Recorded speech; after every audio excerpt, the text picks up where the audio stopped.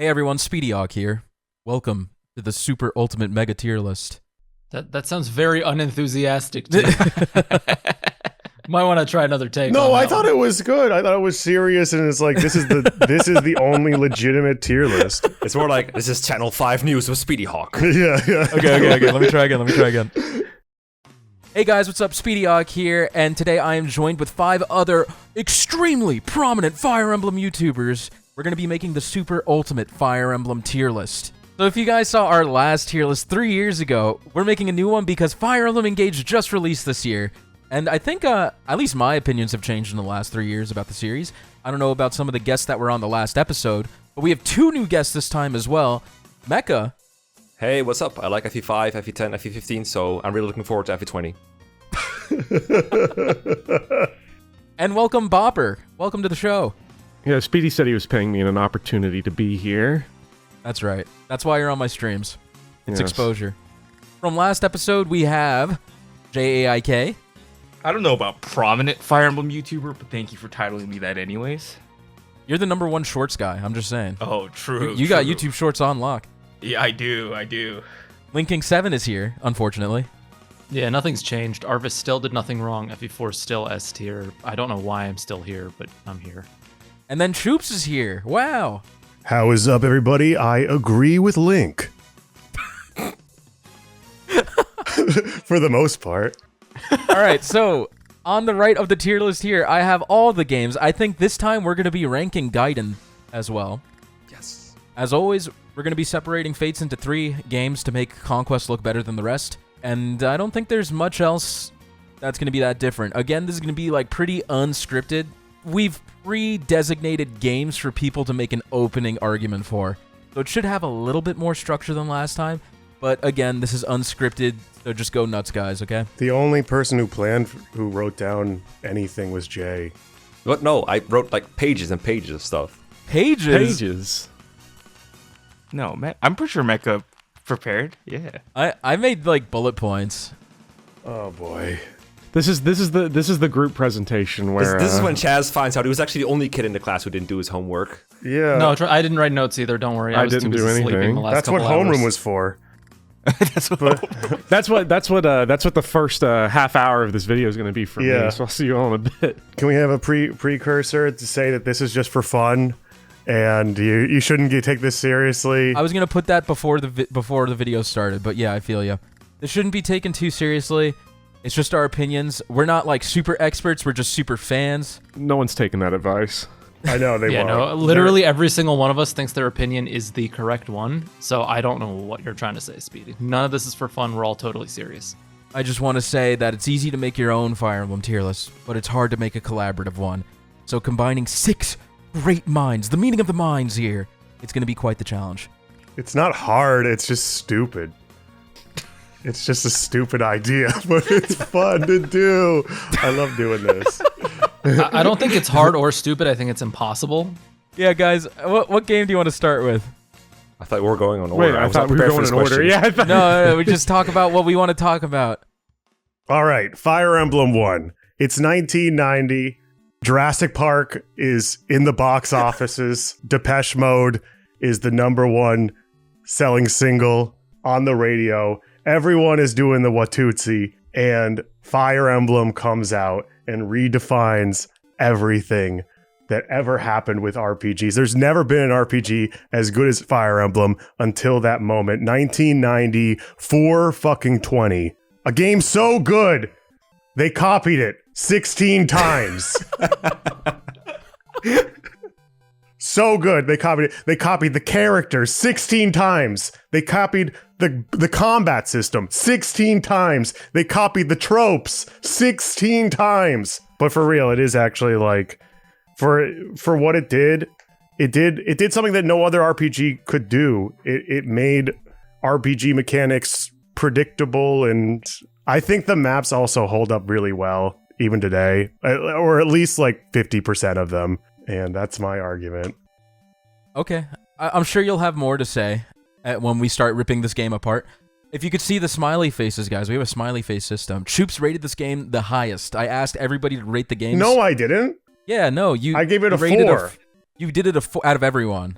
So Link, Mekkah, Oh, and I gave it yeah. a 1. Bopper gave it a 2, and Jay abstained from rating it. A 4 out of 5. So who here has everyone beaten the game now? Because last time Yes. I was the only. I know Yes. Mekkah has. Yeah. Bro, I played it last time. No, I played You it. did. You played it last time. You never beaten it. I did. No, you did. This is okay. Anyways, the game. Removing the UI issues because that's just not fair. Obviously, it's a Famicom game. It It has is its fair. limitation. No, it's not fair. It's not fair because mechanically, it's completely sound. It's so sound that it literally has been copied over and over and over again. It's the same battle system we're using to this day. Attack minus defense equals damage. Pound for pound, it's the best soundtrack in the series. Okay, first of all, the thing, Choops, you said earlier that's kind of crazy to me is the maps hold up. Okay, at least 50% of them is quite the statement. That's better than most Fire Emblem games. That is better than like a good half of the series. For me, I'm not going to judge the game harshly on the UI. The thing that kind of takes FE1 down a whole lot for me is the item management.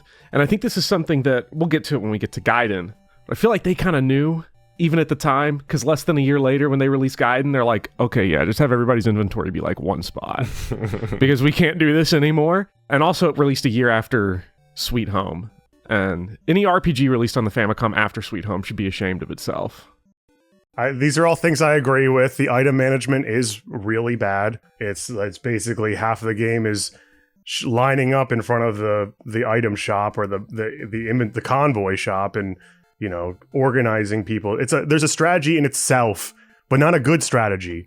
This isn't good gameplay to organize people's inventory. If 50% of the game is bad maps and 50% of the game is bad item management, we're left with 25% of a good game. So I'll stick to my 2 out of 5.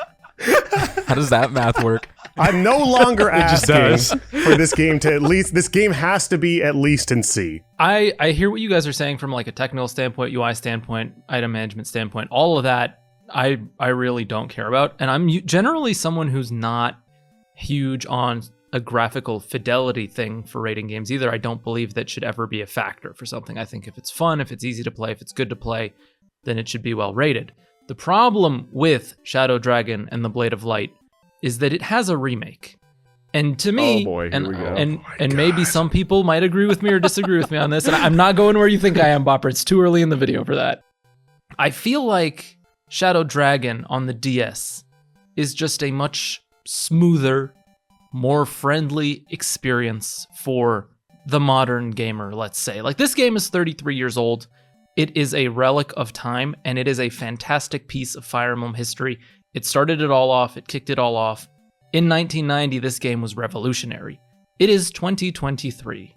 I do not think anyone should play this game outside of novelty's sake. Genuinely. That's why I gave it a 1 out of 5. If you want to experience Marth's story, play Smash Bros, and then you can play Shadow Dragon on the DS. Okay, I agree with that. Except for comparing it to Shadow Dragon. This game should not be compared to Shadow Dragon. This is a completely different game. It's much better balanced than Shadow Dragon. If you remove all the UI, if you remove everything that Shadow Dragon offered, it's just a better game. How you rate FE1, I think, really depends on whether you're looking to judge a game by its objective quality at the time, or whether you're judging it as something to how much you enjoy your time with it. And of course, whether you want to compare it to other Fire Emblem games as well, which I think that's the point of the tier list here, is comparing a Fire Emblem game to other Fire Emblem games. So Yeah. if I had to rank FE1, it probably goes below all the other Fire Emblem games for me personally.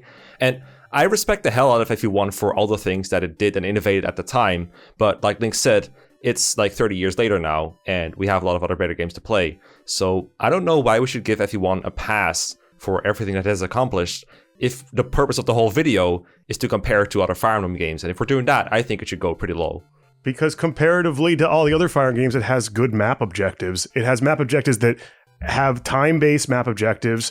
It has you actually separating your units into different groups to accomplish those objectives. That's better than most Fire Emblem games. Turn for turn, if we're going to, I don't want to keep harping on the Shadow Dragon thing, but like turn for turn, just thinking about what I'm going to do, way more interesting than Shadow Dragon. I think Shadow Dragon might be the most boring game in the series because it retains everything from FE1, but then adds a bunch of stuff that lets you just trivialize it entirely. That's why it's good. And the look and sound of the game, this game looks and sounds better than Shadow Dragon. Music's better. I agree. I think Shadow Dragon's art style is terrible. There's probably some people are not going to get into like the Famicom era graphics and sound. I think they're awesome, and I think they hold up today. I think it's super charming and a lot of fun. I agree with its framing of charming. I just don't agree that it makes the game fun to play. It's like just like with the UI thing, where it's like, yeah, for the time that was like decent and good and everything, but it still feels like ass to play. Like I cannot enjoy playing this game, even despite the funky music. Plus, like I agree with the pound for pound combat, by the way, that Chaz made as well. Yeah, sure, the music that the game has is good, but there's like 5 tracks in the whole game. And they're all good. They're all they're really all good, but I would like to hear more different ones. So I'm gonna jump in and make a quick analogy here, right? To all my fighting game fans here, playing Shadow Dragon, right? So I'm a huge fighting game fan, love playing online. Everyone knows that. But it's like when you play Shadow Dragon, it's like using delay-based netcode instead of rollback, right? You're sitting there, you click, and then 5 seconds later, your character moves, and it takes forever. Did you steal Jay's notes? Yeah, can we just have Jay's analogy in here while we're at it, while we're making analogies? Because that one's really good. And a UI, because the UI keeps coming back up. The one thing I'll give this game a lot of credit for is that generally, I don't think I ever missed the lack of being able to look at weapon stats or stuff super quickly. Because I find the enemies is just generally like, you got a wyvern, shoot it with a bow, it's going to work. You know your tanky guys, you know everything. It's you never have to do like Fates level calculations. Nothing close to that. I think Kaga's intention, I always hear people say this, I don't know if it's actually true, but I think they quoted him saying that he wanted you to feel like the combat, like you feel like you could win this fight. Don't calculate it, you know? Play with your heart, not with your brain. So I feel like it accomplishes it that really well. That goes throughout the entire series, really. It could, yeah, except when you get to Fates and there's like a million skills. Oh, yeah, Fates, yeah. Something I wanted to bring up, I know you said it's not fair to harp on the UI, but I have been replaying the games in preparation for this video. The pace is just like snail's pace if you're not using emulator speed up. But I feel like something no one brings up is during enemy phase, you have to watch the computer take control of the cursor. Like, they're moving their units with the cursor, and it's just so... Like, if you're not using speed up, it's mind-numbingly slow. It's so funny, though. It's so funny. Fun. But it gets old after like 3 chapters. Nah, it doesn't really. I never got old to me. Anyways, I just don't think it's not fair. You have to judge the games based on mechanically what they accomplished. Yes, and I agree with Choops that FE1 plays completely differently from FE11. Like, it's not even close. The way the units makeup is completely different. It's not the same game. There's no weapon triangle. This is why Shadow Dragon's so shitty, because all they did was take the maps and then put all this shoehorned shit that they thought would make the game more accessible, but they ended up making it worse. I disagree with that statement. Yeah, me too, but I want to save it for Shadow Dragon when we get around to that, because it doesn't feel that relevant anyway.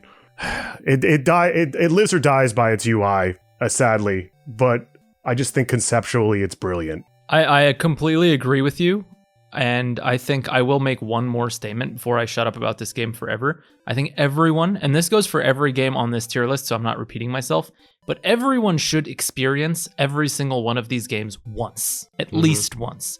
It is worth playing. If you like Fire Emblem, it will be nice. Like, there's no Fire Emblem game that I will look at and go, I hate this. It's just like, I don't like this as much as every other game, but it's still Fire Emblem, so it's still nice to play.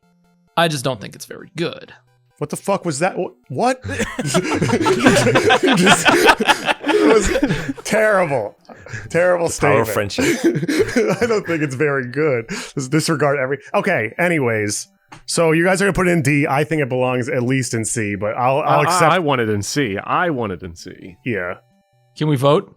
You could put this in C, I think, but then I think no other game should go in D. That's the way I see it. Wow. Bruh. That's the way I see it. I agree with Mekkah. I There's think way this is... worse games than this. There are worse games. Let's put it in C for now, and then we D can for adjust democracy. it. Okay, I'm going to fight everyone who's going to put any game in D now. No, I think it should go in D. I think Gaiden should go in D. Wow. No. Okay, this is getting crazy already. All right, so that's Shadow Dragon, guys. We'll come back to this, I'm sure. Here's Gaiden. So with Gaiden, Choops already praised FE1 for being innovating, and I think FE2 Gaiden deserves a lot of the same credit in that way, because I think this game is pretty daring. It feels more like an RPG that you play through. It feels like more like a Mario game almost, with the way the world map works, than like an actual, Fire Emblem game that just goes map to map. But I just think of Gaiden as a cute and goofy NES game, and I think it aged better than FE1 for me. I like playing this game more than I like playing FE1 by far. I don't think you should play this game blind. My notes say playing it blind is super cringe. You gotta look up stuff, so I would recommend that. Okay. I do think that playing this game repeatedly, like replaying it, it has some good value in that, because me personally, I think it's really fun to break games, and Gaiden has some really funny ways you can break it. It has the route split from Echoes with like Celica and Alm, but what you can do is you can kill off one character and then revive them on the other route, and then suddenly you have, I don't know, Silk with Warp on a Celica route where she's never supposed to be, which I think is very funny. Or use Trick and Echoes as well. You can have this a villager promote all the way to, I think it's called Dread Fighter, and then they can loop back to villager and you can promote them to Bone Knight or something, and they just become really good 1-5 range units. I think breaking the game like that is really fun, but these are personal preferences, and I totally get why people dislike this game. Like, a lot of the reasons why you guys are probably going to hate on it, like floor tiles reducing accuracy, or I don't know, mysterious encounters that you just get wrecked by randomly. I can totally see those reasons. They just don't hurt the game as much for me as they do for you. That said, if you put this in D, I will stab you with the Falchion. Whoa, you can't threaten us. I mean, the Falchion's not that strong in this game. You'd probably live. He's not threatening me, because I don't want to put this in D tier. This is C tier easy. Maybe B if I'm feeling feisty. I love a lot of the stuff that Gaiden did. I think it does. I think the random encounters, I think a lot of the fights can get tedious, but I think it cuts out a lot of the FE1 fat. I think it tells a more interesting story. Not that FE1 story is necessarily bad. I think it's more interesting though in Gaiden. I think it feels more like an adventure, traveling the overworld, jumping from land to sea to caves.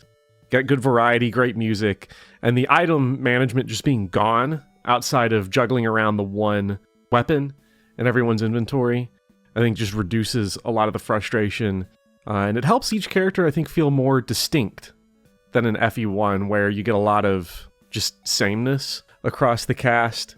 Definitely. And I agree. Oh, there was something else. Oh, I like the magic. I like the magic system a lot. Mm-hmm. I agree. Choops, don't make fun of me. That's what I'm just saying. If there's nothing I disagree with, I'm going to say that. As long as you're not being facetious.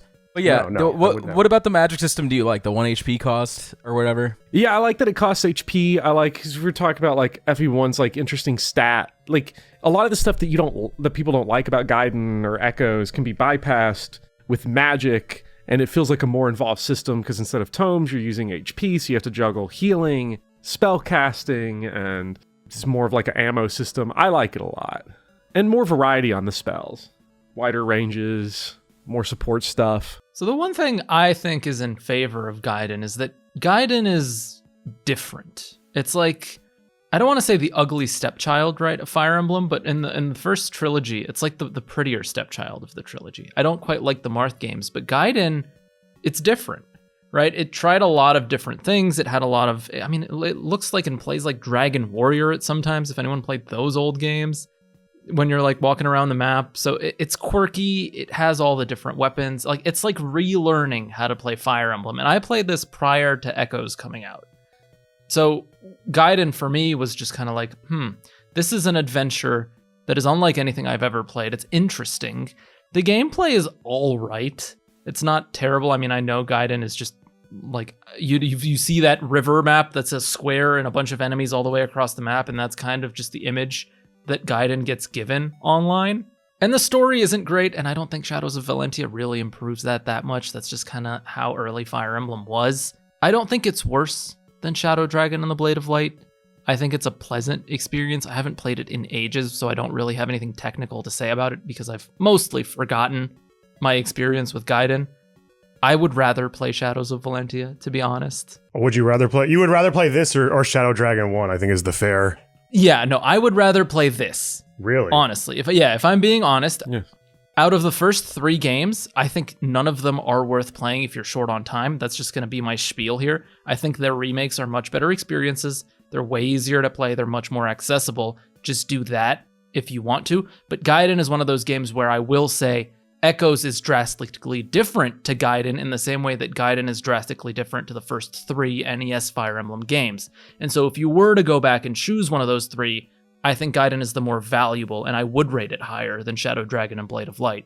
I don't think that Gaiden is drastically different from Echoes comparatively from Shadow Dragon is drastically different from Shadow Dragon and the Blade of Light. That's like crazy. I'm just saying, like, sorry, I don't want I mean to gaslight you. I just think that comparison that you know, these are Echoes is so different from Gaiden. It is different from Gaiden, but it's not as different as Shadow Dragon is from Shadow Dragon and the Blade of Light. I admire, we're not talking about Echoes, but I admire how much they kept the same. I think that was the whole mission goal. They did change a lot. Like there's no rings, there's none of those exploits like with the revivals, like Mekkah said, and there's they inflated the growths. They added this sort of DLC weapon refining system. Yes, the pitchfork, all this shit. I don't think that you can say that like it doesn't supplant the earlier game because I think that Echoes actually does supplant Gaiden. They added Conrad. Right, Yeah, so they sure I will did. agree. I think all the remakes supplant the earlier games. That's just again, that's my take on it. What does supplant mean? Is it just like they make it like you don't need to play them at all, or what? Because I think everyone should try this game at least once, personally. That's exactly what I said for Shadow Dragon and Blade of Yeah, Light. Like which- everyone should play them once. It still plays like butt cheeks. Yes. Yeah. And if you're short on time and you can only play one, play Echoes because Well, Echoes yeah. tried to change things. And it added, see, the thing we didn't talk about yet, and this is just going to be a running theme with me, so you got to bear with me, but story and characters are very important in gaming for me as well, because it gets you involved in things.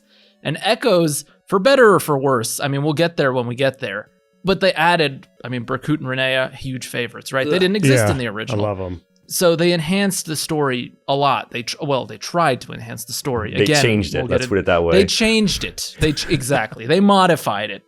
And that's where I think they both part ways. They sure changed a lot. I think the discussion about this game and Echoes, I think you can judge Gaiden off its own merits, first of all, and I think with that, C tier is fair. I also think when Echoes first came out, there were a lot of people going, oh, the game is too faithful of a remake, but I feel like there's almost as many things you can name that are changed drastically as there are things that were staying the same. Like, obviously, the maps are basically the same, with probably some tile changes here and there, but very faithful that way. The characters largely the same, with some characters added, but all the old characters are there, and they feel roughly the same as they do in the original. But at the same time, you have all these added characters. Something like the warp spell no longer being infinite range and physics not being infinite range is like a massive change. The way expel works is so different. Like, you no longer just vanish all the monsters on the map. The way you can just skip the Dragon's Maw encounter is a massive deal to how the game plays, I feel like. And the way that dungeon exploring works is also just vastly different, where in Gaiden you just go from room to room and fight like a fixed encounter, whereas in Echoes you just run around in an actual world, like an actual dungeon crawler. It's so different. So I never got the complaint that the game was too faithful to the original with Echoes. It was more like, I don't know, they're very different experiences, but I think everyone should try both. I wouldn't call it a complaint. I think it's a good thing, personally. Yeah, it depends on how you see it. Yeah, I thought that was, for me, the appeal, honestly, was how after Shadow Dragon and after New Mystery, them being more faithful to the source material, for better or for worse, that appealed to me, and I was really hyped for this game, or Echoes. Anyways, I just see maybe we should talk more about Gaiden. Sorry, I didn't want to derail No, that it's hard to avoid talking about Echoes when talking about Gaiden. I was going to bring up that UI dating makes it hard to play. I tried playing this game. I finished Act 1. I didn't get much further than that, so... That's the best part of the game, honestly. You didn't miss that much. A problem I noticed were enemies were super tanky. It's like kind of annoying to try and kill things. Yeah, the Gaiden has that weird AI where if you weaken an enemy to below half health, they'll run to a heal point without even attacking you, unless they can kill you, I think, maybe. So that makes it even tedious. And then once they get to the heal tile, they also get like a bunch of avoid. Hit rates in this game are like generally very bad. If you don't have your weapons optimized, then you definitely don't do a whole lot of damage. Once you've played the game a lot, you can figure out how to one-run KO things, but if you're playing it blindly, then yeah, you get stuck in these things where like you have no idea how much damage you're dealing, but when you try, you just do like very little. And also you don't see your hit rates. You see like these little bars at the bottom of the screen. I was like, oh, I have 7 bars a hit. What the fuck does that mean? Because I have 12 total. It's about feelings, not numbers. That's true. So it's kind of like an RPG. Mm-hmm. That's another thing. A thing I really value about Fire Emblem is the limited resource aspect and the fact that there's infinite resources in this game. I rate it lower.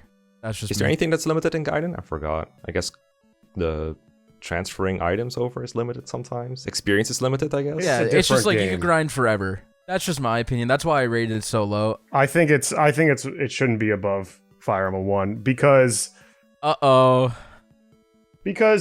sure, I respect that it did something different and it set the tone for the Fire Emblem series, that it should always be reinventing itself, and it's admirable that it did something different. It's like, I guess it's kind of like with the times, like the sequel for every NES game was like, hey, we heard you like the first game, so here's something completely fucking different. Yeah. You know, it's like the same thing over and over. I mean, the same thing over and over again is like, what, Pokemon? Like, I don't want the series to be like stagnating like that. So I respect it more for what it did, but the map design absolutely blows.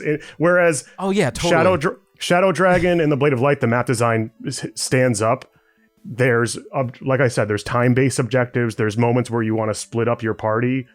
It's much more dynamic than this game, which is legitimately just move as a blob forward. And I think that is terrible fucking map design.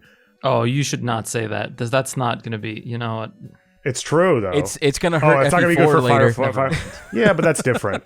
Anyways, this is there's no draw to split up your units because it's literally an open field with a bunch of fucking avoid tiles on it. I just think that one stands up way better than the other one. And if we're judging them by like, you know, the novelty of it, or we're using novelty as a case, you know, against it, I just think that Shadow Dragon it's not a just case holds against up. it. It's just that's pretty much the only reason you should go back to play these games. It's to like see the innovation in the series. So that's what I appreciated about going back and playing these games. It's like, oh, this mechanic came from this game, and they innovated it in this way. It's kind of like I think that That's the Shadow Dragon novelty. is way more innovative than Gaiden as well, because it's not Okay, it's so- not innovative. It's not innovative within the series. It's innovative in the fact that it deviated from strategy RPGs or RPGs in general in a way that had never been done before. I agree with you. You know what I think is interesting? I think, you know, we have a lot of like low ratings for these games, but I wonder how our opinion would have changed if, let's say, we were Japanese and living there when Fire Emblem first came out. Like, would we look at these games differently if we had played them from the very beginning until now? Because the only opinion we have is a retrospective opinion. We don't Exactly. really have the on-ground opinion. I don't know where I'm going with this line of thought. It's just an addition, and if anyone actually did play them in that sequence, let us know, because I've never met anyone He who made like a whole has. series of reviews. based That's on his world YouTube building. channel. That's world building. And you know what? Shane Braid said? He loved this game. Yeah, He did, absolutely loved this game. because he had no comparisons to do. Okay, maybe. Yeah. Like that's the thing with FE1, right? It's like, yeah, it looks really good because you don't have anything to compare it to when you first play it, but like every game after Gaiden or after Gaiden 2 improved upon the formula, which is why I think it ends up lower than the rest. I'll just say, to the credit of both Famicom games, is that compared to most Famicom RPGs, other than like Sweet Home, they're a lot less frustrating. The early Dragon Quest games, the first Final Fantasy's completely broken. Final Fantasy 2's filled with nothing. Even the first Mother game is just kind of a nightmare to play. You get lost, enemies just randomly kill you, you lose tons of progress. I feel like these games, for the console, hold up significantly better. I agree. Mm-hmm. Sure, no problem with that. All in favor? All right, I don't know if we're gonna put them in D tier, but I don't know if we're gonna put anything below these games. Oh man, there's some ass games. There's some ass games, bro, on this No, list. I have a game. We'll in mind. get there. I have a game in mind. But I'll leave them in C for now, but I strongly think we should put them in D later. We can put him in D. I don't care. I'll put him in D for now. I'm fine with anything that leaves them in the same tier. I don't even mind if Shadow Dragon is over Gaiden personally, as the ambassador. All in favor of Gaiden over Shadow Dragon, say aye. Aye. Aye. Aye. Okay, looks like it wins. Sorry, Choops and Mekkah. What? No. Oh, I said I don't Did you care. say It's what? fine. Voted I think- for it. I said I. I said I. Oh, you did? I couldn't tell who was saying aye. I just heard 4 voices. 4 choices. That's everybody except Jay. It's fine. It just makes it easier. That's okay. Shadow Speedy rigging the vote right here. I haven't played it. Hey, sorry, Gas. You know, I would have asked Gas to be here, but he didn't beat Radiant on, so I can't trust his opinion on anything. Oof. He's playing through H5 Fire Emblem 12 right now. Oh, that's fun. Speaking of Fire Emblem 12, next in the series, Fire Emblem 3. Hey. Oh man, Who's unbasting this? Speedy? JaeAIK. Wait. I see the green. I thought it was good, but green is not good. Green is a 2. Blue is a 1. Green is just like, I'm sick of this game. And I'm 3 for 3 at ones so far, so I'm doing fantastic. Just a professional hater. One out of 5 is so extreme, and Link's just dropping them like it's nothing. So, for full clarity, I've only really played this game like once. But the one time that I did play it, I really enjoyed it. One, I played this after the remake New Mystery of the Emblem. So a lot of my comparisons come from me playing that game first. The first obvious point is that there's no Chris. So that's already a plus for the original Mystery of the Emblem. I think because the cast of characters in Mystery of the Emblem are already a little bit more vanilla, I want to say, in comparison to future Fire Emblem games. Whenever you take away the accomplishments of the characters, it doesn't feel that good. So when I came back and played Mystery of the Emblem, whatever Marth accomplishes as a character is his accomplishments, and he acts like vanilla paste throughout the entire game. So having no Chris is, kind of nice. The story isn't anything special, and I think the maps also get reused a lot in this game. And for the characters, there are not like a lot of good characters in this game, but the characters that do stand out, Michaelis, Lynn, Sheeta, Minerva, they tend to be really, really good characters. And that's something that I really care about. I don't know if Speedy's going to put that up in the graphics, but characters is something that I rate very highly. I'm going to put all that stuff because it's not ready yet.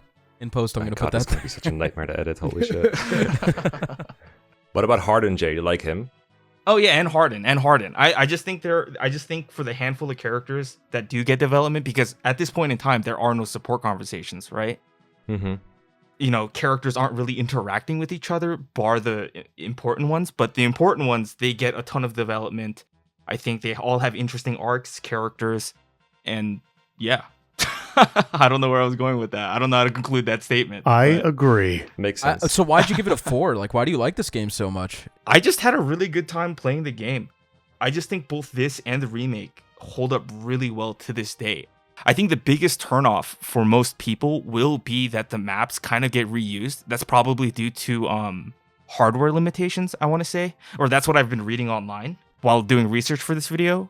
But if you take your time with the game, I just feel like, and you like consciously decide to take your time with this game instead of rushing through it, I feel like the maps getting reused is like not that big of a deal. When I rush through games that did have maps that are reused, it becomes a little bit more jarring, and I think that becomes a bigger like point, I guess. But right. I took my, I'm someone who like took 2 months to finish this game. I took a lot of time and a lot of breaks, but I had a really good time with it. That's why I rated it highly.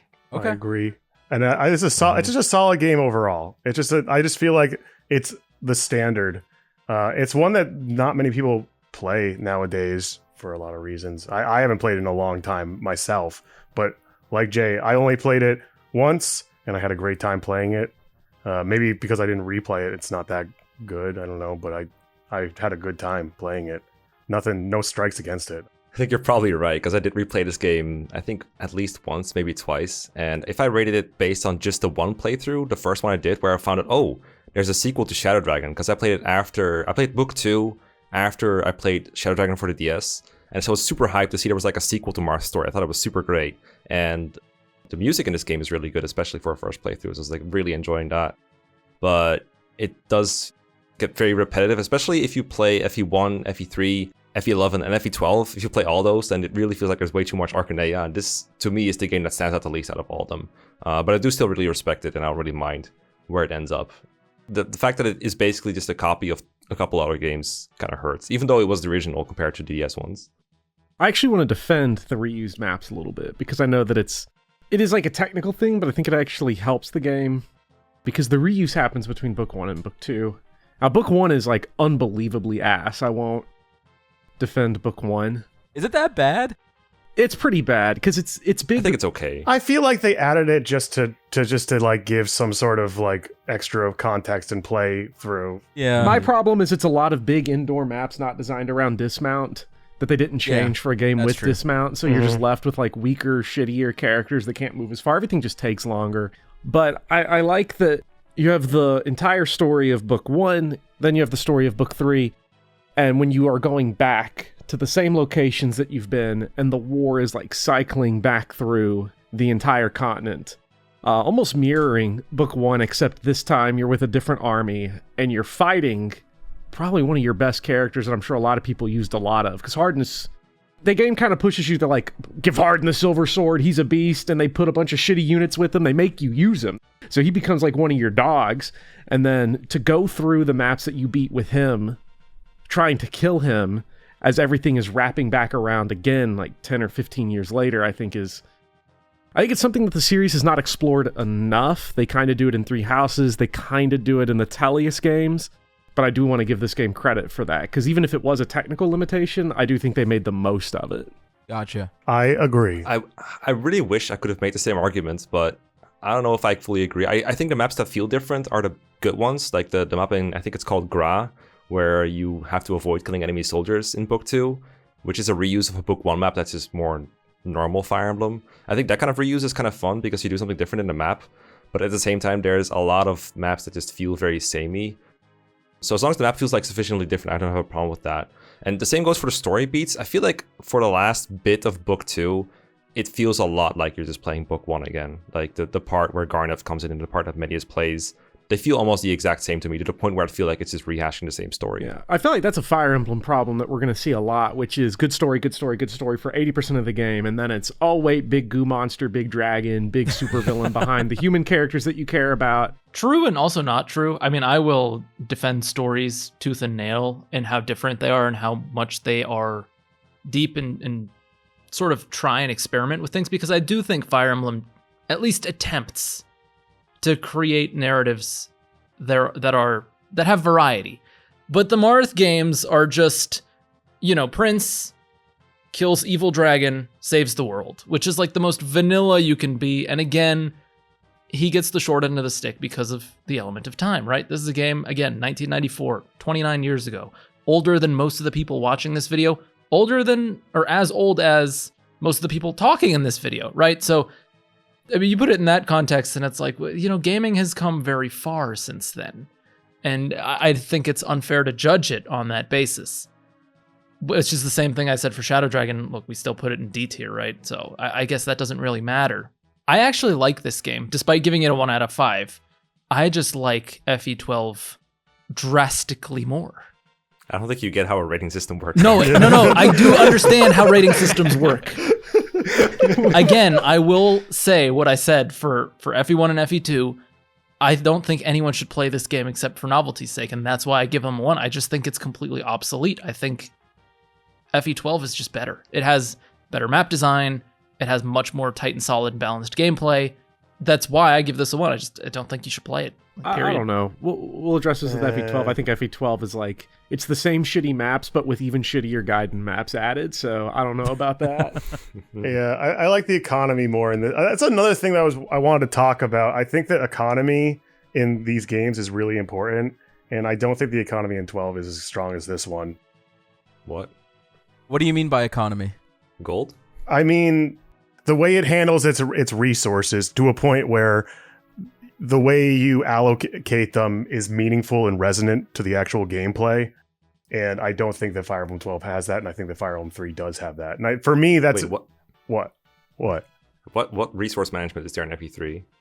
Like the star shards, which boost your growth, or... I'm basically just talking about, I don't like the arena, and I don't like the weapon refining, and I don't like the... We're talking about in 12. Yeah, I don't like the class changing. Yeah, I think reclass really, for me at least, it detracts from the game. Again, this is just me saying I don't think they supplant the game at all. Okay, but what do you think is good about resource management in 3 then? Because we're talking. It doesn't have any of those things. It's a normal Fire Emblem game, and you travel in a linear fashion without the need of like all that other bullshit. You're actually like making sort of, there's unit identity going on where it's just a good Fire Emblem game in itself. It doesn't need any of those things. But I don't know.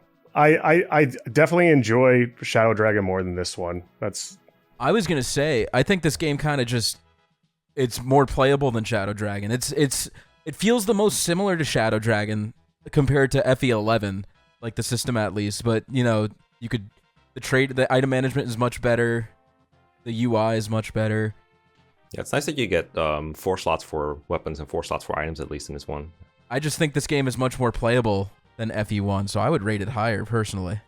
I would agree. probably put it up here. I think the one big flaw about FE3 book 2 for me is that the star shards, if you don't get them, you don't get the secret ending. So if you miss like that one chest in one chapter, you just don't get the final ending. Oh, God forbid we bring that up for FE6. Yeah, it's not gonna. That's why I'm preempting it here, so we can be consistent. I didn't realize we had Shadow Dragon below Gaiden. I didn't realize that was. That's why we voted. Didn't you say I? I thought I you was said gonna. I. I thought we were doing between C and D. I didn't realize that. No, yeah. No, that's his. I don't agree with this. Okay, there you go, Choops. This is for you. Thank you. No, wait, we still had a majority vote. Democracy undone. Hello. Choops made a compelling argument. Fine. I think this should go in C tier. I still think it's dated, and it's still D like for hard dated. to- Just keep them in there. Listen, if you need emulator speed up to play the game, I feel like it's got an issue. You don't okay? need emulator speed up for this. Yeah, you game. don't. I think it's too slow. I don't think you do. I still think it's slow.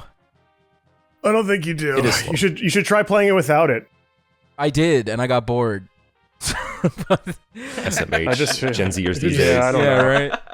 I was just gonna say, like, what happened to just shooting wyverns with Ryan and just enjoying the ride? Ryan doesn't Oko wyverns. He sucks. he comes close enough. He comes close enough to say here. See, he comes If I close need enough. 2 characters, that's one too many. Nah, because then you got 8 different Silver Lance users right from the beginning because weapon level's dumb. But Dumbass Ryan also misses like half the time. yeah, that's just Kaga Emblem though. That's everyone. I think Shadow Dragon and the Blade of Light should be higher than all these shits. But Okay, well, we're not listening to you. I'm We sorry. know. okay. This is the group opinion. I think everybody agrees. Gaiden is better than Shadow Dragon. Fucking you guys I are. love democracy. You guys are on fucking Google. I love the pills. Republic. You guys are on Google pills. I, don't know, I feel like everybody's just kind of waiting for Yeah. the shoe to drop, which is probably what immediately starts with like the next game, and then is gonna run through every other one. Yeah. All right, so are we ready to move on? Yes. Sure. All right, cue the To the music. best game ever made. Come on, let's go, baby. This is literally the greatest game ever made. I thought The I was story- opening for Link, this one. Yeah, Link is the ambassador. Shoot, Oh shut wait, the fuck oh up. shit, I didn't I'm realize. not listening to Link. I'm gonna be honest. I'm keeping it real. I wrote this. I have a whole speech. Go ahead, Link. Okay, hang on. Here's my notes. You either die a hero or live. Oh wait, no, that's the wrong script. Hold on. That's so bad, Link. Oh my God. No, I'm kidding.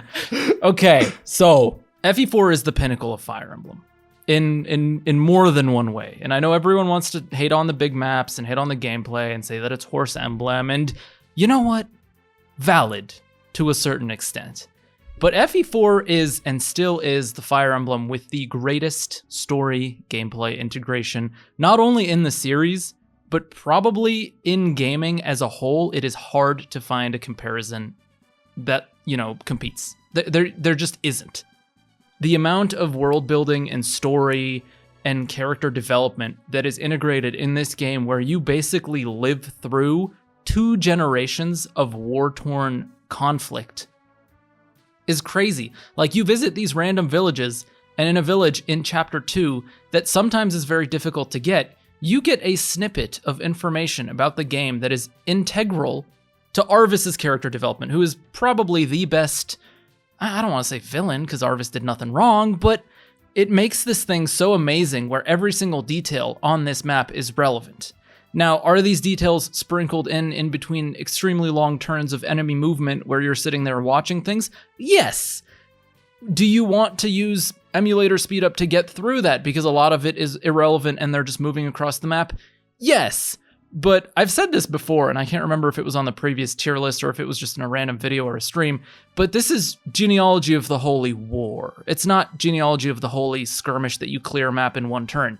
There is a greater story going on. There is a greater plot line going on. There are multiple factions that are fighting and feuding, and because of that, these big maps are representative of that. There are big parties representative of that. There are large blobs of enemies representative of armies. That's kind of what they look like when you line up for war, when you watch medieval movies. There are lines of infantry and cavalry moving with archers behind them. That's just how wars work. And it tries to depict that conflict within this beautifully written story that I won't spoil for anyone. I know most people have probably been spoiled on it already, but it also has one of the greatest plot twists in gaming history. And it's unfortunate that most people haven't been able to experience that. It's unfortunate that Fire Emblem Heroes has ruined this for a lot of people. I got to play it blind, and I was completely blown away. I was like, what is this? Since when does this happen? And it made my love for the game so much better. A lot of people also think that the first half of the game is better than the second half, story-wise. It's actually not. And I used to be in the camp where I agreed with that. But the first half of the story is about you doing stuff. And the second half of the story is about the aftermath. It's not so much about you doing stuff. It's about the people dealing with the consequences of what was done in the past. The villains in the second half actually have a lot more character development than the main characters, which I think is why a lot of people don't like it, because they just want to have fun with their characters. And you can do that from a gameplay perspective. I haven't even gotten to the gameplay. This is just me talking about story and world building. From a gameplay perspective, I can understand why people have reservations. The trade system is non-existent. You have to sell weapons and buy them back. The gold system and distribution of wealth is tricky to play around. It's not impossible. Your thief can steal and distribute, but your thief can't choose how much to allocate. You have to give it all to one character or none. So it's hard. But on another standpoint, it makes you plan things. It's kind of the same with the marriage system in the second generation with the kids. It's a planning game. Now, is that great for a first playthrough? Not so much. You can still enjoy the story, you can still enjoy the characters, it doesn't really take away from much. But your second playthrough will always be way better with prior knowledge. It's kind of like what Mekkah said with Gaiden. It's like, look things up, you'll have more fun. With this game, from a gameplay perspective, I actually agree with that. Look things up, you'll have more fun, because playing with the kids in the second generation is a blast. They obliterate things. When you get the right combination of skills and you're using Ced and he's going like 50 times in a row just with continue and killing things, that's fun to watch. What else do I have to say about gameplay? Arena is balanced in that you can only run through it once per chapter with each character, and you can actually recruit a character through Arena, which I think is great. Marriage and supports, well, quote-unquote supports, they didn't really exist, actually has sort of the critical hit boost thing when you line them up next to each other, so it gives you a little bit of an incentive to keep them together. Is everyone else still awake while I'm saying this? Oh yeah, Yes, keep going. I- This is great. No. I'm taking notes.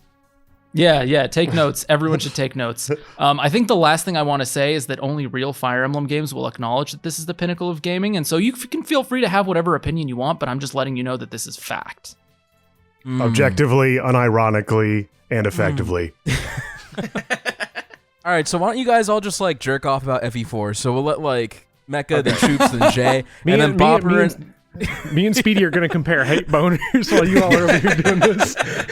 So Choops or Mekkah, who wants to talk next about why you guys like FE4 so much? So, fun enough, right now on my channel, I am playing this game, but I changed one thing that probably kind of biases me to like this game a bit more, which is I gave all the mounted characters unmounted movement and vice versa. So everything is kind of screwed up that way. But I do remember really liking this game the couple times that I have played it. I've Iron Manned it, and I've played it normally like a bunch of times. It's really fun. I do think it's more of a story told through the medium of a video game than it is focused on being a video strategy game. There are some points in the game where you can definitely make like tactical decisions, but the way the enemy armies work, you really just like, it really begs you to just throw your strongest unit at an army and just kill everything, which I think is fun from time to time. Like it's a comfort game. I don't know if that's a term I've introduced yet, but I plan to use it every single time I'm talking about a game. This is one of those comfort games where like sometimes I don't mind having a really strong character just wreck everything, but it's not very interesting from a strategy perspective. So that's why I don't think this game is super deep, but that kind of comes with the fact that I'm so experienced at this game that there's not a whole lot of difficult choices for me to make in the first place. Like I kind of know where to put all my resources, but it has like fun systems that I like to toy with. I hope if they remake this game, they don't change it too much because it's really part of the game's charm. I do think I used to be kind of like Link, where I was like, oh my god, this game is like the best story ever made, ever. Oh my god, I love it so much. It's good by Fire Emblem standards, but there's some like really big holes in it. that sometimes I think people don't want to see. The villain's control in Gen 1 feels like way too strong for what they managed to do. Like, Manfroy just has influence over every single person you fight in that whole generation. He just teleports around, telling everyone to murder Sigurd, basically. I think that's kind of bland. I also think the gameplay in Part 2 and the story as well are just not as interesting as Link. But I still really like this game. Like, despite the flaws, I think it's fine. Like, I can ignore these flaws because I like the game so much, but I will acknowledge that they exist, unlike Link. Yeah, some people might be blinded by infatuation. Oh my god, shut the fuck up. Thank you for your perspective, Mekkah. Choops, talk about it. Go ahead. There's a few things I disagree with Link. We both really like the game a lot. But the one thing I do agree with is the army organization. A lot of people don't like that the enemy has their own formations, but it's like, hey, it's not realistic to have like a bunch of brigands scattered upon the map and I'm moving them as a big formation towards them. It's just not fair. So a lot of the difficulty is figuring out the best way to dismantle those organizations, getting to the person in the back with the leadership stars, taking them out first, and then allocating your experience to all your other units. This is a very, very strong game when it comes to economy. It is probably the strongest game when it comes to economy. It is all about macro organization. And to me, I've realized how important economy is to Fire Emblem. It makes the choices you make on the field that much more important because it has a reverberating effect on everything you do. The fact that you can't just trade weapons around, it's who you give what weapon to not only is so important to the gameplay, but it defines who they are as a unit. Like it's almost like a customization feature for them. It's not just something you can trade around willy-nilly. Agreed. The map critique, I don't get it. I don't get the map critique. Because when I play Fire Emblem 4, there is not a single turn where something isn't happening for me. There's always something happening in Fire Emblem. Skip chapter 4? Yeah, and chapter 2 to an extent. I mean, chapter as well. 4, what? Chapter 4 is there's a giant battle going on at the bottom of the screen while you're moving the units you committed to the top down. Someone else is doing something while you're doing nothing. Okay. You know what? Also, okay, that's one example. That's the one example. I didn't realize we could skip chapters. Hold up. So that's the one example. I just feel like that everything else, that is probably the worst case scenario for sure. But I feel like for everything else, there's always something else happening. For a lot of people, there's going to be a lot of downtime because they simply didn't optimize correctly. Like with chapter 6 in the desert, a lot of people are going to hate that because they didn't give Seliph the leg ring. But if you do give Seliph the leg ring, then it's actually really well paced. And at the bottom, you have this little mini battle going on with Leonster and Manster. I forget who it is. It's with Leaf and Finn and Nana, and it's awesome. And then in the top left, you got like Shannon and Patty, and they're doing their own thing. Exactly. I feel like the game didn't take enough advantage of the global map, like multi-layered, multi-objective thing. The fact that you have multiple castles to siege. I think that they could. Yeah, the linear map are the most boring. They could have done that. They could have done better things with that. I wish they did. But they did make pretty good use of it in chapters like chapter 3 was really, really great. If you play chapter 2 in a way that they want you to play, it's really fun. A lot of people don't. They just commit everyone to that corner, then they have to go everyone back. I just feel like on repeated runs, it just gets better and better. Yeah. Not only story-wise, because you understand all the expositional dump that happens at the beginning. It all has context. The gameplay has more context. I think that the gameplay is the strongest in the series, and I say that from a top-down perspective. Okay. Wow. I say that because those are words. Because the thing is, it's a game that is incredibly accessible, but it's still going to be difficult for people. I don't look at this. Accessible. It's not. It is accessible. You can save it every fucking turn. Bro, it's smaller than 8 megabytes. You can upload it on anywhere on Discord. I was gonna say it's really not intuitive. Like the way the mechanics work. What? It's like it's hard to get a good grasp of them quickly. of like all the mechanics. I could say that about literally every single Fire Emblem. It's hard to get a grasp. This game, No, this game, no, this game, way more this obvious. game was the only Fire Emblem that got me into the series because I didn't like them. I couldn't grasp the mechanics of the other games. I didn't understand why you could trade around freely or who should have what weapons. How does that make sense? because I'm a new player to the series. You have to see it from there's a viewpoint of somebody who has never played the series. So in order It's to very trade an different item from- around, I have to know to go to the bar, like the pawn shop, sell something, and then rebuy it back with a character. That's like intuitive. So hang on, I'm gonna kill this point. I'm gonna completely kill this point, and I think Choops made Go this. ahead. It was a very valid argument in one of his videos. These Instruction games- manual. Exactly, they came with an instruction manual. I don't You're care. No, you do care because it's a game that was made in 1996. It is very old, and that's just how games worked back in the day. When they were complicated, they had instruction manuals. We don't have that. And so Yeah. I don't think it's a valid point of criticism to use against that game. When I played Mario back then, I had to go to the instruction manual and learn how to hit the A button to jump over gaps. I mean, how did you learn how to do that? though? Oh Because it was my intuitive. God. It was. I didn't have to go to a manual. You're comparing a platformer to a strategy epic RPG. Like this Yeah, is but ridiculous. the other Fire Emblem games are more straightforward, and like when you do They're something, straightforward you learn for about the you mechan- because Can they're straightforward for you. All right, go ahead. Sorry. I mean, I was sorry. going to say because in Engage, I don't know, I've never counted it, but I'm just curious how many words are dedicated to just tutorial pop-ups in Three Houses and Engage and Awakening and Fates. Like, it's just the way we used to do things was in the instruction manuals. Now it's tutorials. It's the same thing, different format. I don't hold FE4's mechanics against it. I like a lot of the game's mechanics. I love the trading. I love the item management. I don't like how this game, though, on a first or second playthrough even, can feel like a horrible slog when you don't know how to itemize or how to optimize stuff. Damn. Because I get the fun of getting all your correct child units and getting all that, but like on a first playthrough, you don't even know that there's a second gen coming. First time I played the game, I had mostly replacement units that I didn't build, and it was okay. I'm not a huge fan of the maps because I feel like the game. This is where I think the drain on the series starts to come in for me on games that have single objectives of just Cs. I think we'll get into this with Thracia.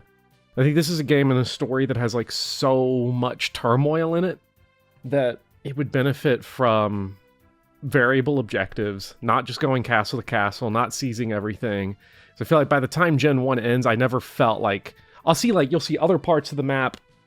I'm not going to talk too much about spoilers and what characters were like. Other characters are getting destroyed and other armies are getting wiped, but you just keep trudging right through. Like I never felt the squeeze that was actually happening to Sigurd and his army throughout the game, because in order to keep the gameplay systems going, the gameplay isn't able to properly react to the story, I don't think. So they have to do AI battles, NPC battles, often other parts of the maps to like kind of bring that story in, which I guess is a fine solution, but I'm not into it. I agree with that last part at least.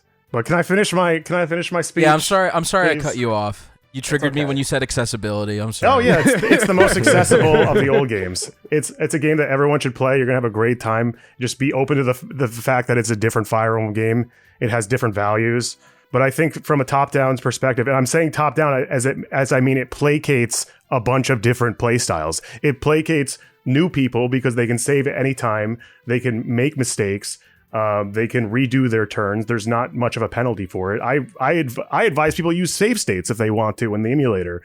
Unlike other Fire Emblems, using save states doesn't really affect the game. Doesn't really affect the gameplay. You pretty much get the same experience. I think that's a great boon.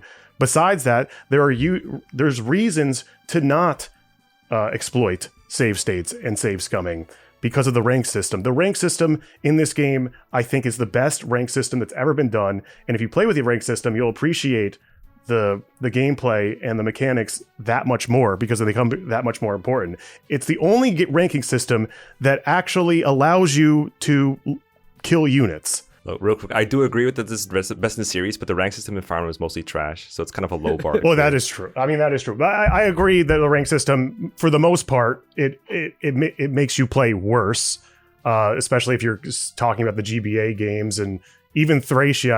I would argue it makes you play worse because I think that not killing units is avoiding a huge part of Fire Emblem. I like the fact that there's a reason to play in a higher level, and it's something that you can choose to engage in. Don't say the word engage. I know it got ruined. That word got ruined. But I just think I really like playing this game ranked. I think it's a great challenge, but it's not too crazy of a challenge because you can still reset. Unlike what you said in your turn wheel video, Speedy, you can always use the save states to go back. You just can't reset deaths. That's it. Yeah. So it's not like that crazy of a challenge, but it is still a challenge, and it's fun to engage with this macro management in this There it is again. Economy. It's the strongest there it is, and it has a great balance between short-term and long-term gameplay. Do not look things up.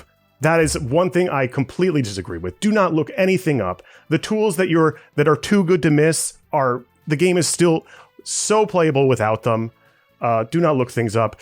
The love system will happen unless you get a unit killed. They're all gonna fuck. They're all gonna have babies, and you're not going. And it's not going to be too difficult if you miss the objectively best pairings. You know. I've never agree gotten a with that. substitute unit. I find it so hard to get substitutes. First time I just killed like- Fury because I thought she was an enemy. I just killed her. I didn't know. She was coming right for me. Oh shoot, they're coming right for us. Shoot her down! Shoot her down! I want to agree with the point about looking stuff up. I think the hidden items get a lot more flack than they should. I love the hidden items. I haven't found all of them. It feels like something that's just gone completely from games, because there are some of the hidden items when you describe them. Like I know the one Do gets. If you describe that to me in like 1998, that sounds like some shit that someone made up. Like that's the jiggling the D-pad in Pokemon. That's like the weird arcade Mortal Kombat tricks, and like you enter in this combination to get this. You don't need any of it, and I think it's a ton of fun. Yeah, Mew under the truck.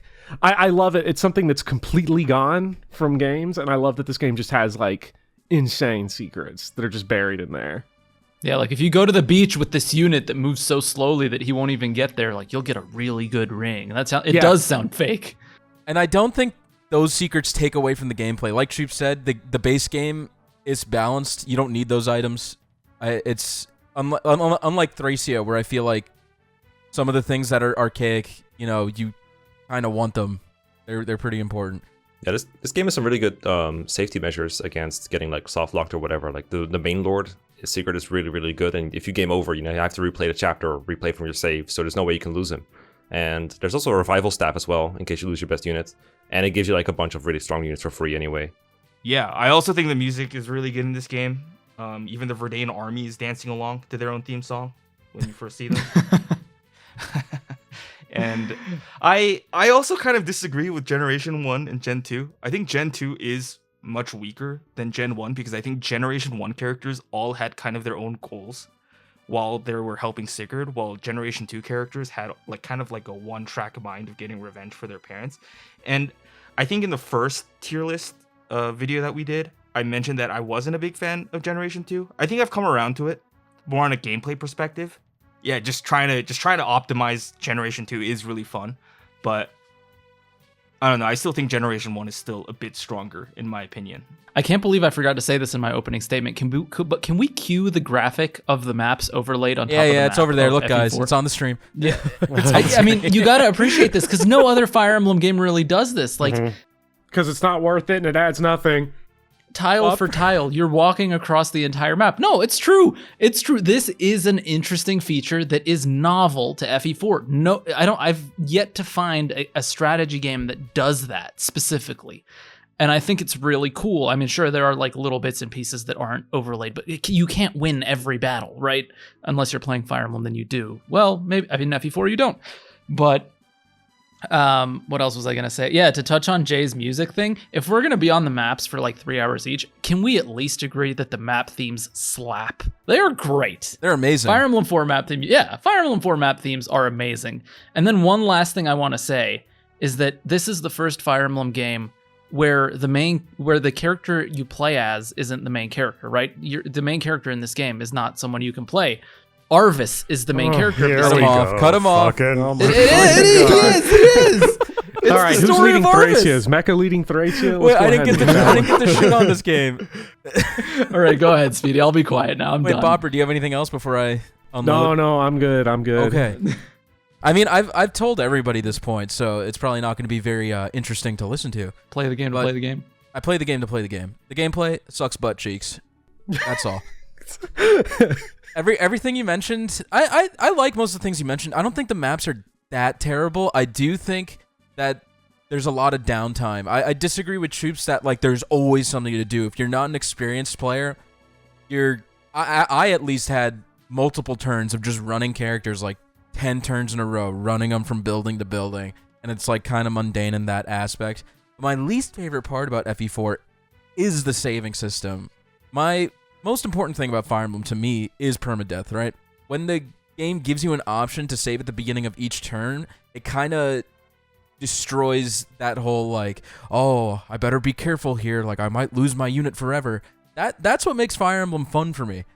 And because the natural checkpoints between areas where you can save are so far apart, sometimes hours apart, especially without emulator speed up, you're kind of just like, oh, I better save here, like, or I'm gonna lose like a few hours of my progress. Why is that like a benchmark for you? The natural save spots are hours apart. Like, what is that? That doesn't. I guess if it's just an Iron Man, it doesn't matter, right? Because if you lose a character, If it's ranked, you should try ranked. That's all I'm saying. I think I would like this game a lot more if it was ranked. But like, let's say I'm playing not Iron Man and I don't want to lose my characters, because I can save at every turn. I basically never risk that. Like, I'll maybe lose like 5 minutes of my time. There's an initiative. There's a reason to not save at every turn, and there's a reason to not exploit that. it might be important to you, but like a ranking system at the end doesn't really matter that much to me. Like, I really don't care if it says AAA at the end of the game, personally. But I just don't feel like that's a good enough incentive. Maybe if there was like unlockables for getting a AAA, like a yellow themed, there's like, a special ending, and it's one of the best endings of all time. Okay. I don't know. I just think it's Cigarette fine. is better. Oh God, Ghost! I hate that. I hate that. I know you do. Shit. It is. I don't like that doubling is tied to pursuit. I don't like Pavis as a skill. I don't like how staves work in this game. I think Pavis is the least fun thing ever. Pavis is sucks. It's Yeah. terrible. If I would change one thing about this game, it would be, or two things. I would make Nordian would be a blue castle when you seize it, and Agreed. I would have it so Nihil cancels Pavis. Yeah, that might help things. Yo, did you guys know that Earth Sword goes through Pavis? It This is something, because I Well, agree. you know- the Pavis is annoying. You know what else I would change? I would give you the ability on certain maps, if you seize a castle, to be like, hey, do you want to just move to this checkpoint instead? It would be nice. Start inside this castle instead. Because I do think that, like, Chapter 2, you live and die by your experience for Chapter 2 if you're playing FE4. A lot of people really hate the backtracking from the top left corner, looping all the way down, and then going up to the top right corner. There's nothing to do in the top left corner after you're done there. Like, there's no action, there's no story.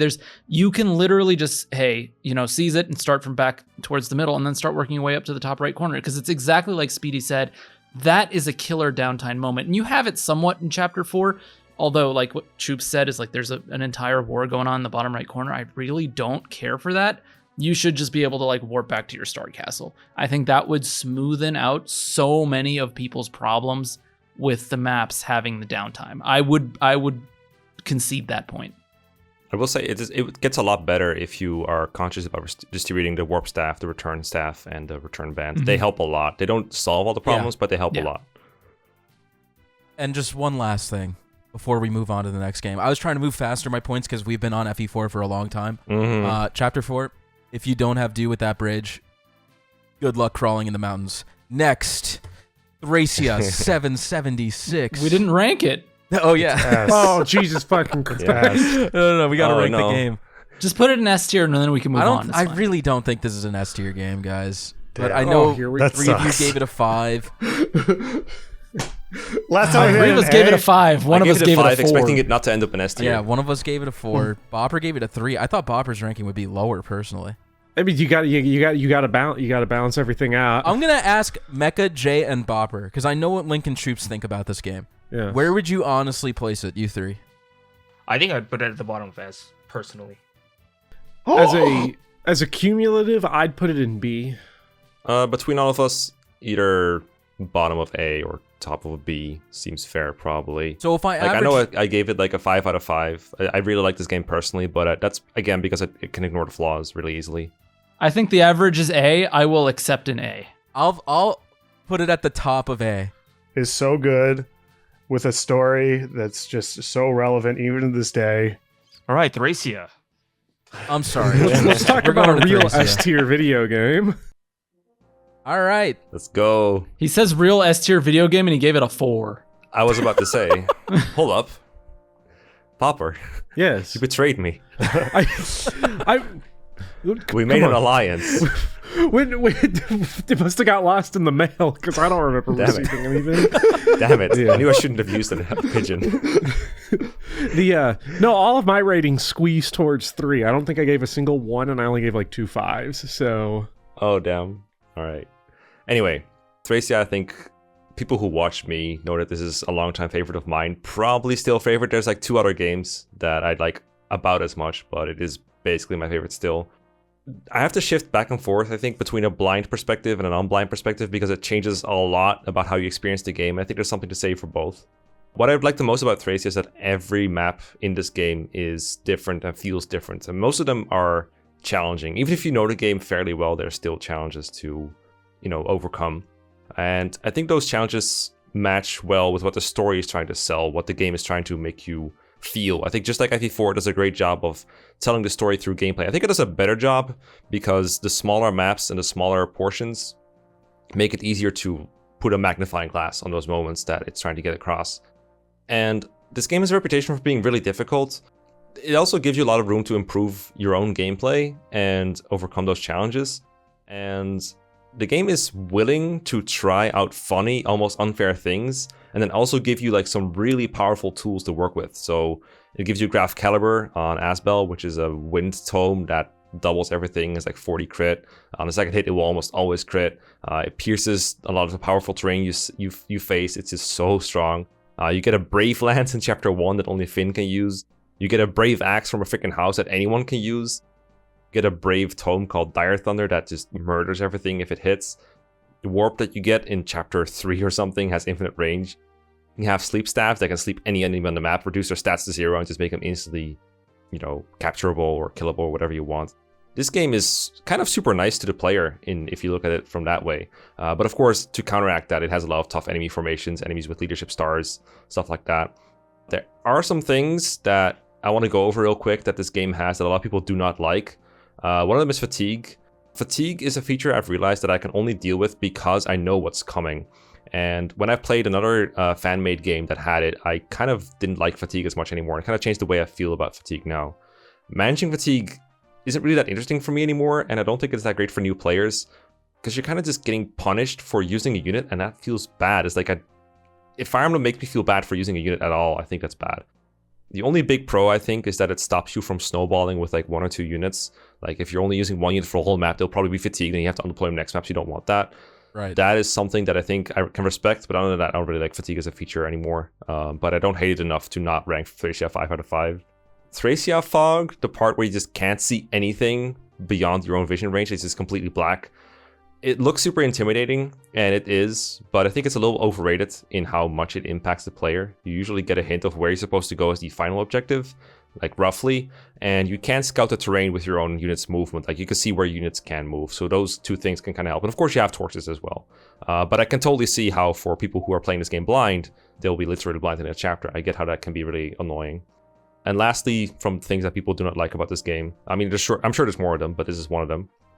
Unit deployment slots being kind of set in stone it's necessary to make some late game maps work, but it also makes you feel very unflexible compared to other games where you can switch people around in the formation feature that I think it was introduced in FE6. Nowadays, if you're playing Thracia nowadays, you're probably going to have a translation patch, and the best translation patch right now also has an optional patch so that you change these things. This is not a defense of Thracia, the base game, because it's not really fair for a fan feature to be used to defend like a feature from the vanilla game.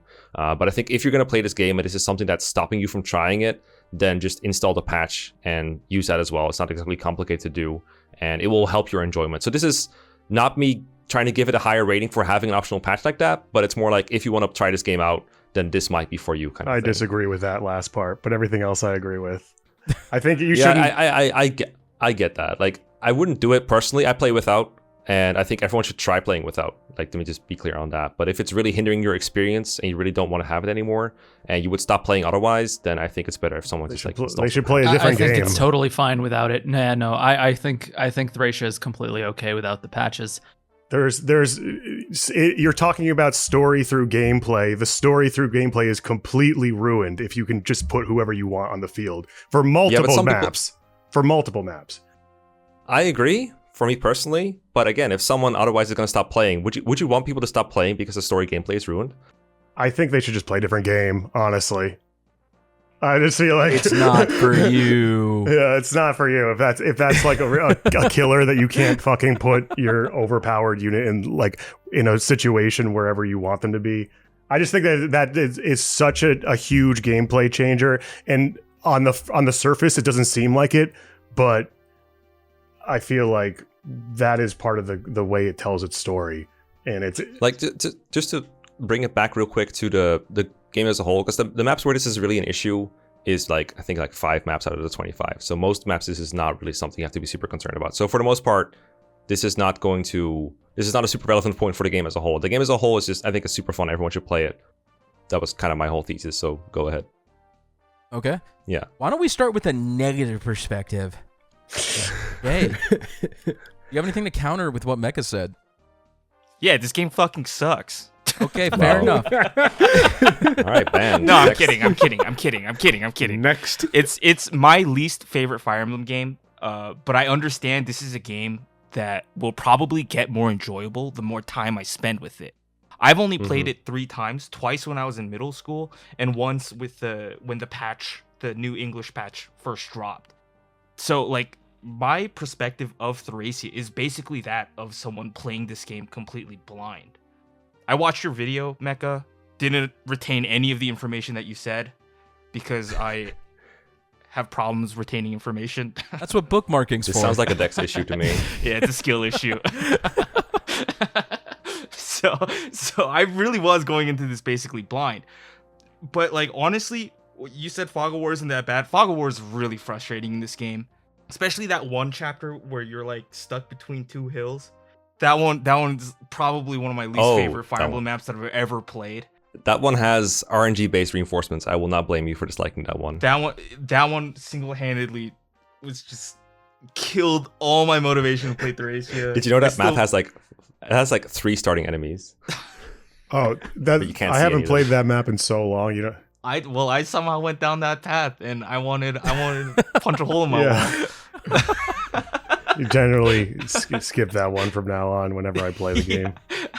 It's not I didn't know worth you could even skip it. So here I am, If we're thinking about the same one, right? After the defense chapter, right? Yeah. I also think recruiting. I know recruiting certain characters are, they are optional, but I think without knowing how to do it, it's like the instructions for recruiting some of the characters, you had to do a backflip, you had to go cook some meth in a lab real quick, then you had to use your night vision goggle at 8 p.m. specifically to recruit this character.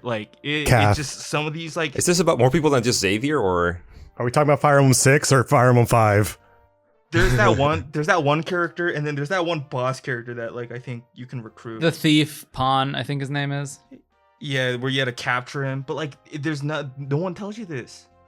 Parnas just talked to him with 3 different characters? Are you talking about Trude?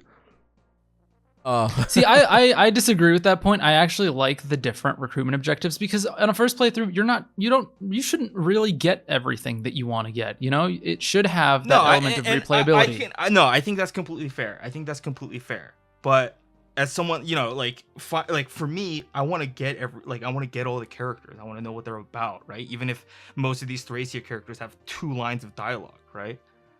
Which is another thing that I really dislike about Thracia.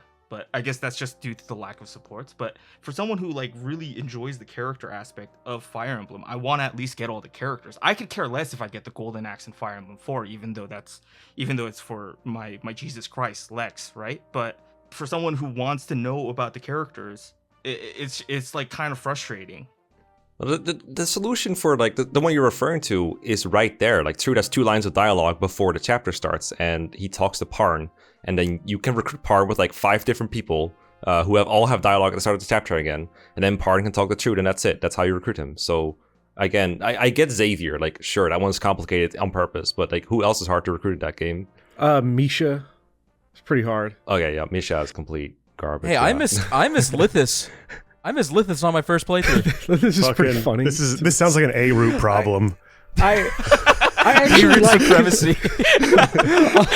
I'll say, because Jay, if you like the characters more, I think for some of them, not all of them, there's the one that's weird. The one that you recruit with, like Karen. I don't remember his name.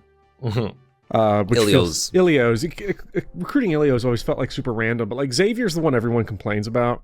You know more about Xavier's character from the difficulty of recruiting him than any support conversation could ever tell you about that man, I think. I agree. I know this is kind of like a more minor point. It's not a big deal when you get to later parts of the game, but like when you first miss staffs, it's like it is just so frustrating, and having to reset off of that because that happened to me. How can you not laugh at that? Come on, that's super funny. That's fucking awesome. It's super I funny. cheer every time it Like, happens. okay, yeah, you can whiz stabs, but also you get like infinite elixirs. So. Okay, yeah, but like when I'm trying to clutch up, you know what I'm saying? And Nana misses her heal on Finn. That makes me. I mean, look, that's a skill issue. Let's be real. Yeah, literally. If Yeah, you it's have 10 or skill more issue. skill, you cannot miss with stabs. No, that's why I'm saying it's really only an early game issue. Yeah. But when that happens in the early game, it's just not it just doesn't feel good. It's literally free XP. All right. There's the sage, the mage in chapter 4 who can like steal a chest for a meteor tome and then shoot you with it. Yeah. Shit like that is like why I really enjoy Thracia. You never know what it's going to throw at you. And even on replaying it, I never know what it's going to throw at me. And I find that pretty exciting. I think it's a lot of fun. Yeah, there's a bunch of bullshit that comes with like the territory of that, but like I'll eat a meteor tome every once in a while. I'll miss a thief staff shot just because everything in the game is so silly. And one thing I really appreciate about the game is that deploying units, I know Mekkah, you said you don't like fatigue as much anymore. I never found it to be too much of an issue. What I tend to enjoy about this game though is I recruit characters for more than just like what they can do combat wise or deploy them. Like characters like Glade or Finn. I like leadership stars being spread around to more than just lords. Because it gives a lot more utility, even if it's minor, to like how you compose your army. Because I'm willing to sacrifice a little bit of combat by bringing a shit unit like Glade just because he can throw some +3 hit and avoid around. Dude, don't shit talk Glade. Man has 8 lances. A for Ash, it's not good. I also like the way Leaf's leadership stars change throughout the game without spoiling anything. It's like super cool. It is. I love Leaf as a lord too. Go on, Jay. I'll get to that. But one final point that I want to make is that if you don't know how to warp skip certain chapters, so a lot of them are like pretty like intuitive, I want to say, but like if you're just like, oh no, this chapter is doable, and then you just sit there in a grind fest, it just becomes really tedious on certain maps.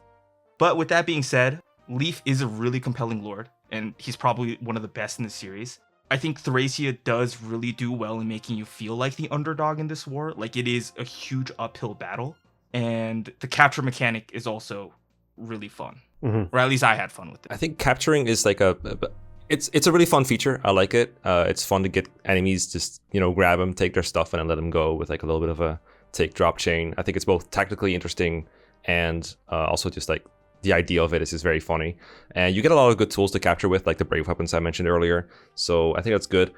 It is a bit of a trap. I know some people enjoy Thracia less because capturing exists, because they have this compulsion to capture everything they see, even if they don't have good tools to capture with. Case in point, chapter 4, you don't have the brave weapons. You probably have like Brighton, who can capture stuff with like less than good hit, with like no damage almost. At that point, you shouldn't capture. Like, don't bother. Just don't do it. But people want to do it anyway because, oh my god, this one enemy has a dorky and I want it. Some people just don't like missing stuff, I guess. Yeah.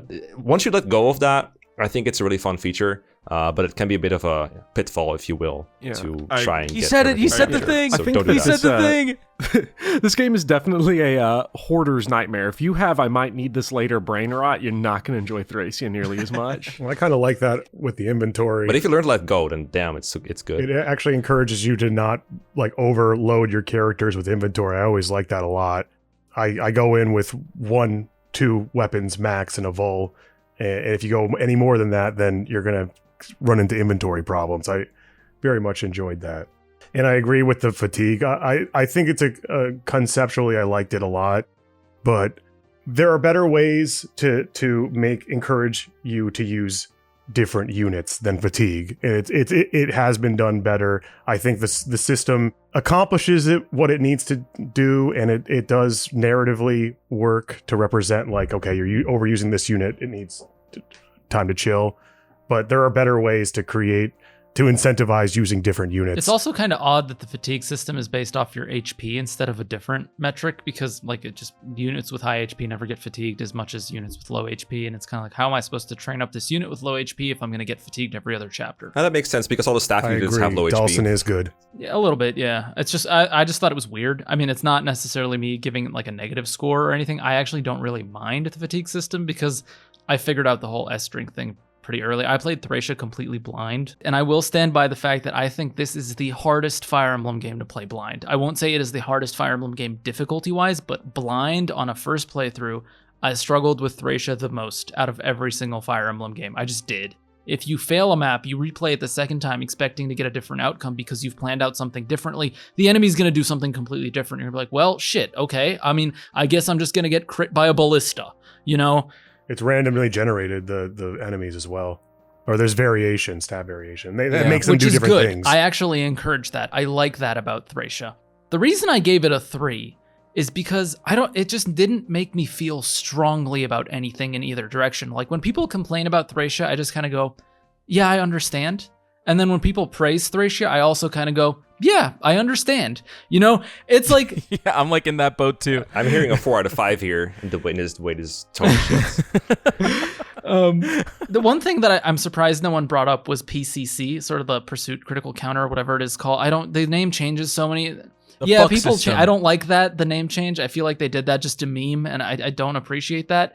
But it does make certain characters like Fergus drastically better than a lot of other characters. It also makes it so there's some situations where you want people with 0 at PCC, specifically like to recruit Xavier. I just think it's odd. I like critical hits, and so it's just the flashy animation part of Fire Emblem that I really enjoy. It's what makes FE7 so good. It's what makes Engage pretty nice too.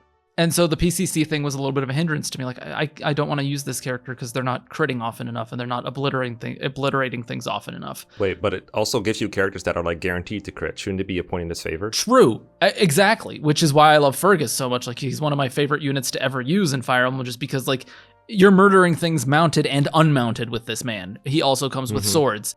Unmount is also kind of in a weird situation in Thracia, like the forced unmount indoors. I don't necessarily hate it, but it just completely kneecaps certain units, like absolutely. One other thing is the scroll system. I thought was very interesting. It makes you immune to critical hits to hold a scroll, which is very nice because, again, ballistas critting out of nowhere is not fun for anyone, especially Thracia ballistas. But being able to manipulate your growths and create absolute monsters, but however being capped at 20 stat caps across the board for every unit, for every class regardless, does give it a little bit element of balance. I don't have too strong an opinion on stat caps in Thracia, so I am interested to hear what you guys want to say about that and if that really impacted your opinions, but I think that's everything I have to say about Thracia. I don't I have mind no it. strong opinion on stat caps. I think it's just really easy to get to 20 anyway, so Yeah. it's like even on my playthrough, I had no issue getting a lot of my characters to max stats. So My issue with stat caps is fucking 24x. There's tiles that give the enemies 10 magic, intentional, though. and you're Oh just yeah, I did screwed. forget to say that. 'Cause you 24x is my favorite map in the entire series, just because I love watching people suffer playing it. Watching Speedy play 24x was the best thing ever. that was such a great video. Yeah, that was funny. Thank you. Well, the game is balanced around all these broken tools that it gives you. It expects you to use them, and that's one of them. Especially towards the end of the game, it gives you all these broken tools, but it also breaks you back you know? And I Yeah. enjoy that a lot. I mean, I played this game mostly blind as well. Half of my playtime was online, so I had like chat. Like, they didn't spoil me. I still got all the reveals. I still got, you know, all the jump scares and whatnot. Yeah, you recruited Kemp. I did? What? Okay. They tricked you. Oh, yeah, that's right. I remember that. I remember that. That's right. That is also one of my favorite Thracia moments ever. Yeah, they tried to get me. I do like the capture a lot because it's like the basic risk versus reward system. It works out so well. Yeah, it encourages you not to overload your units with inventory because you're anticipating that you're not getting any income any other way except from capture. So you gotta plan for this stuff. I really like that a lot. And it's a risk versus reward thing. Sometimes it's just not possible, especially if you're playing this without save states. You don't want to risk your entire playthrough where you got all these level ups and, you know, all this progress. You don't want to gamble it just for a stupid, you know, door key or anything, something like that. I like the scrolls mostly for the crit negation. I don't care about the modifiers. The same vein as Fire Emblem 4, you don't have to worry about critical chances in this game. It's something you can actually plan around. I think that's something in its favor. Personal biases aside, I think it's the best Fire Emblem game, like, objectively. And the maps are just like the best. The best map design in the series. Okay. If you want better map design, play Bearwick Saga. That's all that tops it. FE12, Lunatic Reverse, pretty good. But Speedy does not like this game, apparently, right? I have like a love-hate relationship with this game because there's a lot I really do love about this game, and there's a lot I really don't like about this game where it makes me want to pull my hair out. For some reason, I'm always just like, damn, I'm never going to play Thracia again. And then like 2 weeks later, I'll be like, you know, I kind of want to try Thracia again. Like, I want to see if I could do better this time with all the knowledge I have. There's just like certain little things I really hate. Poison, I really hate that poison lasts forever. It's just like Haga pricking me with needles over and over. And if I don't have restore staves, that character's basically dead. I have to hold them for the rest of the chapter to prevent them from being poisoned to death. Bopper and I did an Iron Man, and Bopper's like, we were on the chapter where what's his face shows up? Kempf. The one opposite of Sed. Sias, Sias. yeah. And he has like 15 leadership stars or some bullshit. And Bopper's like, no, you need to experience this. I was like, what the? Like, I can't hit anybody. Like, what am I? I can't dodge and I can't hit anybody. This is so Feel stupid. the experience. If you play that map regularly, or like not like you play it like a normal Fire Emblem map, it's the hardest map ever made. It's crazy. I've never played a harder map than that. But it again, the game is balanced around all the broken tools. It expects you to use them. Exactly. But if the player doesn't have the foresight to use those tools properly, it feels like all the odds are stacked against you. It's once you discover how to utilize the broken stuff, that's when the game becomes fun. Sounds like a good game. Sounds like a No, strategy like game. I said, like I rated it a 2. I like to compare it to a ROM hack all the time. I don't think this game is very well balanced. What? And Choops will disagree, but No, I think this game is balanced. like around for what it wants to be. the average Yeah. player, for the average player, I feel like this game is not balanced. You really need to be like on the higher end of the gamer spectrum to be able to enjoy this game. That's a very politically correct way of insulting a lot of people. To be fair, I feel like you need a very high IQ to enjoy Thracia. Are you calling this game woke? What are you No, saying? no. Yeah, Leaf now goes by they, them. Are you kidding me?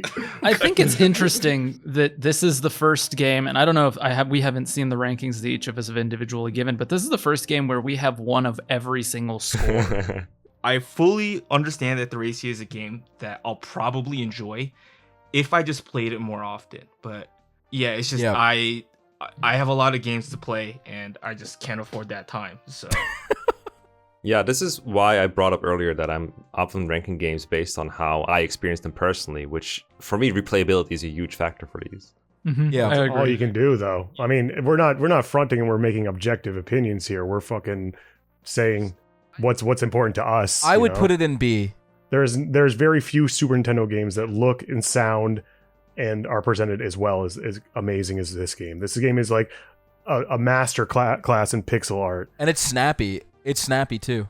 yeah, I think if I was to compare this to other SNES games, I'd rate Thracia very highly. But when I would put this in comparison to other Fire Emblem games, just from my experience playing them, it's just not my favorite. But I'm only put it in B though, because like I get that it's one of those games that like you just have to play a bunch. I think we as a group, if we put our power together, if we really work together, we can get this in S tier because we know that Bopper accidentally put a 4 out of 5. Yeah, it was. No. You could talk me. You could talk me. I think into we're 5 out of gonna 5. have 1 or 2 S tier games total, and I don't think Thracia is up there. I like Genealogy more, but Thracia I can put an S above it. I don't care. I can see I think that. it goes in A or B. Yeah, I think it would be like just looking at the scores across the board and the way they're disseminated. This is like on the lower side of the A spectrum and maybe the top of B if we're just being like objective about our ratings across the You board. just have to believe, Link. That's all it takes. No one's being objective. Let's like stop with this objective stuff because it's just. I think you have to be a certain type of person to enjoy Thracia. That's like my whole Yeah, stance there's like on 4 it. of us in the call. Yeah. It's just- Yeah, you dedicate like your half of your time to making a YouTube channel for the series, so I think you're that kind of person. That's Yeah. all I'm You're saying. not wrong, except for the part where you put it in B tier. That's wrong. Should be an A. Yep. Okay, bottom of I A think for a now, lower then? A with Yeah. revision further down the line is probably fair. All right, Okay. mission accomplished. Yeah, we'll S put tier it was there. never happening. So Both of those should be S. Let's- Let's be S. let's just take a break right here. Are we good on time? Because it's going a lot slower. It should pick up because we have remakes. It's so slow. It's like an FE4 map. Holy shit. So we'll just wait on Mekkah. I'm here, just eating ice cream. What ice cream? He's never gonna answer you. What ice cream? What ice cream? I have to know. Ice cream's so good. These have to go in the bloopers. Yeah, I got a timestamp this. What ice cream is he eating? Oh, cookie crumble. Cookie crumble. That's like the most generic sounding ice cream. It doesn't even describe Sounds what. good. All right, guys, we're gonna be moving on to Binding Blade, and our ambassador is JaeAIK, none other than. All right, so Binding Blade is my favorite Fire Emblem game, but I'm not gonna kid you guys. This game fucking blows. Okay, come on. I told you to say positive things.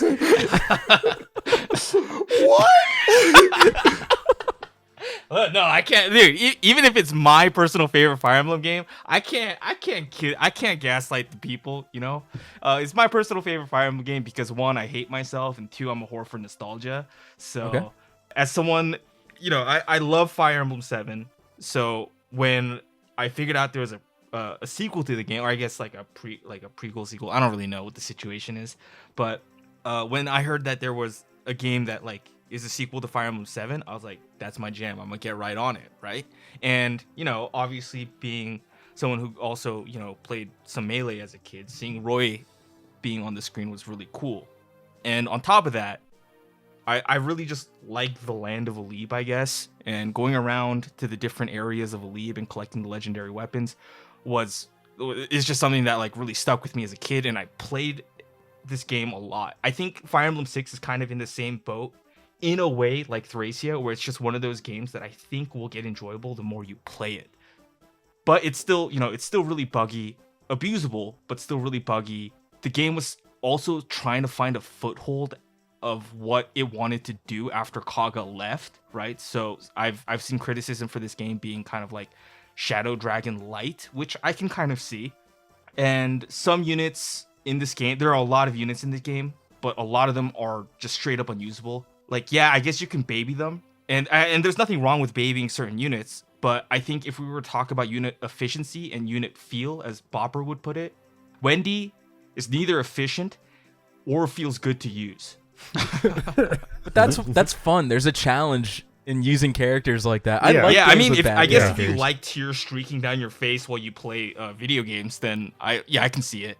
On top of that, I think Roy as a lord just really sucks. Sucks so much that Binding Blade becomes your new lord 3 chapters before the game finishes. And same turn reinforcement is also just as frustrating in this game. But Yeah. you can give Dorothy 15 move, and that's pretty funny. So True. Same team reinforcements have been in every single game, to be fair. It's been every single game since here. Not Gaiden. Oh, not Gaiden? Gaiden doesn't have same turn Doesn't have reinforcements? reinforcements. It just puts one cav across the map. All of Gaiden's reinforcements are on the other end of the map. That's why those don't suck, by the way. Just save that for echoes. God, this game fucking sucks ass. I hate Binding Blade. The more I don't know why I gave it a 2, because the more I was thinking about it, like I find everything about this game to be either annoying, unfun, stupid, just downright awful. This is the one Fire Emblem game that I think is just genuinely a bad game all the way through. On the Roy thing, I think Roy's the wrong main character for this story. I think the true main character of the game should have been Fa. I think Roy just ends up taking just a really big backseat by the end. I think the true ending maps are just genuinely awful, but not just from design, but from a narrative perspective. You're winding down like chapter 24 hallways, dudes screaming all the way across the map at you, exposition. The true villain is someone that just does not connect to Roy or the story that you've been doing at all. The early game maps are awful. Hard mode is terrible. I think the cast is just horrendously unfun to play with. And I think the art's just kind of ugly as they were figuring out this new system. I hate Chapter 7. I hate Chapter 5. I hate Chapter 3. I hate Chapter 24. I hate Chapter 22. Chapter 14 is unbelievably ass. And I think the game doesn't give you I don't think the game gives you the tools to do it. See, the difference between Thracia and this game is basically Thracia, except you have to grind out supports to make the hit rates respectable. Because Thracia has like similar hit rates, it's just that you have supports right from the beginning that you can work with. So like supports are grindy, units are grindy. It's just absolute butt. And I'm just gonna leave it at that. I don't think I ever believed I would have agreed with Bopper as much as I do right now. Granted, not on as extreme of a spectrum. Just by virtue of this being a GBA game, I kind of like it. Because the system just feels familiar, it feels like home. But I totally agree, a lot of the units suck to use. A lot of the maps are just sloggy and annoying to play. The story makes absolutely no sense.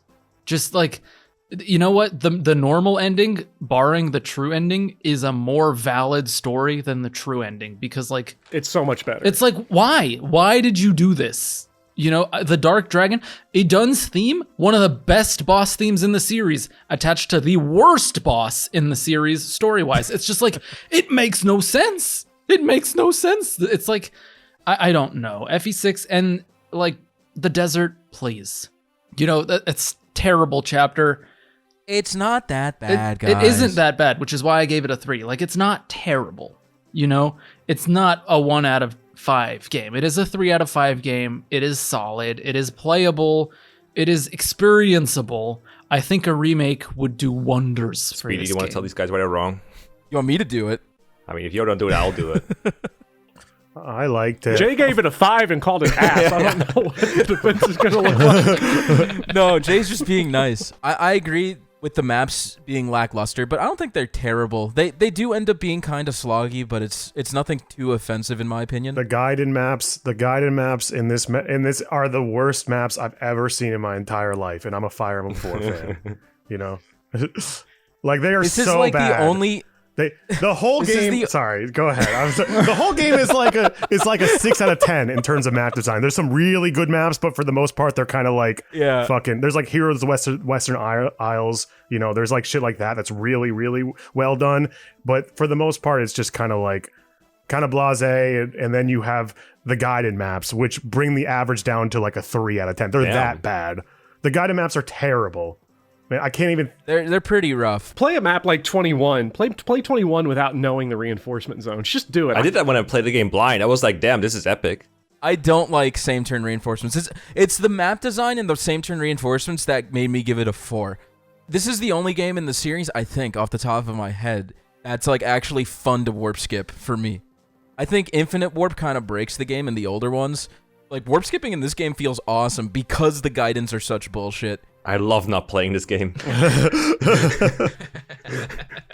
But I love the characters. I love the character designs. A lot of people will complain about the supports, like, oh, you have to wait turn and grind them out. But this was the first game that had like a limited support system where you can only do it like 5 conversations total. The first one that had the shittiest support system ever made, and Yes. I don't think it's that bad. It's I think so it's really bad. like It is It's so terrible. you learn about man. the characters and it incentivizes replays because it's like, Oh, oh, no. like Yeah, but end in turn it 200 incentivizes times. sitting there and doing nothing. It's just- I don't have to get yeah. the support. I don't want to have It's to get the not that support. bad. I don't You want to just have to hit get the wait. It's the I don't want to get the graph out that I made for the supports video, but I graphed out all the supports for this game, and the average support turn to get an A support is like 178, and it does not get less for characters that join towards the end of the game. So it's not like you're supposed to get it throughout the game. They just set everything really high. yeah, it's not the best, but I do like the fact that it's limited compared to the newer games where you could just support everybody. I think that's kind of lame. Now the support bonuses are like. I mean, adding we'll up get to though. talking about better support systems in a few games down the line, but Radiant Dawn, baby. exactly. However, like I said, I really do like the characters. I like that the cast is not balanced because it's kind of you could do challenges like, oh, I'm going to make Sophia good. I'm going to use the armor triangle attack this run. Like, this is going to be fun. There's so much replay value because there's such a wide cast of characters. You've just described every single Fire Emblem game. No, there's tons of games that don't have that. There's so many. Every single are one you we just talking talked about? about has shitty characters in it. Are you kidding me? Who doesn't have shit unity? F6 is the game with like the most redundancy though within the cast for this purpose. I'm pointing more towards the newer games. Okay. Like, Awakening onwards, it feels like everyone's usable. Even Echoes, everyone's usable except Atlas. He's usable. Well, what I hate in this game specifically, it's because almost all the characters are bad for the same reason, which is that they can't hit things. Yeah, I don't like the hit rates either. On bosses specifically. I feel like the hit rates on thrones is a bit much. I agree. I think the weapon balance in Fire Emblem 6 is a bit atrocious. Axes are so bad. My guys, I think this is another case of people just not using the tools they have available. Like, I do agree these criticisms definitely apply to FA6 on the first playthrough, but everything past that, I think you as a tactician can do better to mitigate a lot of these issues. Some of the things still hold up to an extent, but for example, the hit rates, this is the game that in Chapter 1 gives you Marcus, the guy that can use 3 weapon types, including swords, and just hit everything, possibly twice, and just murder them. This is the game that gives you Rutger with hardware bonuses if you want to kill everything in sight. For tedious maps, like it's been brought up before, this is the game that gives you warp. I don't want to say halfway through, but like Chapter 14, Chapter 14X, you're going to have warp available.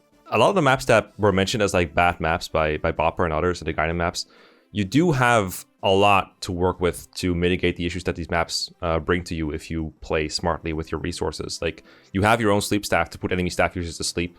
You even get a silent staff or a berserk staff at that point. You have the divine weapons to just like Oko enemies with. The warp ranges in this game are massive because of the +5 bonus you get.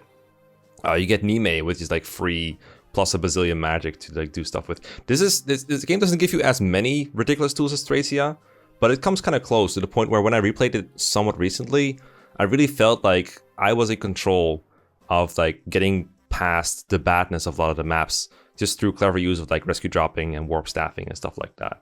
I think that in that sense, this is a pretty good game from a strategic perspective, but I do agree that if you're just going to death ball through the whole maps all the time, which, I mean, the maps are like massive with a bunch of reinforcements, and you have to deal with stuff like ambush spawns, the secret ending, having to get all the, the divine weapons, having to go through the Gaiden maps like one turn at a time, watching all the lava pits in like Chapter 8X go off, stuff like that. Yeah, that can get really boring. But again, you have the tools to mitigate these things, and I don't think it's fair to like completely count them against the game just because you didn't do that. See, the way I mitigate the problems of the Gaiden maps is usually just by getting characters killed so I don't have to do it. I don't find them to be interesting Very problems to smart. solve. I mean, that only makes the game better, right? Having that option. It does. And mostly to me, like the bad maps I think are super front loaded for the most part. Like Chapter 7 I consider pretty indefensible because no amount of support grinding or like when the wyverns come and it's like, okay, my strongest bows have 60 hit and we're just rolling dice to see do I beat it this run or not. If I want to recruit the characters, not super fun. 2 RN Xavier's dice at least, though. like, Again, I think this controllable. is not just, I don't want to say skill issue too much because it's going to get old, but for example, it really helps in FE6 knowing how the AI of the wyvern works. The wyverns, I think they move if you come within 2 turns of movement from them, then they start moving. So if you know that, now you can play around that and move just in a way that they don't move. But if you don't know that, then yeah, that's gonna suck. Also, Is it really fair to rate a game based on like intricate knowledge of how the AI works? I think like even someone who is a Fire Emblem fan who has played the game multiple times might not even understand. this is that. like a super niche thing that I wouldn't really count. This is just an example of like between us Fire Emblem YouTubers. I think it's fair to bring it up. Okay, I'll take that. I only have my experience of my blind playthrough before I ever made Fire Emblem YouTube videos, and then played it again on hard right immediately after. I had a good time regardless. And this is my favorite of the GBA trilogy. I acknowledge that Fire Emblem 7 did everything this game did better. I think the overall has better map design, presents its story in a better way, but I still like this one more. I don't know. I enjoyed it. I can't really give it that much insight on the game, but You're just a hipster, man. no, Just accept I it. legitimately okay, maybe. Maybe. Wow, he admitted it. I think Choops' thing is that people might have hyped up 7. Like, oh, 7's like the best game in the series. Like, you got to try this. My opinions are completely separate from the internet. I enjoyed this series. I don't believe that for a second. No, I really had no. My experience with Fire Emblem was watching Blazing Knight videos. Like, that's it. Yeah.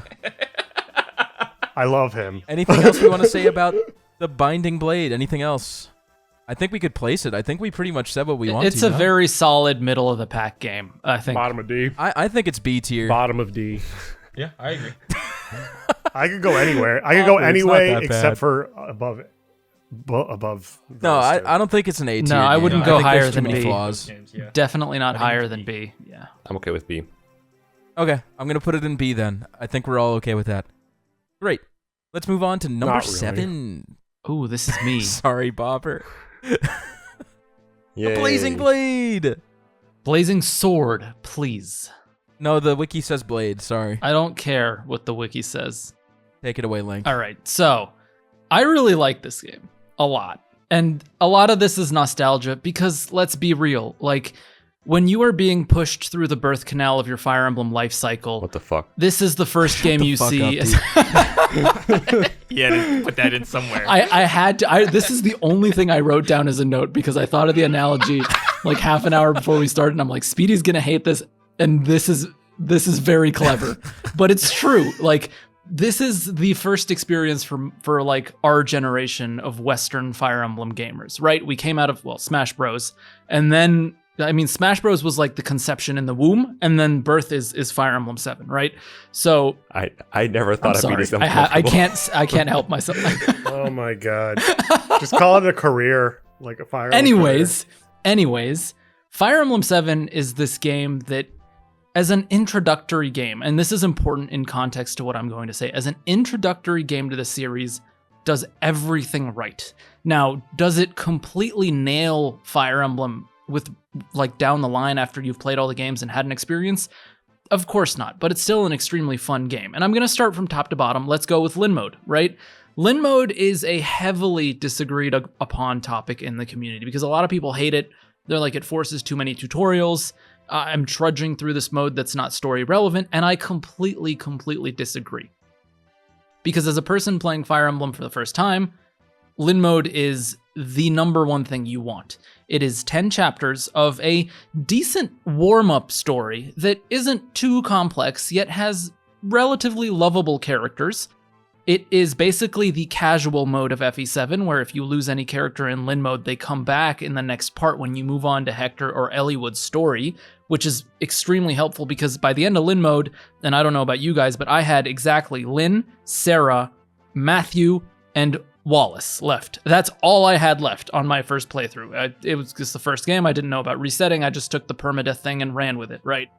So having those characters come back in the next part of it was like, okay, you've gone through this tutorial. We've warned you what happens. You've experienced it the first time.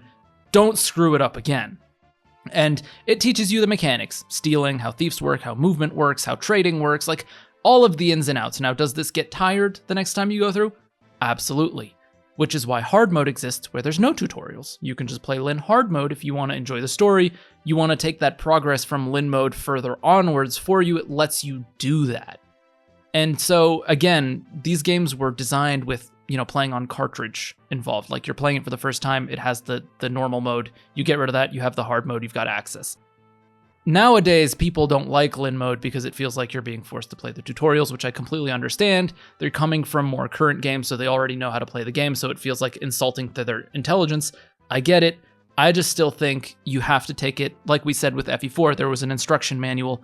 This is the same thing. This was the first presentation of Fire Emblem to the West. You have to teach them how to play the game. Now we move on to like Eliwood and Hector mode. I think this game, I still stand by the fact that GBA animations are the best animations in the series. I've said it multiple times.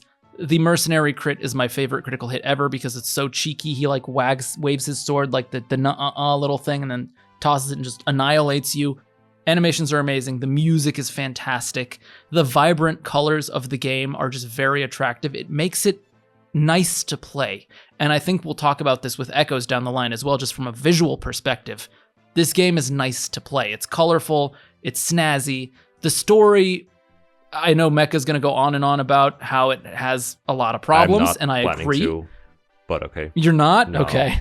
This video is too long. It's already too long. Right, but okay, the story has problems, but what makes the story good is the characters. I think the trio of Eliwood, Lin, and Hector grow beautifully throughout the story, and you see the friendship develop and the camaraderie.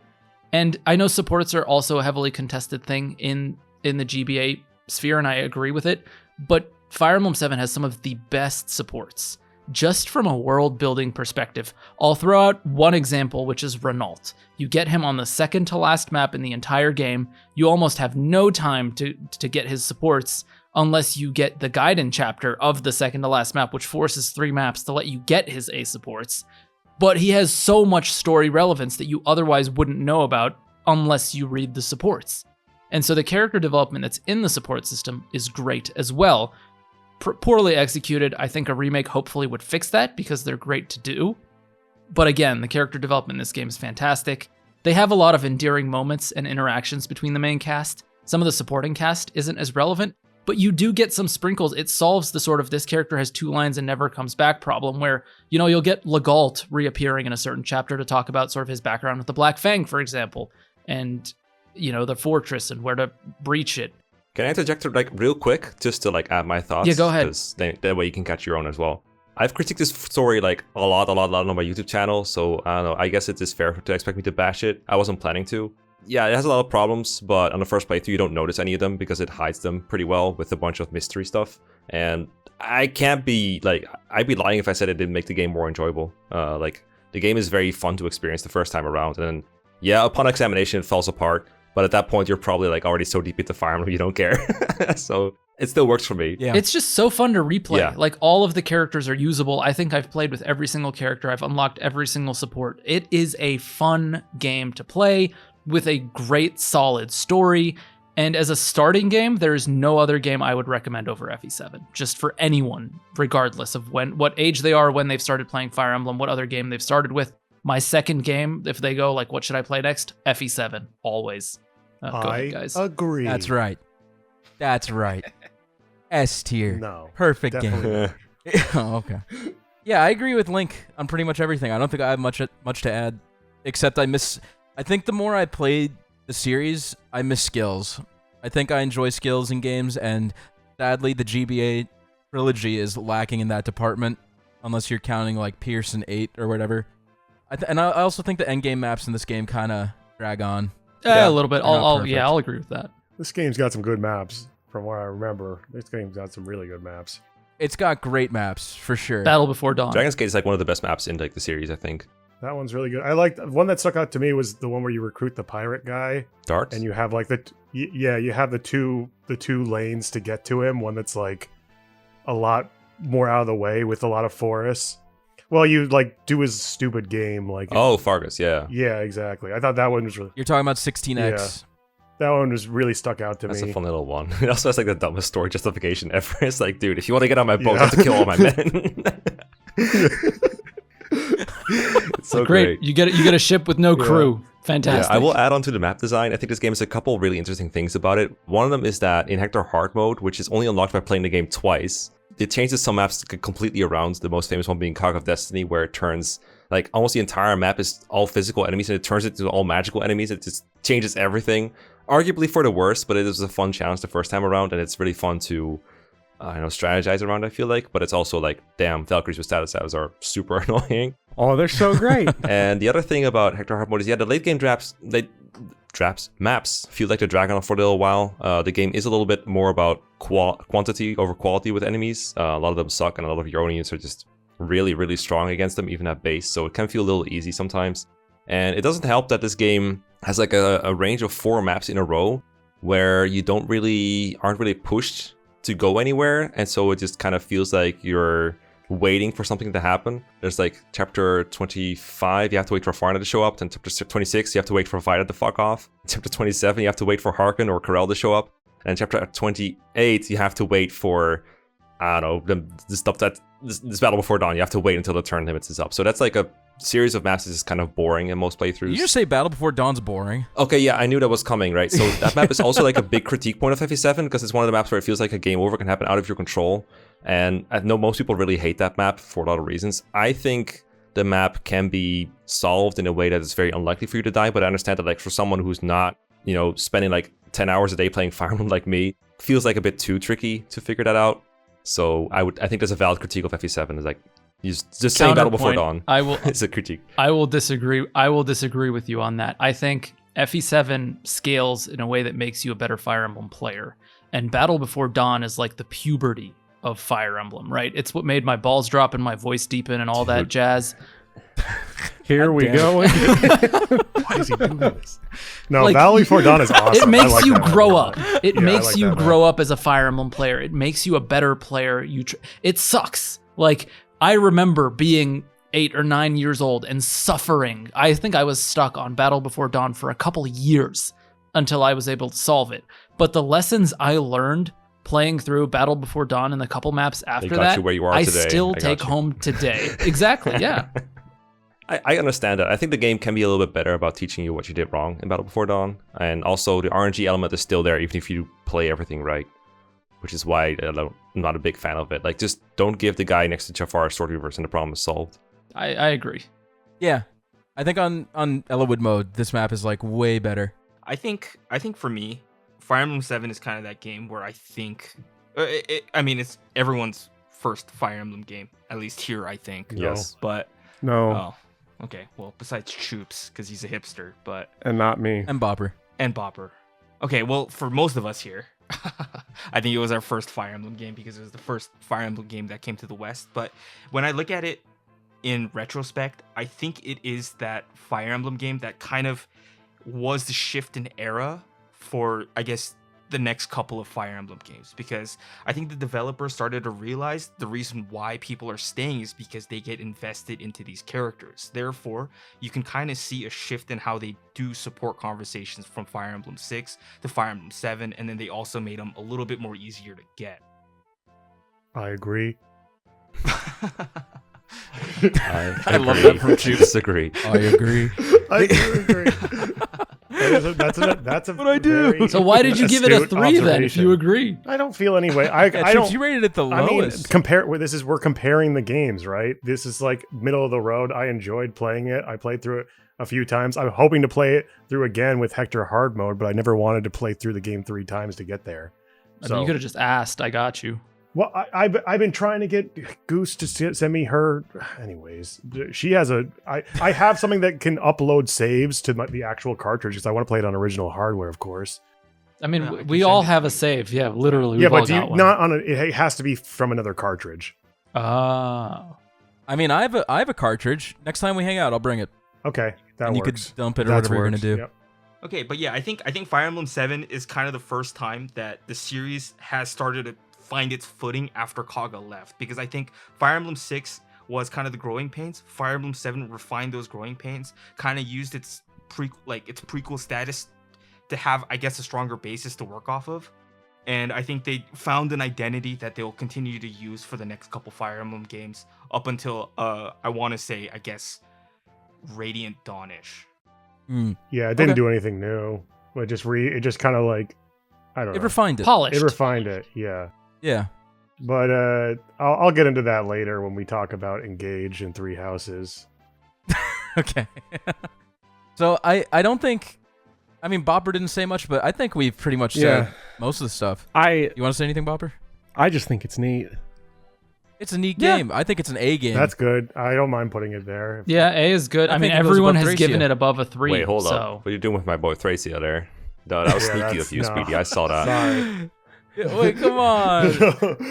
I mean, look at the objective ratings. This is the highest game we've rated so far. Yeah, I know.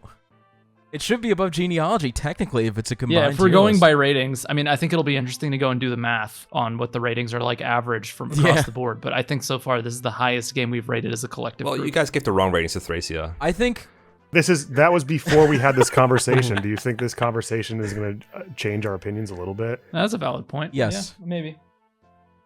Fire Emblem's the best game out of these 3, but I do think 4 and 5 are much more inspired.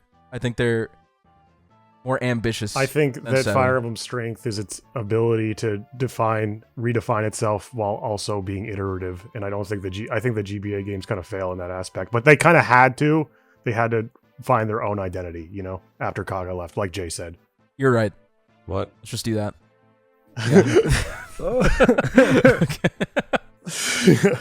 All right, let's keep it an A and move on. We'll leave it Yeah, here. we'll- We'll leave it here. All right, who's ready for? Oh, this is gonna be a good one. Yes. The Sacred Stones. Oh, I can't wait for this. Take it away, Bopper. I love Sacred Stones a whole lot. I don't know if it's my favorite game in the series. It's top 2. It just depends on the day of the week between it and Echoes. I'm going to address the 2 big criticisms people often have of Sacred Stones really fast. One, it's easy. You're going to hear me say this a lot for the games I introduce. I don't care. I think that's a dumb argument. I agree. I don't think a game's I difficulty agree. has anything to do with its quality. No, you don't, Choops. I do. I like Kirby. Yeah, people. Kirby's for babies. Sacred Stones is for babies. I don't care. And then a lot of people criticize this game for being really short. I think one of the great benefits of Sacred Stones, I think it's the first game looking at this list that really. Well, I think you can make this argument for Thracia, but it really trimmed out all of the fat. I think the benefit of the short game is that outside of some early game kind of tutorial maps that are a bit boring on repeat playthroughs, and then the, mandatory cringe late game enemy spam map that every one of these games has. Each map's exciting, it's memorable, the story is super tight.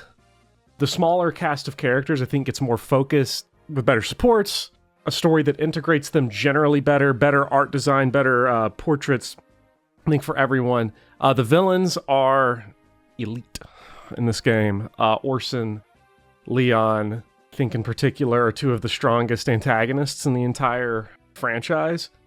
And Erica and Ephraim, I think, are 2 of the strongest lords. Not in terms of gameplay. I mean, I guess Ephraim is on that, but in terms of story and writing, I think they're 2 of the best. Noel introducing himself by asking, "Is the execution being moved up?" is one of my favorite lines in the series. Just a ton of fun, very good, interesting story that I think gets a lot of flack for not having delusions of grandeur. I think people like grand fantasy. This is not that. I think the only issue where the game's shorter length kind of affects it is that if you are a wait till level 20 to promote, you're just never going to get to mess around with the promoted classes. But if you play like a I might not need this later person and you just promote everybody at 13 to 16, then the game just, I think, is perfectly paced. And also, I know people give it a lot of flack for the ability to grind and the overworld. I think it's a good countermeasure to the smaller cast, is that permadeath still gets to be relevant, because if somehow you end up in the worst possible situation, which is hard to do because the enemies are generally pretty easy, you can still just beat the game without grinding out resets. And you never have to touch it either. It's not like the FE4 arena where not doing it's a challenge run. Yeah, I agree with the reasoning that this is gonna be a good way to get you out of a potential soft lock or whatever you want to call it.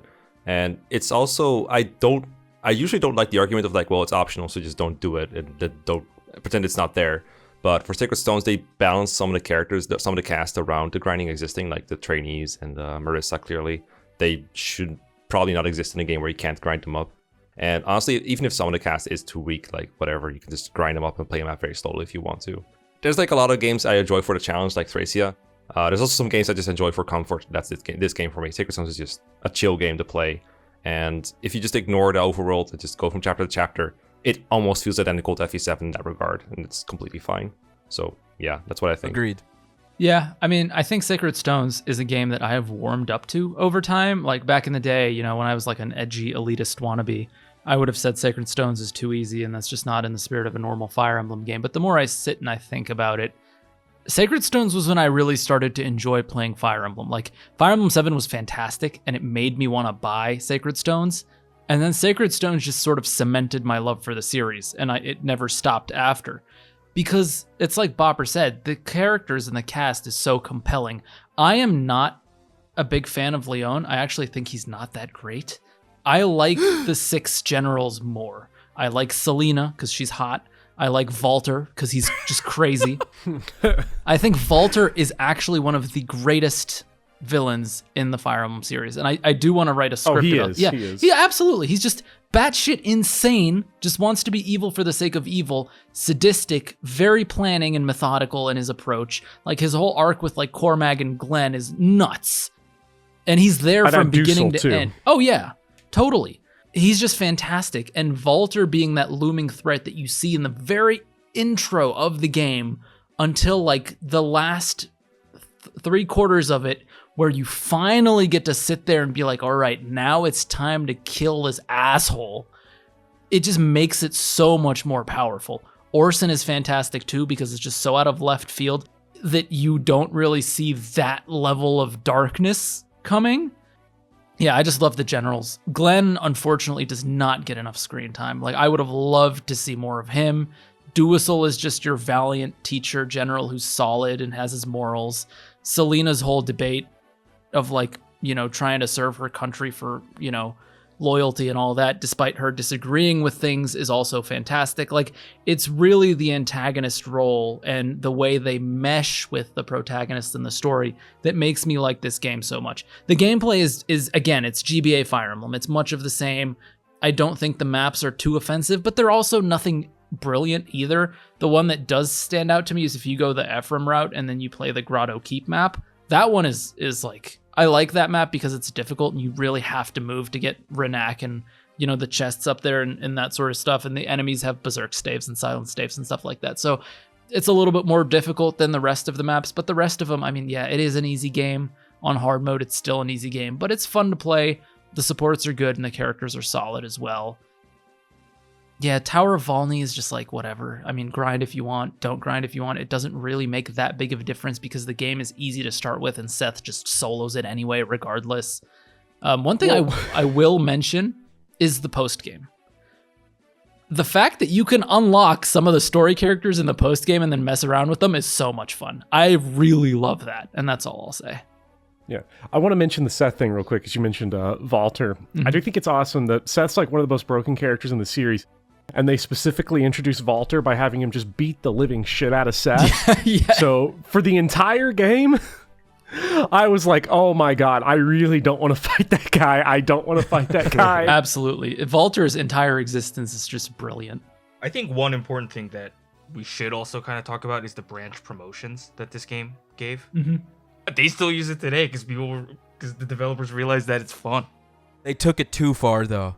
They did. I like Sacred Stone's system because it incentivizes replayability, but it's not like crazy where you can make it. You can't just reclass. I don't really like reclass. Yeah, I think they just realized having a variety of classes was fun. I mean, I get why with the system that we have today, but Sacred Stones with their branch promotion, for me, it's kind of hit the right spot. I think it's in the right spot, but I get why they did it for future Fire Emblem games, but I think it's worth bringing up. I wish all split promotions were like Garrick's, where it's actually like a trade-off between one thing and another. Most of them just feel like one way is clearly way better, but it's a nice start to the branching promotions at least. Yeah. Oh, one other thing I forgot to Choops. say. No, hold on. Oh, sorry. Before Choops goes in his rant. One other thing I want to squeeze in here. Sacred Stones is the first Fire Emblem game that made me appreciate on-map boss conversations with different characters. That is brilliant for world building. I cannot emphasize how much I miss it in the modern day Fire Emblem games, because they like Joshua and I never know how to pronounce his name. Is it Kalak now or whatever? Kalak.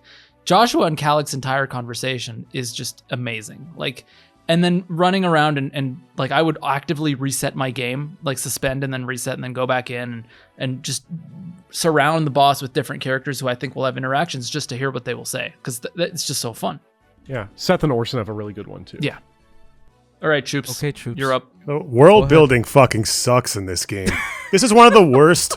Has some of the worst. This is between Alib, Tellius, and Yggdrasil, and you're telling me that Magvel has good world building? This game literally relies on its villains to tell the story and the relationship between Erica and Leon, which is presented in such a contrived, shitty way. I was not invested personally. And if you're not invested with the relationship between Erica and Leon, the story was not compelling at all. It's like you're in this map, you're doing something that's relevant to the plot, and then it's all of a sudden, hey, let's bring up Leon for some fucking reason. Remember that guy that we had like an interaction with, like in our past? Let's just bring him up. So it did not grasp me at all. I don't understand where this is coming from. The story is shit. The story is absolute garbage. The villains and characters, I agree, they're pretty good. When you have a smaller cast, more of a spotlight inevitably gets on these characters, and you can talk. There's more people that can talk about them because the experience kind of has overlap between players who played the game. Yeah, I really don't like the story. I think the music is the worst in the entire series. Maybe not as bad as Engage, but I think like the map theme is like the map do do do do do do do. It's like a bunch of motions that could be easily replaced with each other. There's no build up for any of the map themes. The maps are, I hate the map theme. The colors, too much poop orange, too much poop yellow, too much poop brown. It's like ugly to look at. The map design sucks. The map design is further marred by Seth being present. Like, who the fuck plays the spider rescue map normally? Who rescues the kids from the spiders in the fog? Just you don't do Vanessa and loot over there. Just block the spider. Do you just take? Is Vanessa available during that? Yes. Part. She is. Yeah. She joins like 4 chapters before. I just bring. Are we talking about the same map? This is like chapter like 6. 4. We're talking about the spider chapter 6. with the fog of war. 6. Yeah. Anyways, you just bring fucking Seth to the boss and kill him. The objective is I completely feel like you're pointless. using like my usual lines, but I was trying to train my characters, so I couldn't do that. Okay. Well, here's the thing. Mechanically, I'm not going to use this game is too easy because I don't think that's fair. It's not about the game being easy. It's about aspects of the game being completely redundant and contradicting each other. Having an open world map creates redundancies in both the experience coefficient, inventory, and promotion items. Why do these things exist when I can go to a fucking grind map and just... It doesn't matter. I can just go to a grinding map and just level up my characters that way. There's no point in considering long-term growth for any of these units when there's always an out right there. What if I don't want to grind, but I still want to play the maps normally? Then you have an incentive. For me personally, I just play these games because I enjoy the economy. I like the micromanaging, and I just feel like when I have that in the back of my mind, I'm just not having nearly as much fun. And there is like a difference. I agree, because like the reason I said it's optional is because it was one of the points you brought up in like another video of yours. Is like, if it's optional, but the choice, if one choice is clearly better than the other, then is it truly optional, right? That's something you still stand by, I assume. Yeah, there's no incentive not to grind, is what I'm saying. Yeah, well, the incentive for me is like, I want to play the game like a normal Fire Emblem game, like Fire Emblem 7 before it. So I'm just going to go from chapter to chapter and ignore the roaming. And if you do that, I feel like this game still has roughly the same experience. Yeah, you have to ignore something optional that's potentially good, but if that optional thing is not fun and I can skip it and still have a good time with the game and still treat it that way in order to play it in a way where I enjoy it with the economy, then I think it's kind of holds up. I don't think ignoring a part of the game is a good argument, honestly. We're reviewing parts of this game. The grinding is part of the game. The game actively encourages you to grind with the Tower of Valny in the post game. So what is the point of promotion items? Is there any reason to use promotion items besides the fact that you're playing a game that it's not intended to you to play? Why does grinding make the promotion items pointless? You still need to promote your units if you're grinding them. Because why would I early promote when there's no reason? So you're saying like, why not just promote at level 21 if you're going to have grinding? Exactly. Does it work in this game like that? No, like if it you get doesn't. 21, you promote?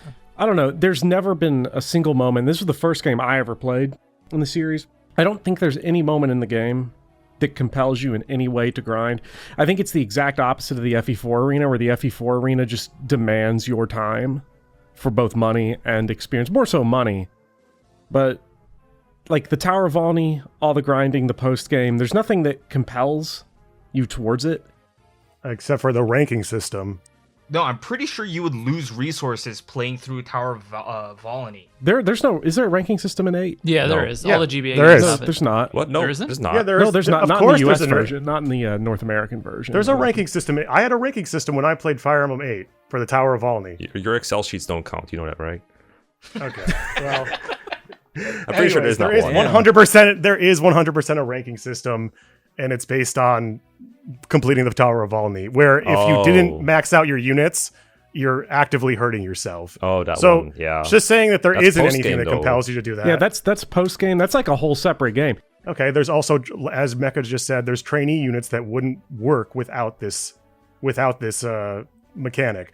I'm just saying Can, that can, a I, big can, I, part, can I play my skill issue card? Everybody gets to play the skill issue card. It's my turn. I get you and Marissa and all them just leveled up in the maps just normally. Like it's fine. They have a need Tower massive of Volney. EXP gain. It's not that hard to do. Yeah. the EXP coefficient is a huge part of Fire Emblem. It's a big part of the risk-reward management. It's a big part of the long-term play style. Sometimes I,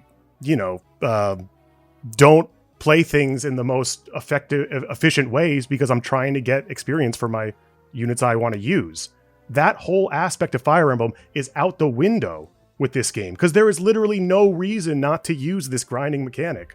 I don't have a problem with open map games. I think it's better done in Echoes because once again, there's a reason to not engage in that aspect of the game. It actually provides an incentive, but in this game, it's not there. And I don't have a problem with open map personally. I think it's admirable that they even put this in the game at all, and they're trying to placate a bunch of people. Some people, maybe you make a mistake, you don't play you're stuck. You have to level up a weaker unit to progress. That's great. But there's a way to do it that doesn't conflict with somebody who just wants a concrete rule set and wants the mechanics to make sense. All right, so other games that you didn't have this critique for have XP grinding machines. They're just a bit more tedious to use. Like, right? You know that, right? Like, Yeah. you could just, like, in Thracia, you could back and forth steal a bunch of times to get your thief to, like, level 40 there. There's no reason to not do that either. The arena grinding in FE5 is also like crazy with all the scrolls. You can just sit there and do it infinitely. I mean, those are at a risk of Yeah, that's why I didn't bring up the wagering. arena, because it has an inherent risk, but if you're... Well, you could die in Tower of Volney. You can die. You can die in a Tower of Volney, but you can just reset. I mean, it if you as die well. in Tower of Volney, you should just not play Fire You can reset Emblem. any Fire Emblem game. This is just the case against resetting. The thing about an arena is that it takes place in the map. Like you're wagering your time in your progression on that map by doing the arena. I don't really like the arena in GBA Fire Emblem personally. I think it's far too exploitable, and there are ways to grind, of course, in every Fire Emblem game, but this is completely explicit and way too easy to do, and it legitimately creates redundancies in the mechanics that aren't there in any other game. But grinding on bosses is also very easy. Mekkah. I know. You This is could a- just shoot. this You is could a- shoot the first boss with Walter Gordon like 100 times. You could do the Kids World strat. Exactly. In the very first Fire Emblem game, no less. All right, so let's play Sacred Stones. I I still think It's a D. I don't have much to It's say. I fucking think D. 7's still a better game. I agree. I would put it here. Yeah, of the 3 GBA games, I think this is the middle child for sure. No. No? I think Bopper thinks this is the best of the 3. I will help Bopper get it to A tier. That's probably as far as I'll go. Yeah, I would put it in A tier, but I think that's also as high as I'd go as well. I don't care too much as long as it's below Fire Emblem 7. I just think in terms of gameplay, it's a little... I don't want to say inspired again, but I'm going to say inspired. I just feel like it's very like, oh, let's make another one, you know? It is like... It's basically Fire Emblem Gaiden for the GBA in a way. It has a lot of the same beats as Gaiden. Somewhat, yeah. But I with think the that's little, cool like, because skills Gaiden is a and good stuff, game. too. Yeah, it is. It's a good game. I agree. I like it. I'm fine putting it here. Sure. I'm sorry, This Choops. is awful.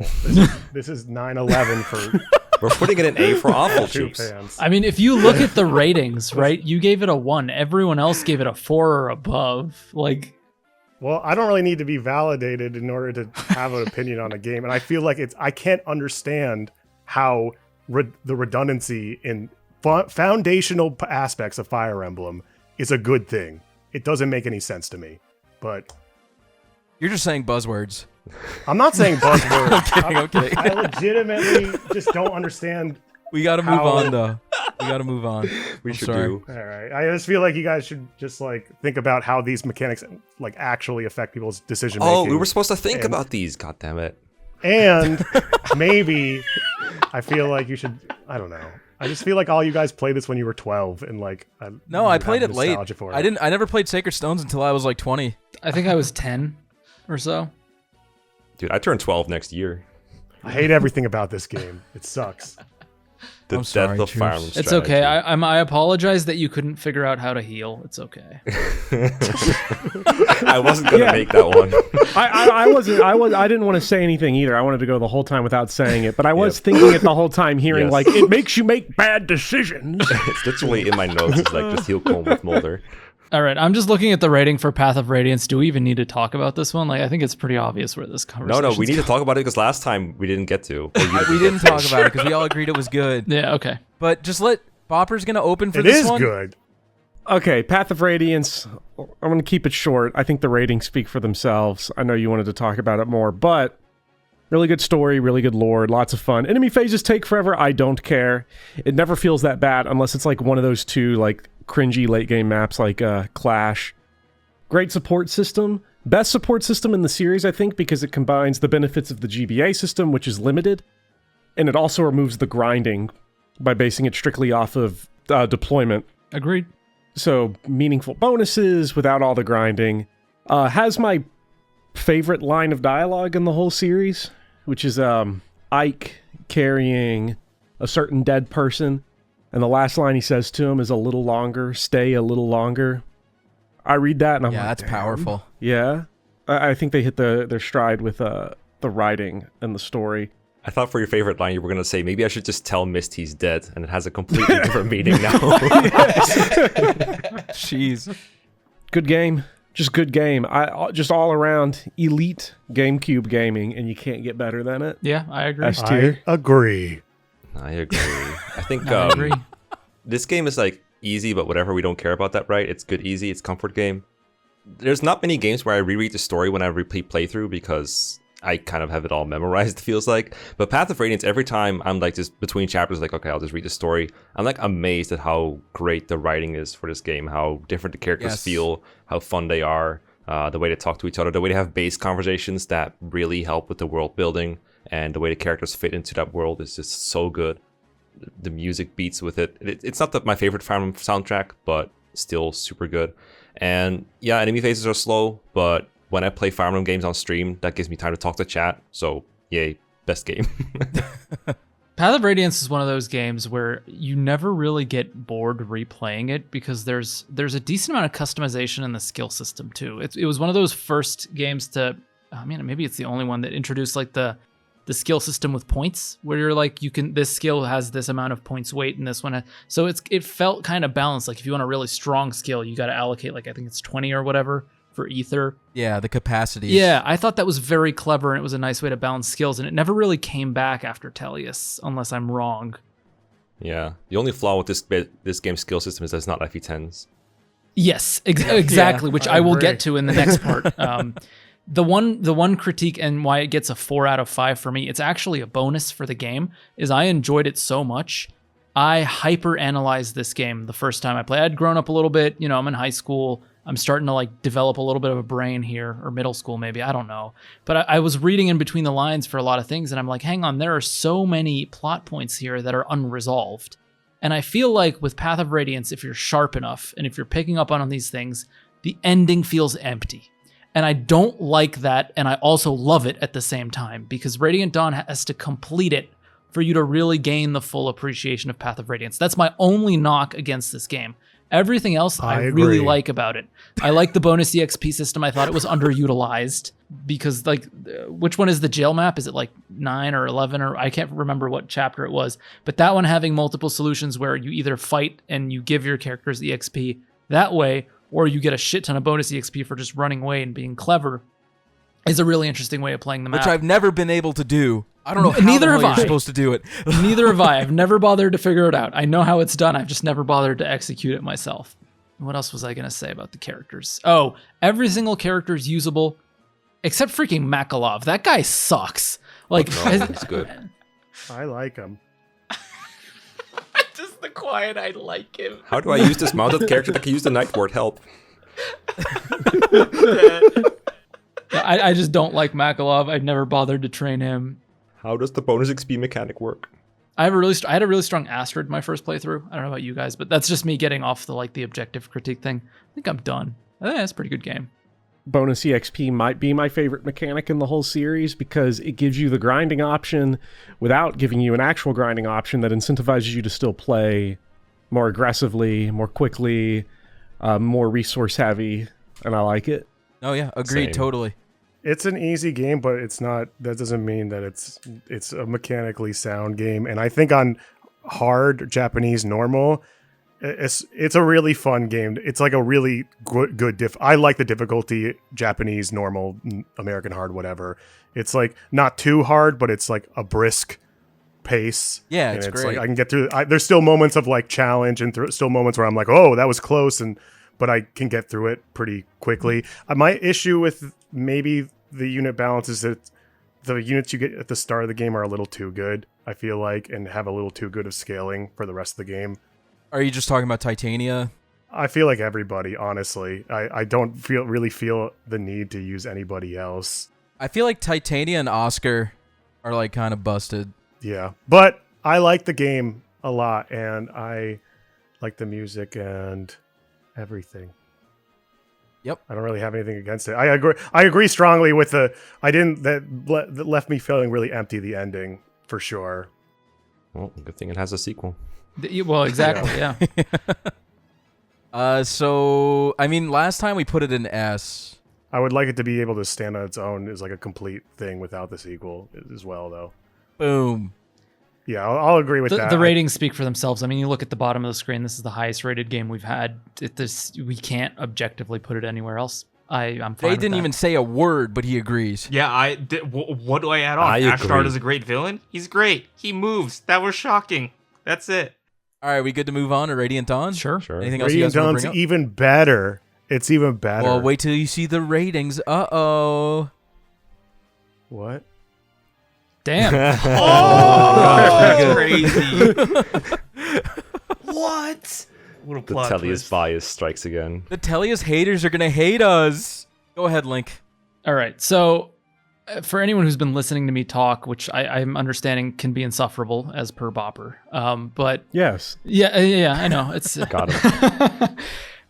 I love grandiose plots with like massive scales, and Radiant Dawn just tickles that itch in every single way because it involves this massive scale conflict post Path of Radiance, where they're kind of recovering from what happened in Path of Radiance, but also there's a lot of new stuff showing up, like the whole Wolves Kingdom that we knew nothing about.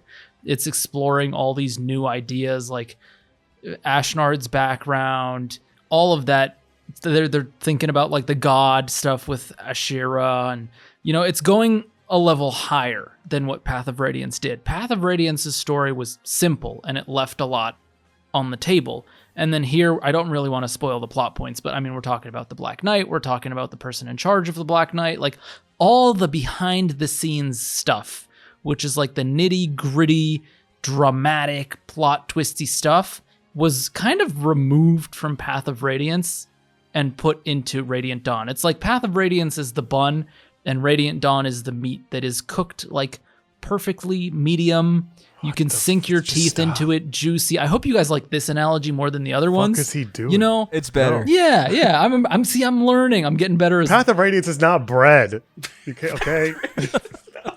It's better How is than Path of that. Radiance It's okay, guys. bread? Let him cook. Let him cook. You get what I'm saying. You get what I'm saying, right? It's more so the thought that counts, other than the exact labeling. Okay, Choops, like relax. Okay. I'm praising the game. I love the game.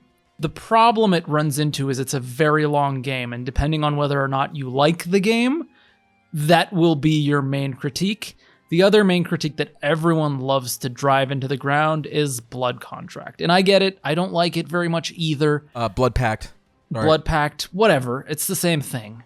It doesn't make sense. It does feel shoehorned. I feel like there's a much more creative way to have, given these characters motivations other than the Blood Pact. But it is what it is. The Dawn Brigade, I'm not really a huge fan of either, to be completely honest. I think the game is much more interesting after the Dawn Brigade is gone. But that's just me. Otherwise, I think the story and the scale and the scope is great. The gameplay is pretty much the same, except we have third-tier promotions where the animations are actually now pretty cool. Yeah, that's about it. I don't know. You guys go, and then I'll interject if I have anything else to add. I agree, except for the Dawn Brigade. I think the Dawn Brigade is awesome, and I found it to be very compelling to see the aftermath of the other side.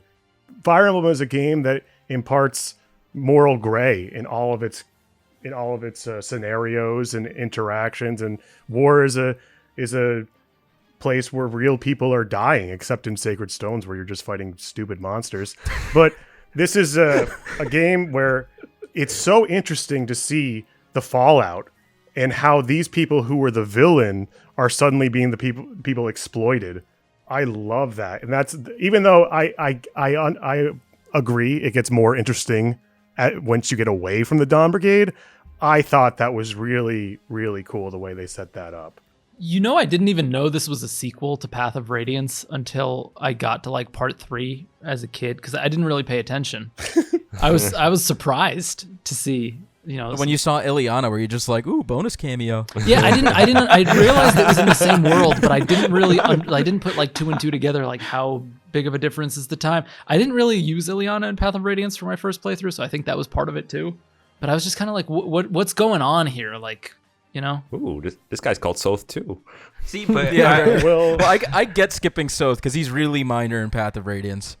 Yeah. You like find him on a boat and he's like, oh, I'm looking for someone special. And then you just put him back in the barrel. It's really cool though that he becomes like, it's super just cool. sweet.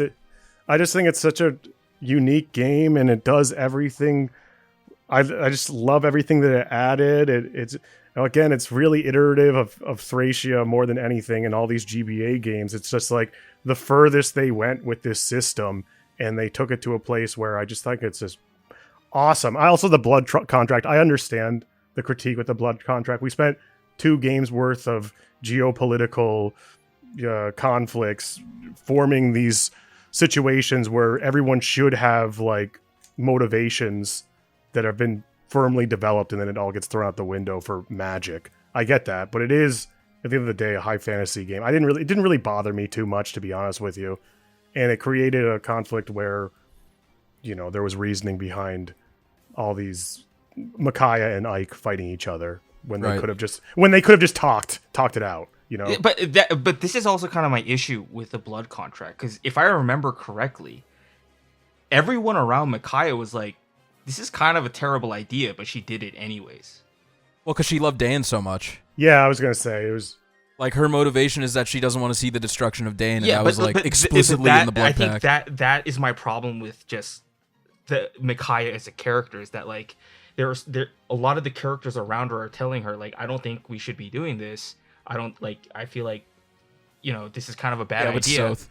Yeah, Soth like is like Soth Micaiah. especially. Soth is kind of just like, wait, like, I don't think Ike's that bad of a guy. I like worked with him before, or like, hey, Micaiah, I don't think we should be doing this. I'm a big fan of characters that completely blow off the advice of other people because of their own like ego or what they believe in.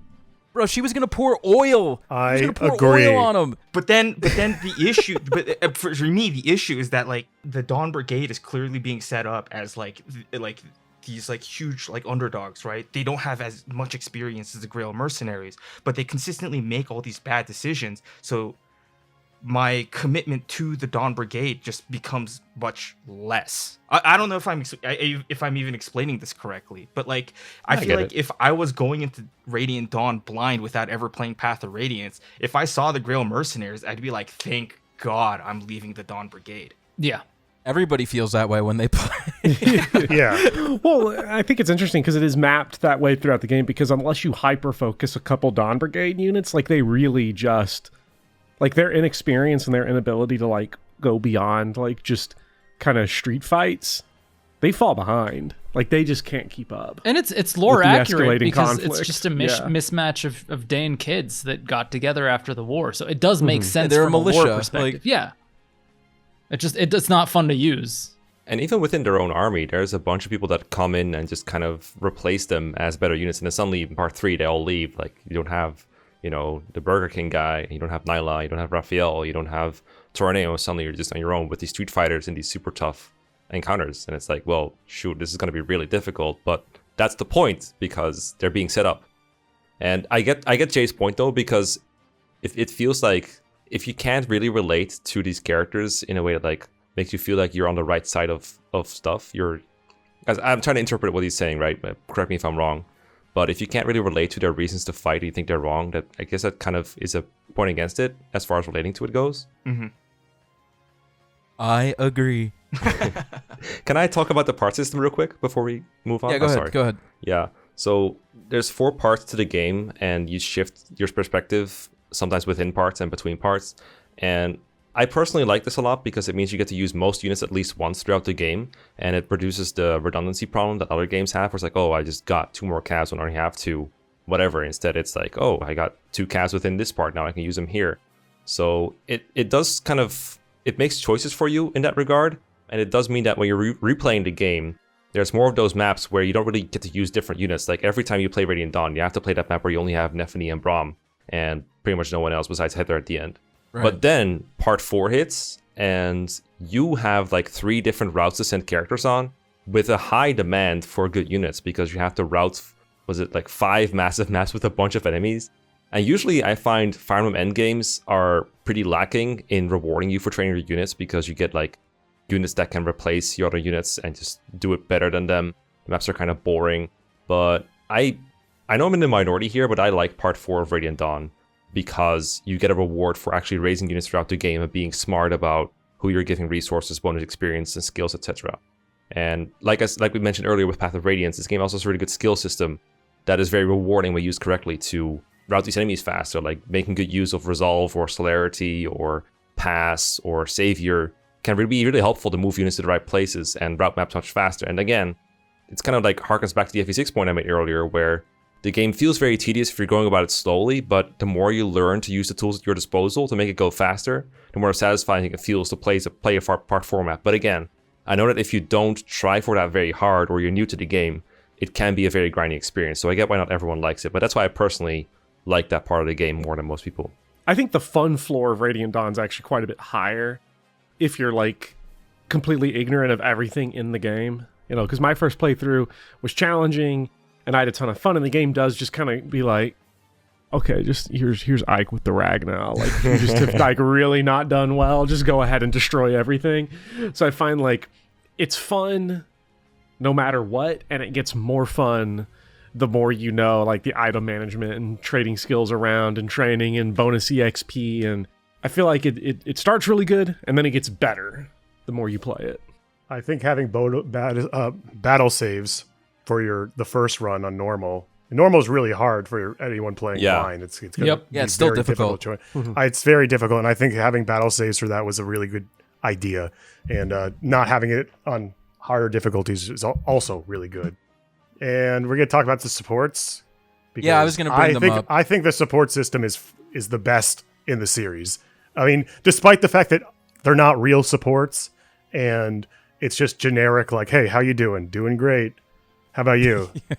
Watch yourself. Like, whatever. Watch yourself. I just asked how your day was, bro. Come on. It's like, it's just mechanically, it's the most customizable, the most fun, and I just like it the most. I don't know. But I would love it if they had, like, unique dialogue, but I get, like, a lot of these characters don't even have any background with each other, so it's Yeah. And the whole point is customization. I think I prefer it if there were like maybe for each character there would be like a pool of 4 to 8 characters that they could support with. I think I like that better, just because it feels more meaningful in terms of the character. But it is fun, just like, oh, this run I'm gonna pair like Nephany and Volug. They're now best friends.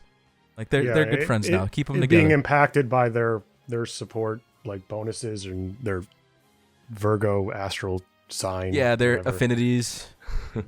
I just wanted to touch on bonus EXP in this game. I like it a lot better because when you level up with BXP, you only get 3 stats. Yep. No Right. abuse.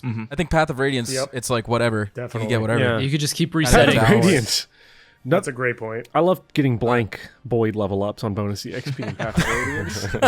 I love maxing Har's magic in Radiant Dawn. That's really fun. I forgot about that point. That is a huge Yeah. thing that I like a lot about it, because it's something that becomes meaningful because of the fact that you could get the level up in the map and potentially have more stats by getting it in the map, but this one is guaranteed 3. You Yeah. could cap stats if you're like close. I think it's really fun in that regard. I feel like the bonus experiences in Path of Radiance and Radiant Dawn, they're both really good, but they both serve different purposes. The FE9 one seems to be made to catch up units that are underleveled, like, I don't know, Tormod, Nephany, that kind of people, Astrid. Whereas the FE10 one, it feels more like it's intended to make, well, I don't know if it's intended, but it feels like it just makes good units better because you can cap their stats and then give them bonus XP to level up Har's magic or whatever. So they kind of do different things. If you use like Bex on a low level unit in Path of Radiant Dawn, they'll usually get a bit worse, especially if they're like Leonardo, where their growths are on all the wrong areas. So it's really context dependent on like how useful Bex level ups are on a unit, which makes it interesting. But it's very different from Path of Radiance, I feel like, but both are super good. I think it's really interesting looking at the ratings. Me and Choops had Path of Radiance rated lower than Radiant. Lower, yeah. And then you, Well, Jay, I think and you did because of the story. totally. story Yeah, for me, it was left you just the empty. incompleteness of the story. Otherwise, I think it's... I also really like the 3rd tier promotions. I'm a sucker for like over-the-top yeah. animations and like just power in general. Agreed. I love like the Sentinel animations for Gatry and the Deadeye animations for Shana. I think that's the class, right? Is it called Deadeye or what's it called? Gatry is Marshall. Marshall, right? Sentinel is Nephany. True Blade animations were also great too. They just like destroy the enemy, flies across the screen, falls on his back. Like it's fun to get that like massive rush from just destroying stuff. It's like a natural evolution of the GBA animations when you think about it. Somewhat. I still like the GBA animations more though. I just love the feeling of like breaking the game, like doing things that I'm not so. It feels like when you get that 3rd tier promotion, it feels like, whoa, this is like crazy how like broken this character is. But the game, like, Still challenges Yeah. you. still challenges you and tries to break you back. Like, Because I love that. your 3rd tier gold knight Makalov still gets one rounded. Come on, Mackle. Hey, come on, Mackle. Dude, Makalov just had a conversation. He was just told to watch his back, dude. Leave him alone. All right, let me talk about my points about why I dock it a little bit lower. Go for it.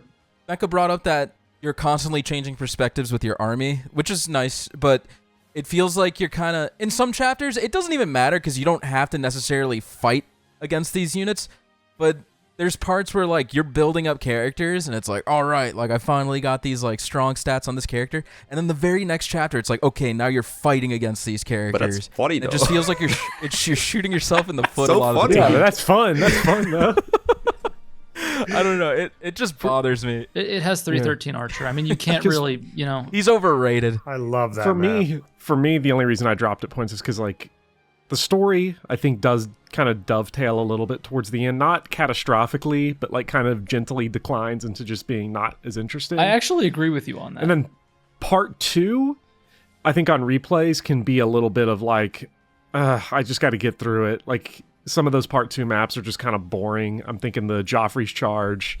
I mean, Isn't that the one Alencia's with, Gambit's a really Alencia's good map. Gambit? Yeah, that map's Isn't that like the amazing. best map ever? Yeah, it's one of the best ones. But I agree with Bopper. I've dedicated 24 minutes to Alencia's Gambit. I don't need to talk more about it. But Yeah, part 2 you in did a general, whole analysis on it. yeah. Part 2 is just like a question mark on why it exists. I feel like, yes, they wanted to develop Alencia and sort of that crew's aftermath, but you could have done that in a different way. Like the whole Ludwig's not very interesting. It's just a dude who's like revolting. Like Yeah. nobody cares, dude. Nobody cares. The villains in this game are just awful. Like not the fact that they're they're just terrible people. They're just so bad. Maybe that's a point against it that they're not, justifiable in any way. They're just awful, awful people. Lacane. Yeah, Lacane sucks. Voltome as well. Just the kind of like every 5 seconds. Like, Oh, I just wanted to counter Mekkah on the endgame maps. I think they're terrible. I think they're like all really annoying to play. They're open, unit spammy. I hate the dodge tiles, like the defense and res tiles in the those. Yeah. in the tower. They piss like me those. off. I think Ashera is one of the worst final bosses. What? Like to play. It's the best final boss. Like ever. she's so She doesn't frustrating even to feel fight. like a final Why? boss. I hate having to deal with the spirits and then just like a global nuke that could hit you. The damage type changes every couple turns. There's reinforcements. She hits you. You get countered damage you take back. It just feels like everything's stacked against you to fail. Everything you mentioned is like counterable with your own tools. So I feel like you're just not using Scripted. them properly. this is where it's my turn to pull out the skill issue card. Yep. Yeah, maybe it's a skill issue, but she feels so annoying to fight against. I can't think of a more annoying boss in Fire Emblem besides like Edelgard in Blue Lines. I know it's late in the video to ask, but if anybody in the comment section could count the amount of times that each of us have used a skill issue card, I think that'd just be interesting to know. Oh no. As an argument, how often we've relied on skill issue. I really feel like in this case, it's very warranted though, because this is literally endgame. Like you're supposed to pull out all the stops to beat what you Bruh, have. it's like it's hard to keep track of. I'm not that bad at Fire Emblem. You I like think skill she's emblem? tough. How is this hard to keep track of? Okay, Speed. Let me I think she's tough to fight against. Let me I respect you. get you in a little secret. You put provoke on one guy, and the spirits just do nothing to you. I feel like we could have substituted a soundboard for Choops' reactions, and he could just, go off for an hour, and you could just have 2 buttons like I agree and I respect you, and no. I hope in the edit that Speedy just takes the I agree sound clip and just puts it on random spots, like different. All right, so Just midway through the Choops rant, he'll just go I agree to himself. I think it's Radiant S. Dawn You could put it right is under S or Path. A. I think it's better than Path of Radiance, but it's not. I as still good. think Path is the better game overall, but I love Radiant Dawn too. I just think it overstays its welcome to me, and I think the end game is like miserable. I agree. I Radiant Dawn disagree. has its flaws, but it does improve on a lot of things that Path of Radiance kind of sucked at, though. Like mechanically. It does for sure. They're both really good. They're both great. Do we all agree for S tier I for both think of them? that Yes. the fact that it doesn't. I agree. Wait, no, wait. I think that the fact that it's a direct sequel and it kind of requires you to play Path of Radiance is a strike against it as well. It doesn't stand on its own. It doesn't stand on its own. but that's a sequel. Yeah, but so is Blazing Sword. I played Radiant Dawn before I played Path of Radiance, long before I knew how to emulate stuff, and I had Radiant Dawn. It was perfectly fine. Like I think you enjoy it There more you with go. Path of Radiance, but I don't think it's think it's hampered at all, personally. You're like the 10th person to say the same thing. So maybe I'll defect to that opinion. Yeah, I think just from our ratings alone, Radiant Dawn a little bit lower than Path of Radiance. Objectively, Probably one total point. objectively, yeah. 4 heart faces to 3 on this Did one. Path so, of Radiance have 4 red hearts? It yeah, did. yeah, it did. See. Okay, next is my favorite game in the series. I'm looking forward to it. Oh no. Link, I got beef with you about this game. All right, are we going to Shadow Dragon? Are we ready? Yeah, are you ready for a lukewarm defense of Shadow Dragon? Let's go lukewarm. No one likes this game that And much. it'll make me mad no matter what, no matter how lukewarm. All right, Shadow Dragon. This is the best version, in my opinion, of playing Arcanea. It's not my favorite Fire Emblem game. Everyone else disliked this game, as you can see. The way I rated the games is like, if I like the game, if I like playing it, if I want to play it right now, if I have the urge to play it, I'll rate it a 4. And if I really like it, I'll give it a 5. And then anything less. Like, I didn't rate them in the context of within Fire Emblem games. I was like, if the game is good, give it a positive rating. If it's not, I'll give it a negative. That's how I view it. And for me, Shadow Dragon comes out as a positive. I think the DS is perfect for Fire Emblem. You can check the map on one screen, and you can check the stats on the other screen. And I think that's much better for back and forth checking than games you play on one screen, like on the Switch or the GBA or whatever. Shadow Dragon also introduced a lot of features that we probably take for granted today, but it was the first one to have flexible enemy range checking. So you can globally check all the ranges at once, and then within a different color, you can check one enemy or 2 enemies at a time. It also has weapon merging. I find it really annoying when I have a 10-use Iron Sword and another 10-use Iron Sword, and I just kind of never want to bring either of them. Just merge them. Easy as that. You can skip enemy phase with one single black screen, the feature we all wish was in Path of Radiance or Radiant Dawn. I do think that the criticisms for this game are completely valid. Like I said before, they don't really bother me personally, but just to go over them for a bit. Specifically, the higher difficulties in this game are gloriously untested, especially in conjunction with the changes they made to weapon triangle and weapon rank bonuses. I think those features in and of themselves, like a higher difficulty and a weapon triangle and giving higher combat stats when you have good weapon ranks, I think those are good individually, but the way they turned out in the game they chose to put them in didn't turn out that well. Like in the first map, most units you have use lances primarily, and then most enemies use axes, so you just kind of have big accuracy problems. It's also really showing against the bosses in the first couple chapters, especially again in the harder difficulties. Once you get past the first couple chapters, it's mostly just inconvenient sword users because almost every enemy uses lance users or lances.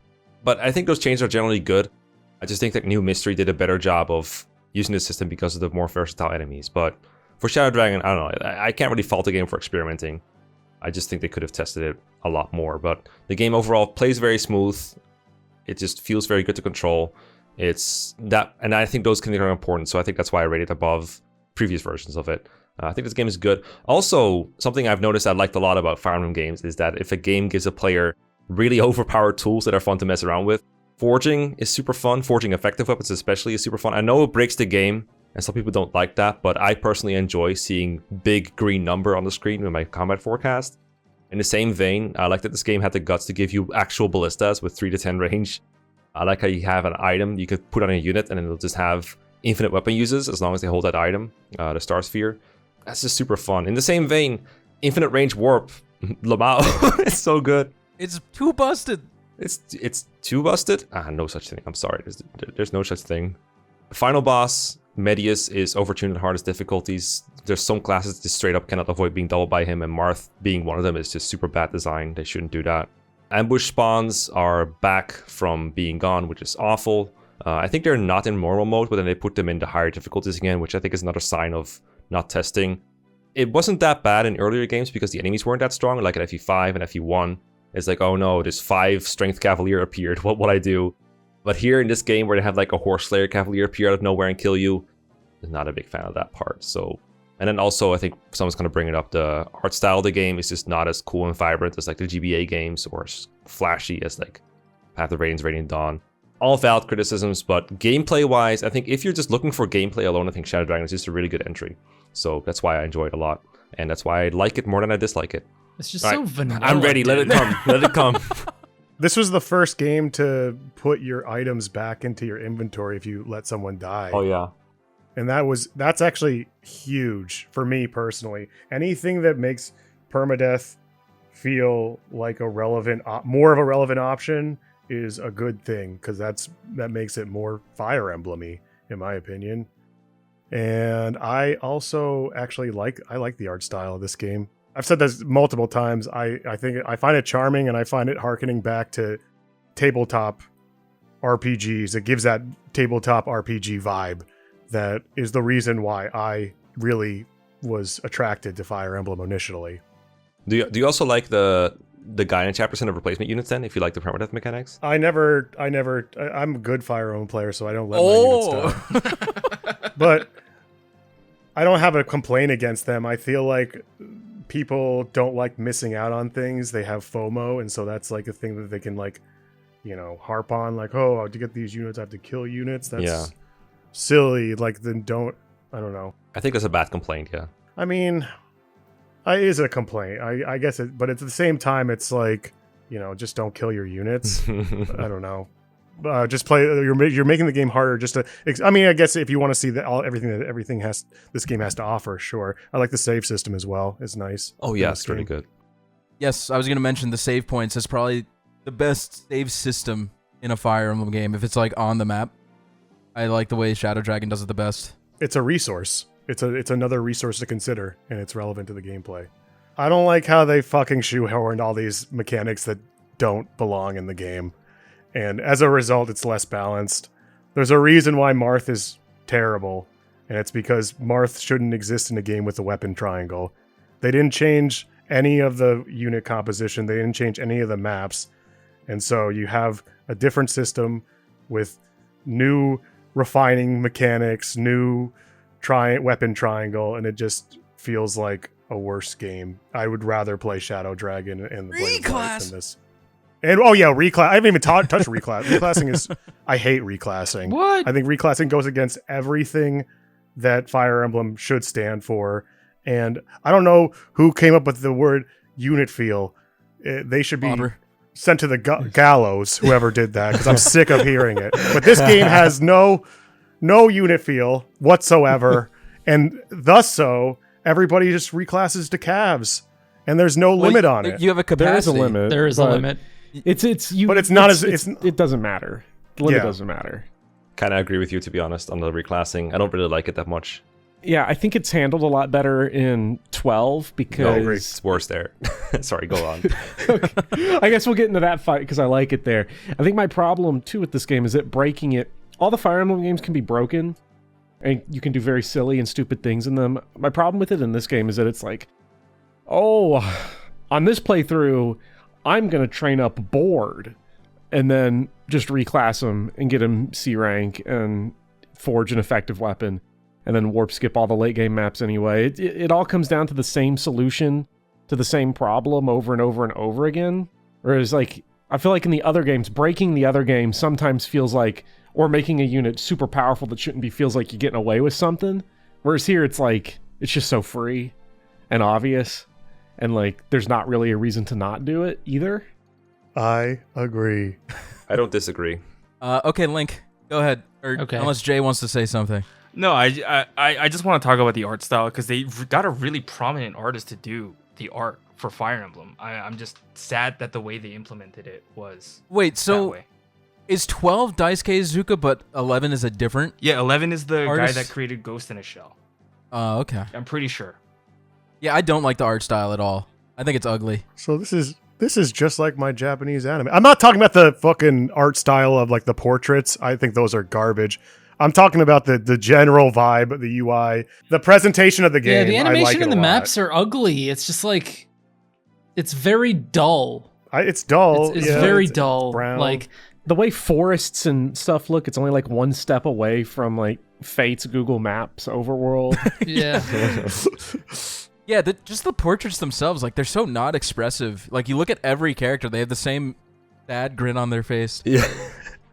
Anyway, go Marth, ahead, Link. I Talk love about you. PvP, I guess. No, I'm not gonna start with PvP. I'm just gonna start with what actually is bad about this game. Like, the Okay. story is terrible. It's just so bad. Like, there's no. It's as bland and linear as it gets, and it's as basic as it gets. And I get it's a remake of the early Shadow Dragon game, but the story just sucks. The characters suck.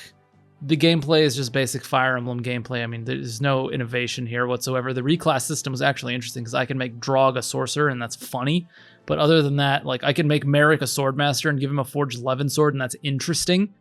But other than that, like, it's just, you know? The animations are terrible. Like we said, the art style, like, just playing the game, it just feels like you're playing something depressing. Like, it just smells, if you've ever smelled depression, it's kind of what depression smells like. I feel very called out right now. Wow. I don't think my senses are developed enough to smell depression. I mean, you'll learn eventually, you know, with time. Don't worry about it. The one thing Shadow Dragon is probably one of my most replayed games, which is so funny because I gave it the lowest rating out of any of the games I give. It's probably my lowest rated Fire Emblem game ever. But the reason I replayed it so much was because of PvP. I thought it was fun to train up different characters and see how they turn out in the end game, and then see how I can use them online and use them in different classes. I had a team of 4 sword masters, one of which was literally Merrick with a Forged Levin sword that ripped apart the entire online scene, with a Paladin Catria. And it was one of the most fun teams I ever played, just like sword masters with Forged Brave swords, just annihilating everything. So PvP was the reason I love this game. And I think the PvP is, I'm not going to say it's perfect. It's far from perfect. Fire Emblem PvP in general has a lot of fine tuning to do to get it to where it should be if we ever decide that PvP should be a thing. But I like the Fog of War. I like the cards system that they use where you pick one and that's sort of your little extra bonus effect that your opponent doesn't have. And they've got their own customizable thing. I like the central objective where if it's seized for a few turns, you auto win so that it makes you kind of clash together in a way because otherwise you're just ending turn waiting for the other person to make a move where it's like, no, you got to go and get this central objective. And I like the fact that it gives you a reason to use different units and a variety of units. Sure, there's going to be a quote-unquote meta where everyone trains up Est because she has the best growths in whatever class you put her in. But hey, you know, like it's part of the game, and it gives you that flexibility to use something like a Dolph, who is a horseman, for example, who actually turned out pretty good. But like nobody uses Dolph because he's not interesting, and But is he even Dolph anymore? Right, you know? But it does give you that leeway. Is he even really Dolph? If you replace all the patches on Dolph's armor, is he still Dolph? Right. Yeah. But I don't think Shadow Dragon is a great game. Nobody brings this up for Shadow Dragon, but the maps are massive, dude. Like, hello? Are they not identical to 1? They're identical. Yeah, but no one ever brings this up. Yeah. Like, you're so they're quick to pull huge, the trigger on FE4, but no one ever brings this up. Like, they are big. It takes a while to play through. Yeah, Bopper said something funny in our group chat. I was like talking about how long the maps were, and he's like, the warp staff isn't like a luxury, it's mercy. Yeah. Because you could just skip I do think that the warp staff, it's there to just to help you skip maps that you just don't want to play. Which is Yeah. bad. That's a like, you strike should against never it. want to skip a map unless you're Yeah, speedrunning. I suppose, but at the same time, it's like you can strategize which maps you want to skip, which ones you don't. Like, I Yeah. don't know. I just feel like there is some strategy to that. I don't think it's a terrible thing to be like, oh, the game's bad, so you want to skip them. Like, I don't know. I think it's cool that you can choose which maps you do want to play, Yeah. you don't want to I play. mean, for me, I just want to skip them because I don't want to play them. There are some maps in the game where I've just never played them. I've just never played some of the late game maps. I've taken one look at them. I guess like 5 or 6 looks at them and been like, nah, fuck that. I also want to say one more thing. A lot of people like to say that Tellius games had poor sales, which is true. The GameCube didn't sell very well, so most people didn't buy Path of Radiance. And then Radiant Dawn came out early in the life cycle of the Wii, where a lot of people were just interested in Wii Sports and other stuff. So I'm assuming they didn't know what Fire Emblem was, and it was very niche. dude, look at the cover of this shit. This is garbage. Look at this game's cover. Right. Would you buy that? this? No. Would you buy this? No, but I also wouldn't buy it because the game freaking sucks, and they knew that, and that's why they released New Mystery in Japan only. Like, these games are bad. They know they're bad, and it almost killed the entire series. Like, that's just my thesis on it. Boom. It is a good point about the cover art there. You look at the original, you got like lightning bolts going around, Gaiden, you've got like big scary dude in the background, dragons are in 3, you got mysterious dudes in cloaks in FE6, dragons are at least in the logo and Sacred Stones, lots of swords, Sigurd's falling off a cliff, wyverns, and then this one's just like, oh, hey, here's a map. It's like a storybook. It's so boring. Like, what are we supposed to connect to? The sword? That's like... Yeah. For some reason, they also thought it was a good idea to release this game in Europe first instead of just releasing them together. So it was like the hype kind of fell off between the staggered release, I'm assuming. When North Americans got their hands on the game, they hacked PvP to oblivion. They kind of ruined it. It was fine before. I had the European version. But yeah, that's pretty much it. I just think it's just a bad game. Just don't play it. All right, so this and the DS games are the DS games are the ones that I've replayed probably the most as well, just out of convenience, because it actually works really well on Galaxy Note phones, so you can use the stylus. It was just a fun game to like pull out. I mean, but I don't really like it very much, either of them, to be honest with you. So I'm thinking a solid C tier. I don't know about you guys. This Maybe is D. This is bottom tier for me, but we'll go with the the average. I think Fire Emblem 1 is a much better game than this game. I think in my opinion, if this game, my issue with Fire Emblem 1 is the snappiness. That's all. And I know you this don't game think that's plays fair. better. Yeah. No, it does play better than Fire Emblem 1. Also, I was wrong. Daisuke Izuka was part of the team with the Ghost in a Shell guy. Oh, okay. Yeah, but Do we want to put it at the top of C? Do we think it's better than 3? no, definitely not. It's not better than Okay. any of these. It's the worst Okay. one. I There we think go. Mecca, help. If Mecca. I say it loud enough. For Look, Mecca, look, help me. I'll let this one go if you move Thracia to S. Trade No. off. Oh! No.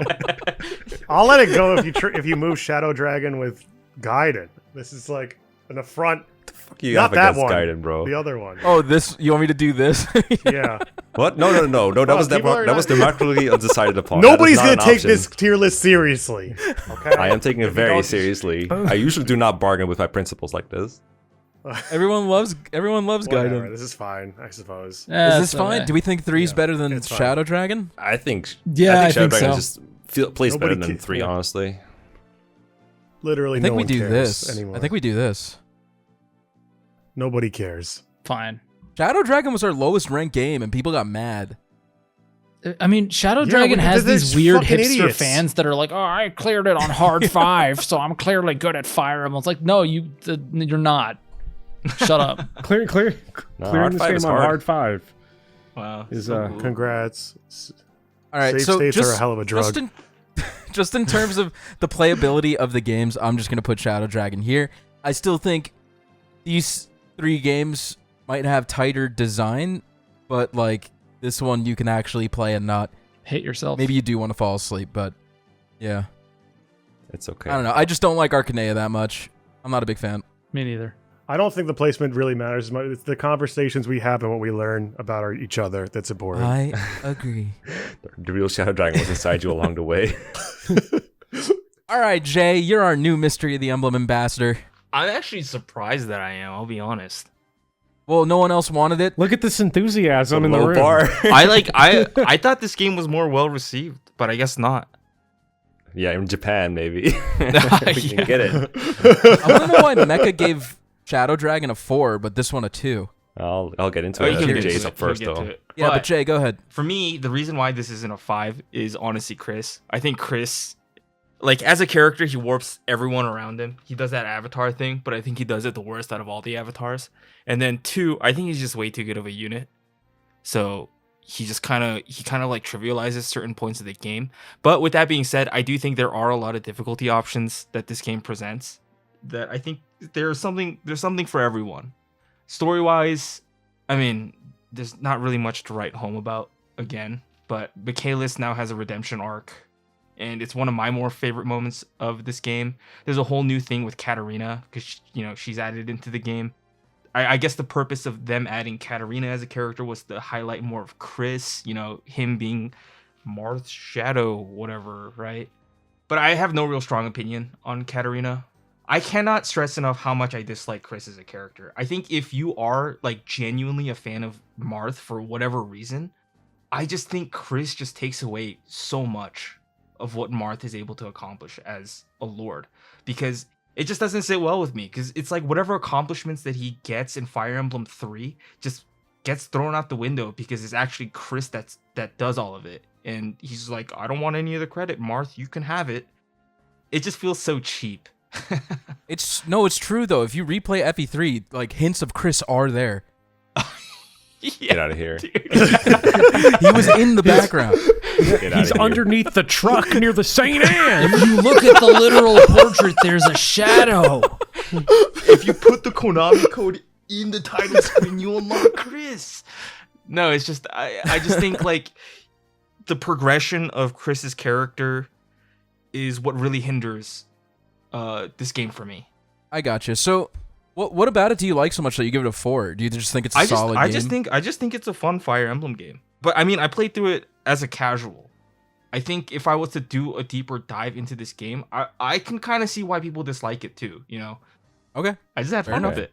Yeah. I honestly, No, I yeah. agree with like almost everything Jay said about the story, except Michaelis. But everything else I think is bang on, except especially about Chris. But Michaelis, I feel like him surviving and doing all that kind of took away from his character. I thought it was cool that he sacrificed himself for the greater good. I agree. Mm-hmm. I agree with everything so far. I don't like the arena in this game. I think it's the worst. We're talking about redundant mechanics or mechanics that create redundancies in the gameplay. The arena is the worst in this game. Worst iteration of open resources there is. Fucking hate that shit. I like Shadow Dragon more, and I don't like the story as well. I think it's way too blowjobby with both Chris and Marth. There's that one out of context scene that people post of like Zane as Jagan, and he goes, "I love you, I love you, Chris." Remember, it's like they knew. It's like they knew they were making fun of their own game. Anyways, yeah, I don't know. I don't really have anything else to say about it. I don't. The Gaiden maps are really good. I don't know. I think Bopper. I don't know if you like the Gaiden maps. It sounds like you don't. I thought the Gaiden maps were impressively designed and felt like puzzles, and really showed off how far the team in Intelligent Systems had come with their map design. I think they're some of the smartest maps, and like they really give you a sense of accomplishment to do it, and they really feel like they're taking advantage of the reclassing system. Like there's some maps that you have to do. Like the first one I could think of is the one where you're recruiting, I forget if it was Wendell or Riss. Riss. Right at the start, and you have to like really push hard, so you have to reclass to calves. The only Gaiden I really don't like is the Klein one towards the end, the Fog of War with longbow snipers hanging out inside the walls, because that one's super like trial and error-y, and it's like the longest one. Oh, that's the last one, right? That's the one with that's the last Gaiden. That's not Klein. That's the meteor boss, right? The boss. Oh yeah, because you kill Klein in the other Fog of War one, she's that the longbow sniper Fog of War indoor map one do not like, but that's the only one I really hate. I mean the Horus one's also kind of but like once you do it once, you know what you're supposed to do, so it's kind of like a dumb gimmick. I like FE12. I actually like this game playing it because unlike you get all the benefits of Shadow Dragon's playability, like the really quick, easy flow, except enemies are a lot more varied. I think the reclassing actually works here a lot better because this is one of the few games where I care about like stat caps and like trying to find all the right numbers, and the characters don't really exist anyway, so I'm not too upset that you can just kind of move them around as you see fit. I'm glad that on the higher difficulties, they didn't just do the Shadow Dragon and bloat everyone on all the bosses to hell. Like, you can actually fight the bosses. The thing I hate the most about this game, other than Chris, is probably the support system. It's the ultimate monkey's paw moment of the franchise, where people were like, oh, I want supports back, and then they bring back supports, and Chris gets pretty much all of them, and they're all ass, and have some of the worst dialogue, not just in the series, but some of the worst dialogue maybe ever written by any major game studio. But this is the writing, right? Not the system. Not the system, the writing. I mean, the support conversations and the characterizations. Like, this is the game with shit like Belf. Anyone can open a door, though. Do you want to give it a try? Or Chris saying to Ryan, I wish I had a docile little brother like you. Like, fuck off. Hey, those are fan translations. It's totally different. It's what we've got. Look, no, a good fan translation is like Fire Emblem Gaiden. General Toze went coup d'etat with his plan. I asked because this is the same system as Path of Radiance, the support system-wise. Yeah, no, I just mean like I'm talking strictly about the writing, like the conversations. Right. The story still sucks. The characters still suck. The animations are still the same. The game looks pretty much the same as Shadow Dragon, and I can't play online. But you can go into a volcano and recruit a pirate, and Doris walks around with a silver axe killing dragons in a volcano, and that's metal as fuck. Right. So put this in S tier. The reason why I have this a little bit higher than Shadow Dragon is because I actually very much so enjoyed the gameplay and the difficulty here. That's it. It's still a pretty bad game, but I appreciated the gameplay. Forging's also more fun here, I think, because there's reason to forge stuff other than just Infinite Rider's Banes. I just rated it low because I think Arcane is boring. I don't like playing it. I actually think you might enjoy this, Speedy. Yeah. No, I've played it and I got bored with it, but maybe I just got to push harder. I have like a couple small points to add, if you let me. If you just want to place it, go ahead, because it is very long already. But go ahead, Mekkah, go ahead. Yeah, so I want to say this is a more polished version of FE11. Like, on paper, this is a game I should like, right? Because I've been saying I like smooth games and I like challenging games, and the economy in this game is kind of interesting. I really respect how challenging this game is on higher difficulty. It's really well done in a lot of places, but I don't enjoy playing it. I have like 50 quit playthroughs of this game, and I can't really figure out exactly why. There's a lot of maps where it just feels like you're just walking Marth from point A to point B. It's just very boring. So much trial and error, so boring. Ambush spawns in this game are absolute ass, and I hate them too. The only thing that's kind of salvages them is the save points. But I dread this game. it needs to teach me how to get through the Katarina player log above H4 because I don't know how it's possible without save states. That's so annoying. You got to get lucky. Yeah, that's good design. Are you talking about the one where you recruit Katarina or the one where you fight her mommy? You fight her and her reinforcements. And yeah. And her, what do you call them? I think you're just supposed to use the against staff. What do you think about No. this? Put it in D where it belongs. It's disgusting. But it's rated higher. Everything should be below Shadow Dragon and the Blade of Light. Okay. Let's see. Hey, stop doing This everything is Jazz good. says. Unconditionally. I'm fine with it there.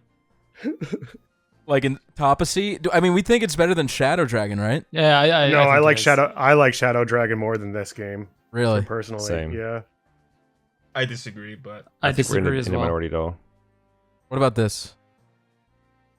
They're both shit. Yeah, they're Oh. both they're like equal. And I hate them. They're like just put them on top of each other. No. I'm literally not going to waste any of my life arguing about the placement of these two. Yeah, it doesn't matter. Okay, Yeah, let's move okay. on then. Nice. Got him. All right, the next game, the game that saved the series. The game that Yeah. started it all. What the fuck? Look at these ratings. Oh my god. Started it all. That's so funny. The game's so funny. This is like the most controversial game we had in like years, and we're all like, yeah, Yeah, whatever. It is what it is. This is literally an it is what it is moment. I am in love with Awakening as an idea. And when I played it in 2012, I was like, this is the best Fire Emblem game ever. It came out in 2013. How'd you play it in 2012? Oh, 2013, whatever. Oh! Argument invalidated. Let's go. Next spelling next game. error. All right, next. There's so much love put into the game. There's a colorful cast of characters. I feel like the story might be tropey, but I think it's one of the more interesting stories in the series with the whole Grima twist, the time traveling aspect. I like the shepherds. I think they're all great characters. Like I said, I really loved this game at first, but the more I've played it, the more I realized, well, I always knew it was incredibly imbalanced, but the map design is just awful. And I think that's what's killed the game for me. When I replay it, it's like you get to the end game, everything's so open, and there's same turn reinforcements. You're getting bombarded by squadrons of ridiculously high movement units with ridiculous firepower that the game pushes you to use pair up as a broken mechanic and just pray you block all the attacks. And I think that's just really poor design. But like it's great. You got the Eisenhars, the music's good. It was one of the best looking games at the time when it came out. I think it still looks This great. game fucking sucks. I bought every single piece of the DLC for this game. Every single one, because I was scared shitless that it was going to be the last Fire Emblem game. So I don't know how much it cost. It was like $120 or something. It was like Link, double you the saved price. the series. I did, He single-handedly. saved the series by himself. Thank you, Link. Thank you, Link. I think hard mode is, you could break it pretty easily. Hard mode's like the difficulty I recommend everyone play this game on, but Lunatic is just an awful difficulty, and I think that's also what made me give this a 3, because it's so ridiculously difficult. It's just stats, you can't deal with it. I would not rule it out that they made Lunatic to sell DLC, honestly. I tried to beat this game on Lunatic to unlock Lunatic Plus, and I was like, oh my, like no matter what I do, I cannot beat this chapter. I had grinding unlocked, I can't beat any of the skirmishes because the enemies are too strong. I was like, I'm buying the DLC. I'm just gonna use the free EXP. The only actual answer is Robin, and you just snowball Robin out of control. The story started off really, really well for this game. Like the first 8 or 9 chapters, beautiful. I was enjoying everything. The gameplay, the characters were okay. Like they're acceptable. They're like, you know, there's, you know what? I'm not even gonna talk about the characters. It's just one note. But at a certain point, the game just kind of falls off, if you know what I mean. Like it nosedives and it just hits rock Deja bottom. vu. And after that, it's just not the same anymore. You know, the Gangrel plot line was the most interesting part of the game, and after that, it's just kind of like all over the place. You got Walhart on one side, you got like Yenfei and Sayori on the other side, and then you've got the whole Grima thing, and it's just like they lost control, and I think they tried to do a little bit too much with this game, and they bit off more than they could chew. The balance thing, I completely agree with you on. I don't really have anything to add in that perspective. Like you just NOS tank most of the game, really. on the earlier difficulties, and that's pretty much it. Like I never even used the child units either. I just cleared the entire game with like the ones they give you normally. The child units I found were like the only thing I used the child units for was actually to build a team to clear apotheosis. I thought that was fun to do. But other than that, like I really didn't enjoy the story of like the second 2/3 of the game past the first third. That's I think really the end's fine. I think just the Vol arc feels like a filler. Yeah. That's all. I mean, I replayed this with Jay maybe like 2 or 3 years ago, and like I was surprised. I was like, man, I thought the story was a lot like less interesting. It's not that it's bad. It's just like it started off so well, and then it just nosedived. They definitely lose control. I agree with you. Like it had so much potential. Is why like I give this a 3. Is because they were doing everything right. They were gathering all of the like the fun stuff from the entire series. They got the skills. They got the Gen 1, Gen 2 mechanic. Like they really put a lot of love into this game. They nailed the marketing. I mean, if there's one good thing that came out of Awakening is that it taught intelligent systems that marketing is actually what sells games, and they learned how to do that.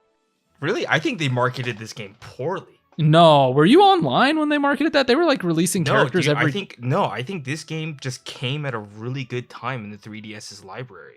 No, they marketed the shit out of this game. They had a website, and like every week they released a character, so like you were coming back to watch what was on the website. Yeah, but I feel like for those it was just for Fire Emblem fans. I feel like Fire Emblem fans were already the people that were keeping up with it. I think what sold Awakening to people that weren't interested in Fire Emblem was at that time the 3DS's library just didn't have a good RPG to play. And so with Fire Emblem being released onto the 3DS console, people looking for an RPG to play were like, well, I guess this is the only option that I have. And they picked up Fire Emblem, fell in love with the series thereafter. You might be right about that. I don't know the facts on it.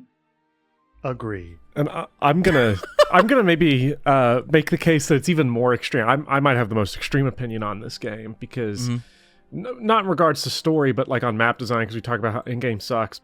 I would say from the prologue through about chapter 12, I'd say that stretch is by far, in a way, the best stretch of maps in the entire series. I think the early game to the beginning of the mid game in Awakening is like basically perfect on map design. And then 19 to end game is easily the worst stretch of maps in the whole series. I find it hard to like agree with that entirely because of ambush spawns, but yes. Specifically hard mode. I'll be specific because, well, the ambush spawns start getting bad after chapter 12. Fair enough. Should we judge these games going forward on their hard mode? Can we just like and not? No, I mean a good difficulty is important. Lunatic is like ridiculous. I feel like it's not.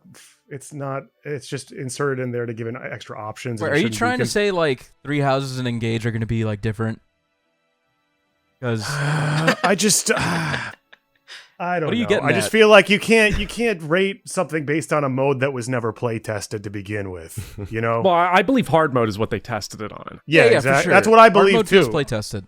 Yeah, that's what. So, are we really going to consider these optional modes that aren't really that are just there to, measure each other's dicks? Like, I don't know. I'm not going to ignore that it's there personally. Well, my issue was hard mode was a little too easy because the game's broken, and then Lunatic is like impossible. Okay, so that's valid. That's like my whole reason for bringing it up. There's no good difficulty in Awakening. Yeah, really. exactly. There Okay. isn't a good difficulty. That makes sense. I just don't think that like these optional hard modes like can ever salvage a poorly designed game. Like, No, absolutely. I want to give Conquest credit for having a good Lunatic, and the same goes for Engage, so I don't want to just ignore those optional modes personally. Yeah, because those modes feel tested. I think that Conquest Hard is really good though. Yeah, I do too. I think Lunatic or Lunatic plus Awakening is just like that. That's just straight up a meme. Like that feels like they're just like, let's put a joke difficulty. I think the fact that that's unlocked after beating Lunatic kind of helps with that though, because it's kind of like, okay, if you're insane enough to beat Lunatic, you can try handling this. You know what I mean? Mm-hmm. Or if you have the DLC, like me. Yeah. It's Just just a obvious. rabbit hole. Like I Link. feel like. Like Link, who was very disappointed about the Thracia censorship. I mean, I've never played this game, so let's put it in D below Shadow Dragon. Nah, I would just put it like Wow. solid right in the middle of B. Looking at our ratings, just like We slap almost it right have in- to, right? so for me, I feel like Awakening kind of was the next shift in how Intelligent Systems sees Fire Emblem. at least in terms of how they budget power and how they introduce characters. Because I feel like intelligent systems early on realized that the cast of characters is incredibly important. And so they did all this stuff to write better characters, make characters more interesting. But then even then, there was still kind of a stat like balance that stopped people from using certain characters unless you really, really like them, right? And so I think coming into Awakening, I felt like the budget of power wasn't necessarily in the characters per se, but within the skills more so than the characters. At least on hard mode. Because what is it? Like Nosferatu tanking, you know, it happens because Vantage and Vengeance is such a broken option together. And then going on to the character point, right? I felt like Awakening kind of was the introduction of like and we touched upon this earlier where characters were very one-dimensional. And I think that works in Awakening's favor, at least on a first impressions basis. And it does make that character's gimmick kind of stick with you. And I think that's why people tend to forget about Muriel, who doesn't really have an outstanding gimmick. But I don't know. I'm just not a fan of just them being too one-dimensional. Yeah. Same. I think they have... Sometimes you'll hear someone defend them, like, hey, they get better in their supports, but supports unlocking is so dependent on what you do with the unit in gameplay, and if you never get there, then all you get is the first impression, which is usually very shallow, and that kind of makes me But isn't not that the like most of point? the cast. Kind of, but I feel like in a game like Fire Emblem, you have better ways to get, you know, characters involved a little bit, like with base conversations. I much prefer those. Mm-hmm. And my standard, too, is like, if a character's going to have forced dialogue in the story that we're going to have to read, make that shit good. Yeah. Like, that should be some of the good stuff. But Fwebwick, I'm fweebing. It gets good. The characters get good after 45 hours. All right, so it's either top of C or bottom of B for me. I think it's I just like B. bottom I of think it's B bottom for of symmetry. Yeah. Bottom of B. We have to put this like dead in the middle, I Choops, feel you like. did not put a rating. You do not have any say here. Yeah, just dead average. This one's just We're right never in the gonna middle. get a chance Yeah, like this I again. agree. We have to like rank things below Awakening just to keep that intact too. This Yeah. is the Gundam Wing.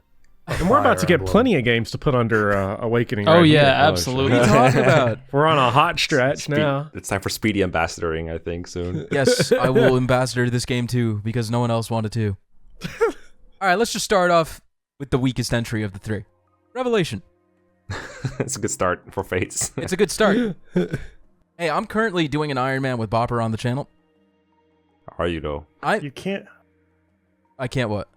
Nothing, never mind. I forgot this is on your channel. I was This is you can't advertise. I can't promote my own channel. Never mind. Sorry, I forgot.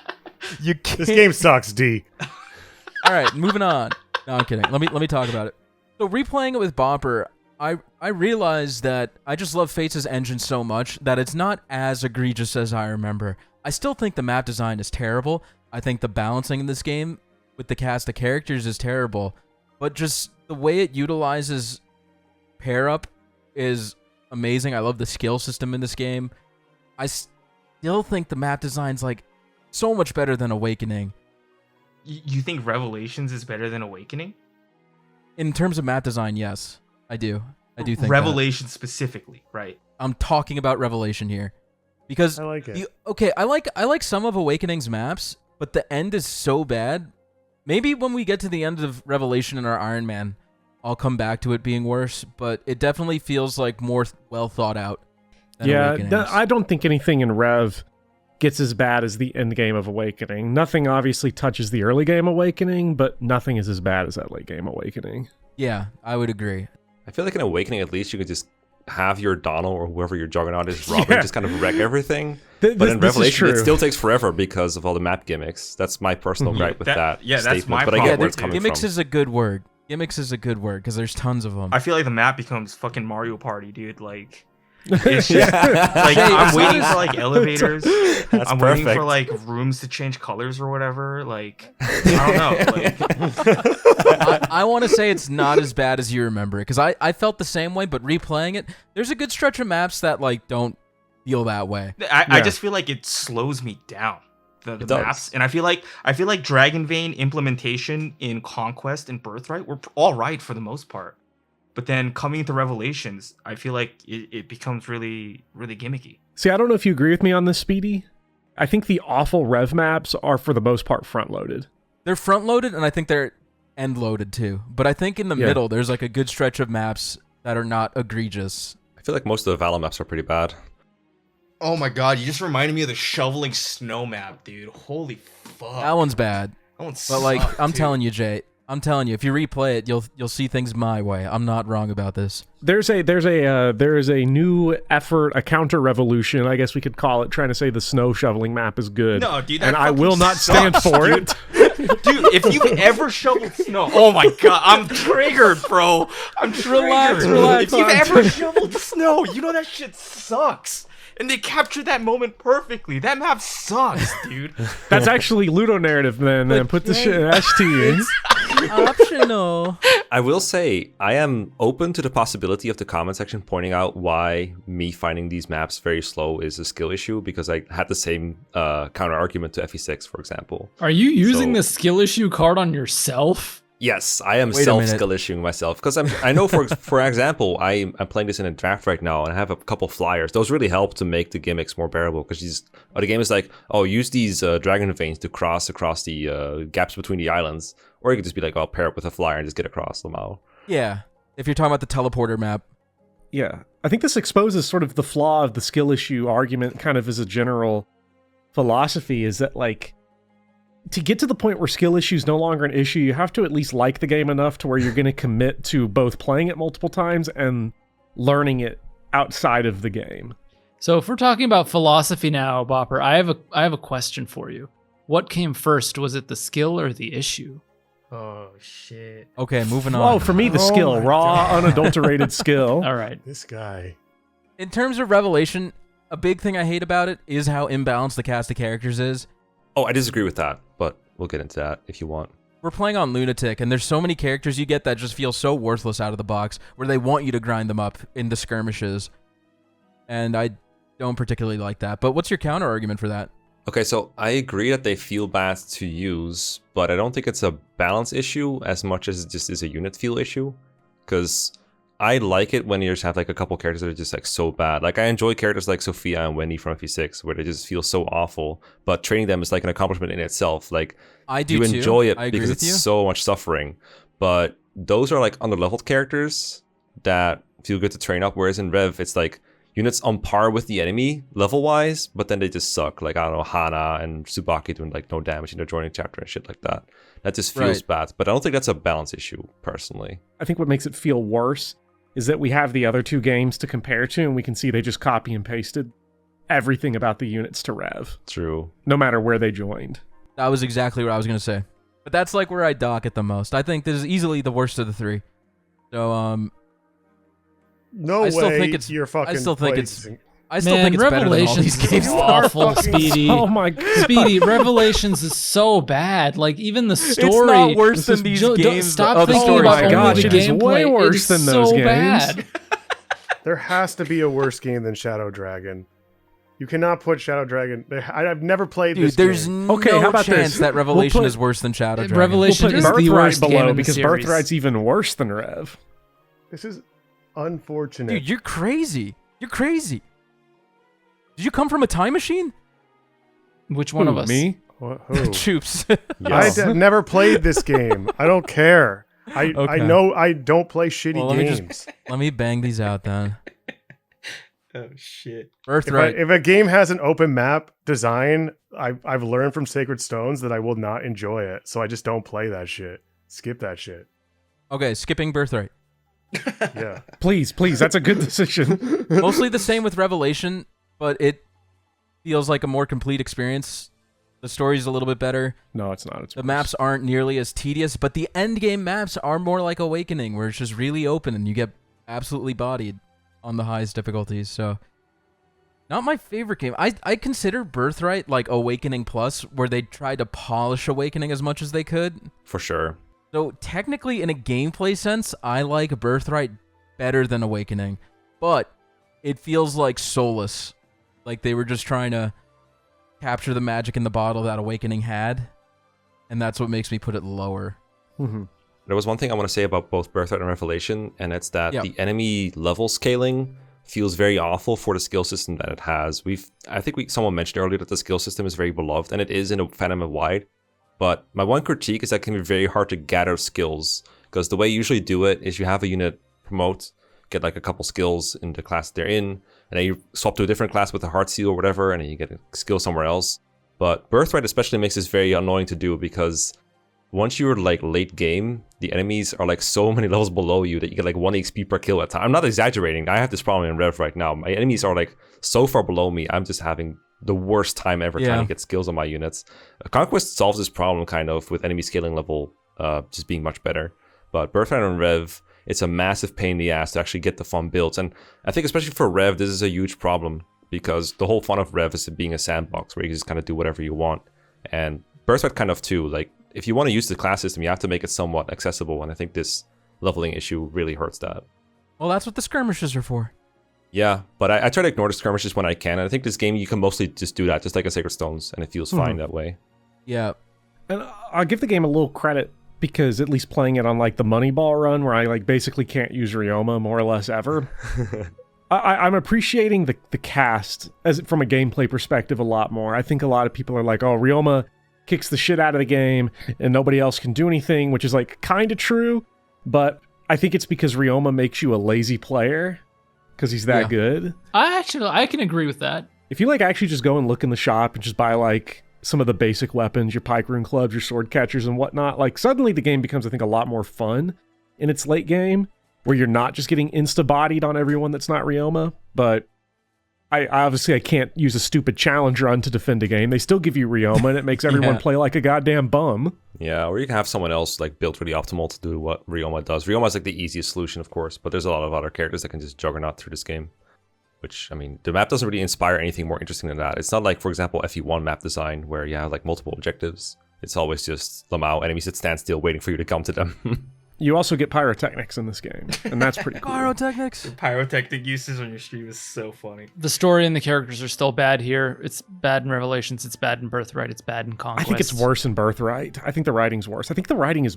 There's more of it in Birthright. It feels mouthier. Birthright is writing's so awful. overrated sometimes. People are like, oh, this one is like standard FE writing. I'm like, no, dude. No, it's not. No, dude. It's a C game. For one, it never shuts up. And two...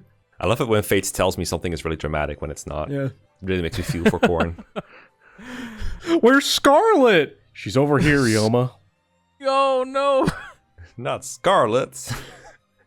I don't think Birthright belongs in D tier. I'm just going to say it. I think it's a much better game than any of those. And even It's fine any of for what these it in is. C tier. I think they're all bad. I know you do, because you love your stories. But I play the game to play the game. I mean, Conquest does okay. I will, I'll save it when we get to Conquest. Yeah. So are you cool with me putting Birthright at the end of C? I Yeah. think that's a fair compromise. Sure. Yeah, sure. Bro, I'm 4.5 hours in. I'll say yes to anything with Birthright. Yes. Let's just get the hell out of here. You could put that shit in S tier right now and I'd be like, hell yeah, yeah, let's All go. right, let's go. Let's go. Next No. game. No. But yeah, Conquest basically takes... It has a dumber story, for sure. But it's funnier. But the maps are so well designed that I just... Compared with the engine of Conquest, I have to rate it so high. I'll admit, the characters are bad, the stories are bad, but one of the most fun games in the series to play for me. I still think it's pretty easily broken, though. Like, I don't know. I had a really hard time with it my first time, maybe because it was my first like Awakening 3DS engine game that I played. Conquest Hard I found to be incredibly difficult my first time playing. In a good way, though. I felt very challenged. I couldn't use trainee units like Monzu, or like I wanted to, or whatever her name is. And the music is really, I think, pound for pound, the best in the series. yeah, Fate's music's I agree.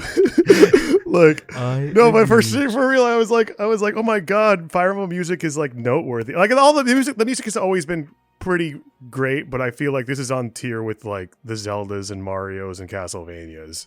It set a standard that Fire Emblem didn't have Yeah. before this. Kilogram for kilogram. There's nothing more satisfying than the... Like, in terms of mechanics, than the pair-up system in this game. I love it so much. I love the guard gauge. The guard gauge adds such a strategic layer. You just move less units on the. You have to move less units on the field. I felt like Because again, I never played Awakening or any of the other ones. I just felt like that was a really cool solution to like have a bunch of units on the field, but still have less bloat to movement. Yeah, and it's like a good compromise for rescue. I don't know how can they not make more maps like Conquest? Like the maps are so fun and I know, right? they're all like varied. They're gimmicky, but not in a way that's frustrating. And every single one is just unique. And I love the transition from the map to the battle music and how it's like so enthralling. That's an Awakening. You got to play That's that an one. Awakening. Yeah, I don't think so. Like Dark Ages and Rev, guys. Hold up.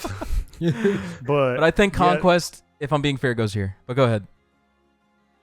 I don't think anything goes in A tier just based off map design alone. I think that's like, for A tier, all of these A tier games have similarities with each other, and that's that they are fun to play, they are fundamentally solid, and they have characters and story that are all A tier is for consistency. It's not top tier, but it is consistent across the board. And Conquest clearly has a very large failure in terms of story and characters. I'm honestly not even convinced that the map design is that great either. I think some of the maps are very annoying to play. They've got a lot of staff spam, especially towards the end. The gameplay is good, but I definitely don't think it's enough to put it in A tier. I would give it B tier at best. I like when the horses jump. I do too. I like the horses when they jump. I like the. That's an FE7 feature. Hold up. I like it when Keaton punches things in the face and he screams like he's a Pandreo. I like all that. The story, though, I mean, I feel like there's got to be a doc for the story. That's why I gave it a 3. I love playing this game, but I recently did a story playthrough on a Phoenix mode, and it's unbearable, honestly. It's so like funny. It's got a couple of great moments that are funny, but like pound for pound, it is the least funny game ever because there's like 3 funny scenes and the rest is just grating. Okay, so we could put it here then because FE6's story is bad. No, but okay. Yes, but I mean, to be fair, everything in FE6 is bad and it should be in D tier, but that's beside the point.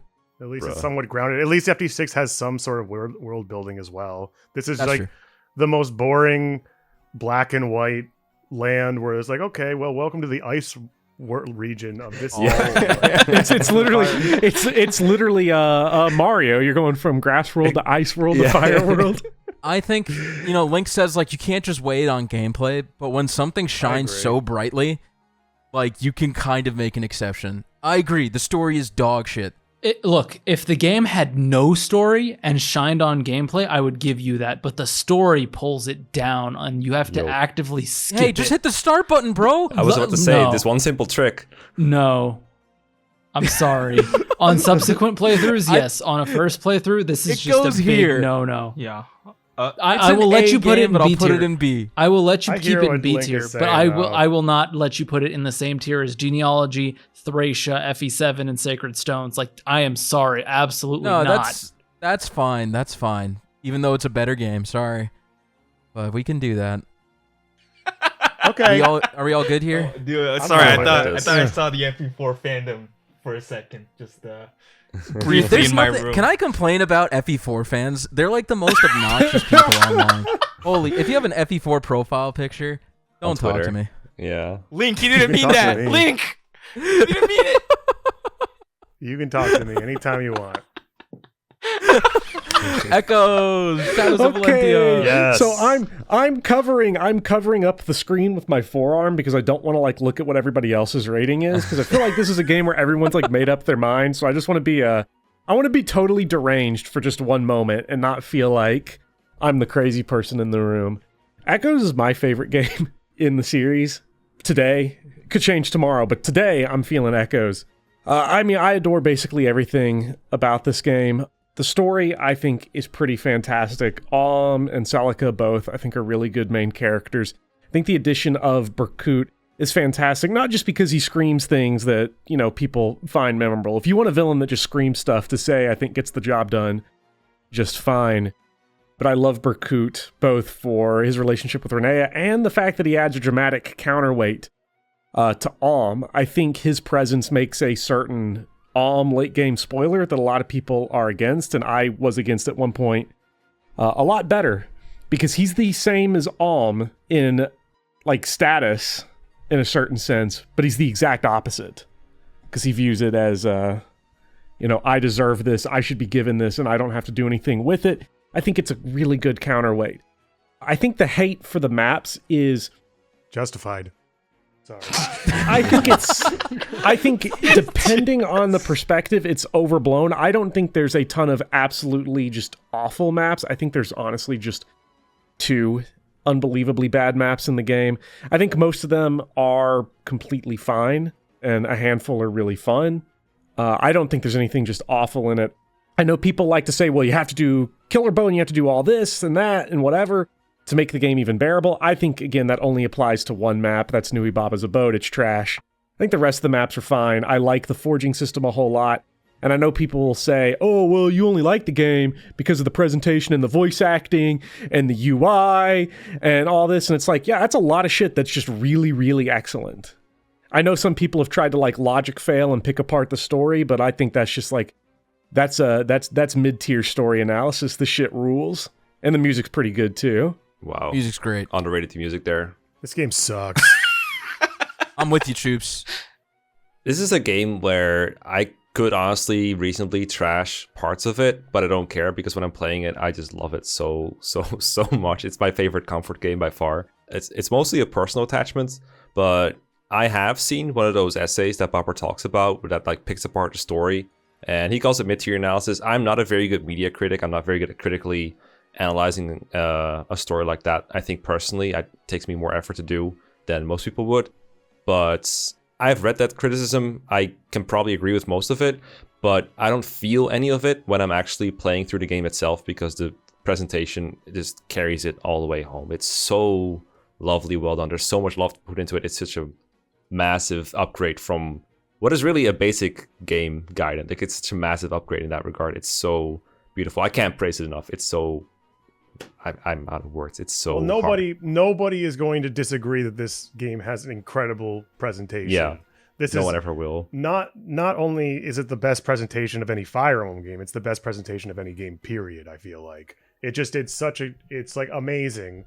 Everything from the UI to the voice acting, the direction of the voice acting. No one's gonna say that it's like bad because it's like an amazing game on that premise. Sorry, I'll stop. No, it's good. It's good. Yeah. No, I have one more thing to add to this story. Is like one example of a criticism that I think is totally valid is that Alm is presented as this guy who he's all like, oh my god, commoners should be able to they should be rewarded or they should be judged according to what they do and not like what station they're born in.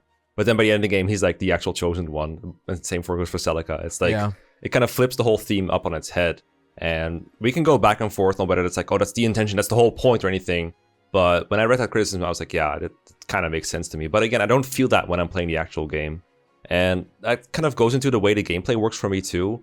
Like, yeah, if I objectively analyze the maps and like try to look for side objectives or interesting things to do on the maps, it's not a whole lot to see there.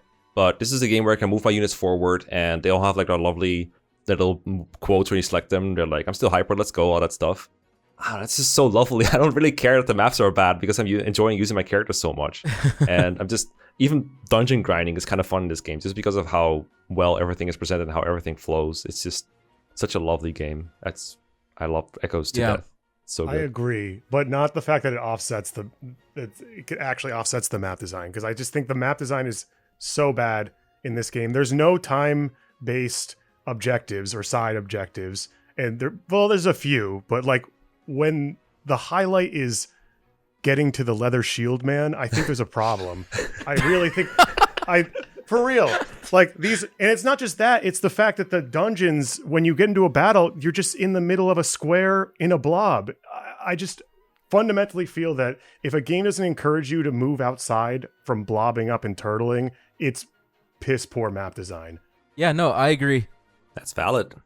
The first time I played this game, like, I despised it because the map design was so bad. Every time I was playing, I was like, where's the strategy? Like, this is so stupid. I'm just like smashing my blob into the enemy's blob and hoping I'm gonna win. But playing it again as an Iron Man and with knowledge of how the forging system works made me like the game a lot more. I also think the game's much better if you make Faye a cleric, because then you have access to rescue, which is like ridiculously good. Just like stuff like that, where if you have knowledge after your first playthrough, I feel like it makes the game a lot more interesting in terms of what options you have for strategies. And I love the fact that there's like hidden things. When I had no idea about the Draco shield on Desai, that you could like actually kill him and get it, but when I was told that you can manipulate I forgot his name, the dude with the facial hair. Slade, sorry, Slade. When you could like, you need to distract him and then you like chip out Desai, like I thought that was so interesting. And then you get this broken item for Act 2. It was really cool. And I did a stream where I didn't know about Astra, Luna, or Soul being in the game either, because there's like a 0.08% chance you could get them from monster drops. Like just little stuff like that I thought was really neat. I don't hate this game as much as I nearly did the first time I played it. I could have a good time with it. I just feel like the mechanics aren't my favorite and the map design is non-existent for most of the maps. Let's not forget the last fourth of this game. It just the story comes to a screeching halt, and it just, I can't stand that. I just wanted it to be over by the last fourth of the game. No, the story and the presentation, the setup, everything was fantastic. And then when they meet, Alm and Celica meet up again, it goes in a way that you don't really expect. Like you think it's a bittersweet, reunion? romance or reunion. Yeah, that's a better word for it. I like that, but I just felt like it never compelled me to want to replay the game again. I just want it to be over. I don't like the reclassing system. Feels like not finished. And I appreciate that they kept all the jank and stuff intact from Gaiden, because again, I said this before, that's kind of what compelled me to play the game in the first place, like that it was going to be somewhat faithful. But going back and playing Gaiden, it kind of wasn't very faithful. It's more faithful than Shadow Dragon or New Mystery. Yeah, they do add a lot to Echoes. Yeah, I don't like the weapon refinement system. I think the economy for that, I'm going to use the word economy, is really bloated to the point where it feels like it's in there for DLC maps to encourage DLC. I really disagree with that. Yeah, I completely disagree. It's like you can't even refine. You can only refine so few weapons, and it just feels Wait, like that's good, FOMO. right? That's limited. That's good. It kind of just encourages going into these maps and grinding them out. Anyways, I didn't like it. I guess that's a personal thing for me, and I forgive it for the open map design because it gives an actual incentive, unlike Sacred Stones, for not grinding. I'm just trying to knock Sacred Stones down a few more. Sorry, that's it. It gives at least something tangible to with the achievements. I just don't like the last fourth of this game. Just feels like it relies a little bit too much on the dungeon crawling. The story kind of comes to a screeching halt, and it kind of devolves from its really strong thematic setup and just devolves into like friendship is magic again. I didn't like it. That's it. That's all I'm going to say about it. Okay. I want to defend the economy a little bit, because I think that's one of the most interesting parts about playing Echoes on repeat is you know roughly how many coins you're going to get through the game, silver and gold. And yeah, you can go into a dungeon and grind for more, but again, I'm of the opinion that you can mostly ignore that kind of stuff and just work with what you'll get naturally by playing through each dungeon once. And if you know roughly how much you're getting, you can make like a funny planning sheet almost of what you're going to do, which reminds me of the way that Chaz has like that little notebook of everyone with like how good his characters are and stuff. I thought that would be something you would enjoy, where like, okay, once I arrive at this village, I can forge a Rider's Bane 1 star, and I can forge my javelins 2 stars, and then when I come back next time, I can sell my gold thing, and I can forge it even more. And I think that kind of planning allows for you to actually make interesting unit compositions. I also think this game does an okay job at somewhat balancing classes in the way that they match up against enemy classes. For example, there's that one map near the end of Celica's Act 4. The one where you fight the guy that like earthquakes the entire map. It's like halfway outdoors, halfway indoors. The map is like generals or barons basically, witches, dread fighters. All these kind of enemy classes match up in a way with your own classes. Like dread fighters are good against mages. Mages are good against barons, etc. And managing that actually has a reasonably interesting strategic component. I'm not saying it's perfect because it still has the stupid floor tiles that increase their avoid by 20 and some other Echoes problems. But I think it's a mistake to say that this game doesn't really have enough strategic elements. I think maps like that are kind of interesting. But I definitely agree that it has some flaws, such as the blob problem and the accuracy Cantors. problems. Come again? Cantors. Yeah, Cantors. I don't know. I think those are a bit of an anti-turtling incentive, to be honest. Are we going to talk about the Dreadfighter loop as well? That's we fine. don't They have kept to. that in That's for fine. novelty purposes. I really I don't know. care. It's I feel like ridiculous. the Dreadfighter loop just feels it's unnecessary. Like grinding, you don't have to do it. If you do it, you get minor benefits.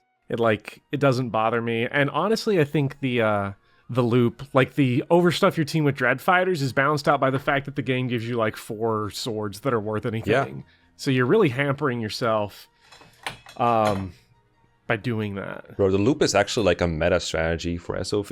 Like one of the best Yeah. strategies to beat the game is to have Cliff go Dreadfighter, and then once he's level 10 Dreadfighter, you go back to Villager and then go Bow Knight, and then you have a Bow Knight with super good stats. It's actually doable without grinding too. One of the things I like about Echoes is I played this pre-making videos for YouTube, so it's one of the more fresh Fire Emblems that I didn't have to like overanalyze the living daylights out of and dissect and try and make videos about, and I just kind of played it in my own time. And I haven't been hooked to a Fire Emblem game like I was hooked to Echoes since probably Radiant Dawn. And I liked that. The story has its issues, sure. There's a little bit of jank left over from the original. Sure, I like that. That's endearing. It means they're faithful. Overall, it was just a good experience. And I think that's why I gave it a 4. I don't think it particularly excels in anywhere other than the presentation, like everyone agrees on. But I still think it's pretty solid. Yeah, for sure. Am I hearing A tier? No. No. This game. Yes, there's actually. no We have 2 way. people basically voting A tier and 2 people voting S tier. Who's voting S tier? Me? Me.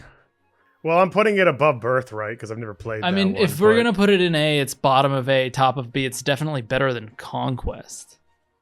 No Disagreed? way. What is? You ever read Conquest? Go read that script. and then Yo, you you come don't back. go read You a come back, you book. look- Don't play a video game.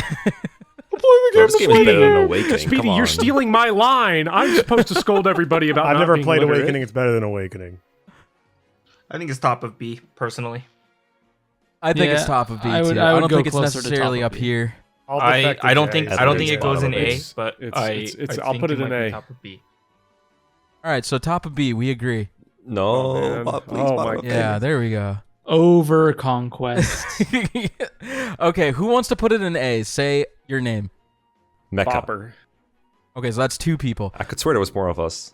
Who wants to put it top of B above Conquest? The rest of Me. us. No, Me. I want it in C. I J. want Oh. it down in the Okay, in so the so we're dirt. literally tied because it's you and Jay want it above Conquest, and Choops and I want it below Conquest. And then there's 2 people who want it in A, so it definitely Yeah, cancels. so logically speaking, me and I'm Link are fine correct with here. it where it is. Yes. logically speaking, I think it goes here. No, No, because it's fine where it is, but definitely not above Conquest. Y'all are. I agree, Choops. loopy Fuck this pills. tier list. This tier list sucks. See, Speedy, you're just burying the lead. What everybody's book. actually here for is 3 houses. Brother in Christ, you literally made the list. let's All just right. put 3 houses right above Awakening and call it a day. No, we gotta talk. Do we really got to do this one? Yes. This is important. This is so important. I feel like we've debated 3 houses to death at this point, and it's just like, you know what? No, so no, we who's need to starting 3 shit on houses? this game because it sucks. Choops, go. I put a 5. I didn't. Choops the ambassador. I didn't Was mean that to a put it at a typo? 5. I think I put it at a 4. I wouldn't say a 5. Okay, You put it whatever. at 5. It's still the highest. I didn't mean to do that. I wouldn't. Okay. Anyways, we'll pretend I said 5. Fire Emblem 3 Houses. This game was so good because of the characters. This game has the best characters in the entire series. Everyone loves the characters. Okay, you want me to all introduce three love- houses? Wait. We all loved the characters. So we loved Linhardt because he was such a fucking bitch. Goodbye. We all hated Lysithea because she was also a fucking bitch. This game was so good, they made a spin-off called Fire Emblem 3 Hopes that was the shittiest game ever made. And people still bought it. You know why?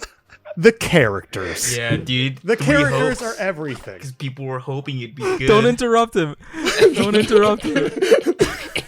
Anyways, I think this game is fantastic, and it's in the spirit of Fire Emblem that it actually innovates on what the game is and what the game could be.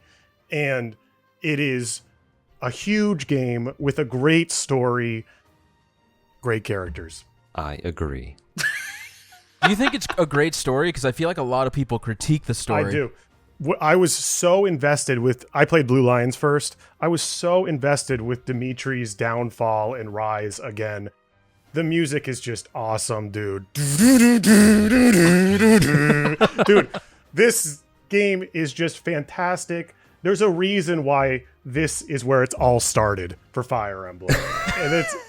And it's because it's just a great game. It has an amazing story. It does everything right. The maps, I feel like people don't give enough credit. This game has some good maps with some great incentives, time-based incentives. I think the character building is really fun. Shut the fuck. I'll kill you. Okay. It is. I feel like right now it's like popular to hate on fucking Three Houses, like it was popular to hate on Echoes when Three Houses came out. And now look at all you fucking dick riders. Anyways, this game is timeless. It's a timeless classic. The writing, the characters. I hate supports. I fucking hate supports. I'm here making fucking to-do tier lists for supports. Like, this game made me cry several times over, and I don't cry. I never do. Okay, that's all I got. I don't know. That was good. That was Sacred good. Stones, it sounded like you were, but Yeah. No. This game is... I wouldn't... okay, let's not get ahead of ourselves now. You know, it's got some problems here. Don't jump the gun. I honestly liked the monastery in this game.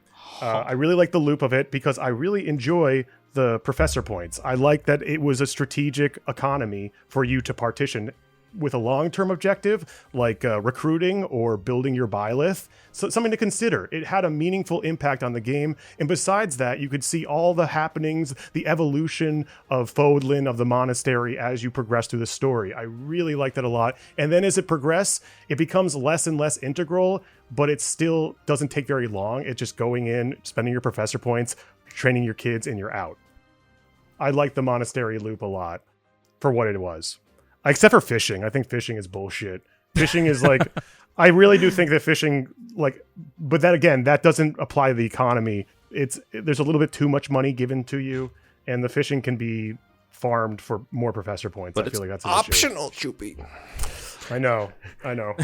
Is there an option to cut out the characters in the box art, put them in S tier, and then rate the actual game? Characters are the best. Who here the writing in this game, the characters, the dialogue is the best. I'm honestly going to disagree with you and challenge you on that point because you said you were very invested in Dimitri's downfall. No, hold on, let me speak. You had your time. Okay, Mr. Okay, Characters, sorry. relax. I have the floor. Sorry. You said you were really invested in Dimitri's downfall, and to be honest, Dimitri's downfall happens over the course of like 3 or 4 chapters, which doesn't make sense because he downfalls at the end of the first half of the game, and whenever you pick him up in Blue Lions, he's this edgy, insane, batshit crazy guy, which understandable, fine. The conflict has driven him to insanity. But in the flip of an eye, he immediately goes from 1 point to you can kill off every single one of his childhood friends and he won't bat an eye, but then immediately once... I forget what Felix's dad's name is. Okay, the Rodrigue thing. Rodrigue dies, Not and then great. all of a sudden the Not dude great. wakes up. Like, and you go north. There's some holes. You go north to Aryan Road or whatever it is, where the evil woman is, and then you come back and he's a different person. And that to me is killer because up until then the development was okay, it was solid. But when you very quickly change pace like that, it doesn't make sense. There has to be some leftover progression. Anyone who's ever dealt with mental illness knows it doesn't just like, boom, go back to normal, right? I agree. There's residue. You have to work through things. You're going, and that's what drives me nuts with Dimitri. Yeah. Edelgard is completely underdeveloped, which is like a crime in her story. It's just Byleth worship to the extreme. And then freaking Claude does nothing. He's literally Edelgard but pacifist. Like, it's the same character. You can cut that entire route out and put that in Edelgard's route and it works. You know, and so that's what drives me nuts because I agree with you on the support conversation point. Brilliant support conversations, some really deep ones. Lorenz and Leone to me will always stick out. Linhart and Lysithia will always stick out. There are some amazing Ferdinand and Dorothea, one of the best support conversations in the entire series, and I will not hear a single complaint about it. I can remember the content of these conversations to this day, and I haven't replayed any of the routes. But the story itself and the development of the mains is a problem. And so that is my issue. I was so disappointed because as a story and a character's person, I saw where this was going and I saw the potential for this, and they just blew it. And it pisses me off. The gameplay stuff, I couldn't give a rat's ass about, honestly. I have some mixed feelings about the monastery and all the customization. I don't care. I feel like options are nice. But the things they did with the story to me are just like, this could have been an S-tier game, and they ruined it for me. I agree. They made some mistakes. The mistakes were made. All right, we can all agree. But the fact that we're even having these conversations, we're getting these super in-depth conversations of where you think the story should have stuck to the thematic with Dimitri, his self-loathing is self-indulgence. I think that's like a really strong theme that it's played out with all the Blue Lions supports as well, like especially with Felix and Dedu, and all these people are doing terrible things because they're sort of self-indulging themselves, and it's cool to see these new perspectives. But the fact that we're having these conversations, and I agree with the Rodrigue thing, I agree with Edelgard, it just shows how much we care about these characters. Claude's route is about world building. It's about the world building. So put it in right? Edelgard's route, because that's where it makes sense. No, I disagree. I disagree with Claude, your analysis on Claude and Edelgard. If we look at it at a base level, Claude is pacifist Edelgard, but how they tackle the problem is where the differences come from. Edelgard wants to rip the problem from the root, while Claude wants to solve those issues that are already there. And I think But he doesn't do anything. He doesn't do anything. These are conversations that are only happening because the world building and the characters are so good. They're flawed. There's issues. We can go on Twitter, and half of these characters are labeled problematic. No, I agree. Because the most fun that I had with Three Houses was kind of like the subsequent gang wars that came out of it, you know? Like people were rocking Blue Lions on their Twitter banner, you know? And look, I love stirring the pot for that too. Like it didn't matter what side I was on, you know? I tell people I'm an Edelgard fan, I tell people I'm a Dimitri fan, just to stir the pot a little bit, you know? Because it was fun. It was fun. These discussions were fun. It's almost like the strategy in itself. It kind of supplants the strategy of the game. Yeah. If anything, I was those who slither in the dark, you know? Exactly. I was stirring the pot. It was a lot of fun. And the discussions that subsequently came out of it was also really fun. In preparation for this video, I actually did talk to my Discord about what their opinions on Three Houses was. Because while I was making the notes, it did make me think about if people's opinions are different depending on what route they started with. And like the general kind of consensus that out of the responses that I got was like, yeah, most definitely. I think if I started with X route, like my opinion would be much more different. And I think that's the most interesting part about Three Houses to me. Can I talk about the gameplay now? Yeah.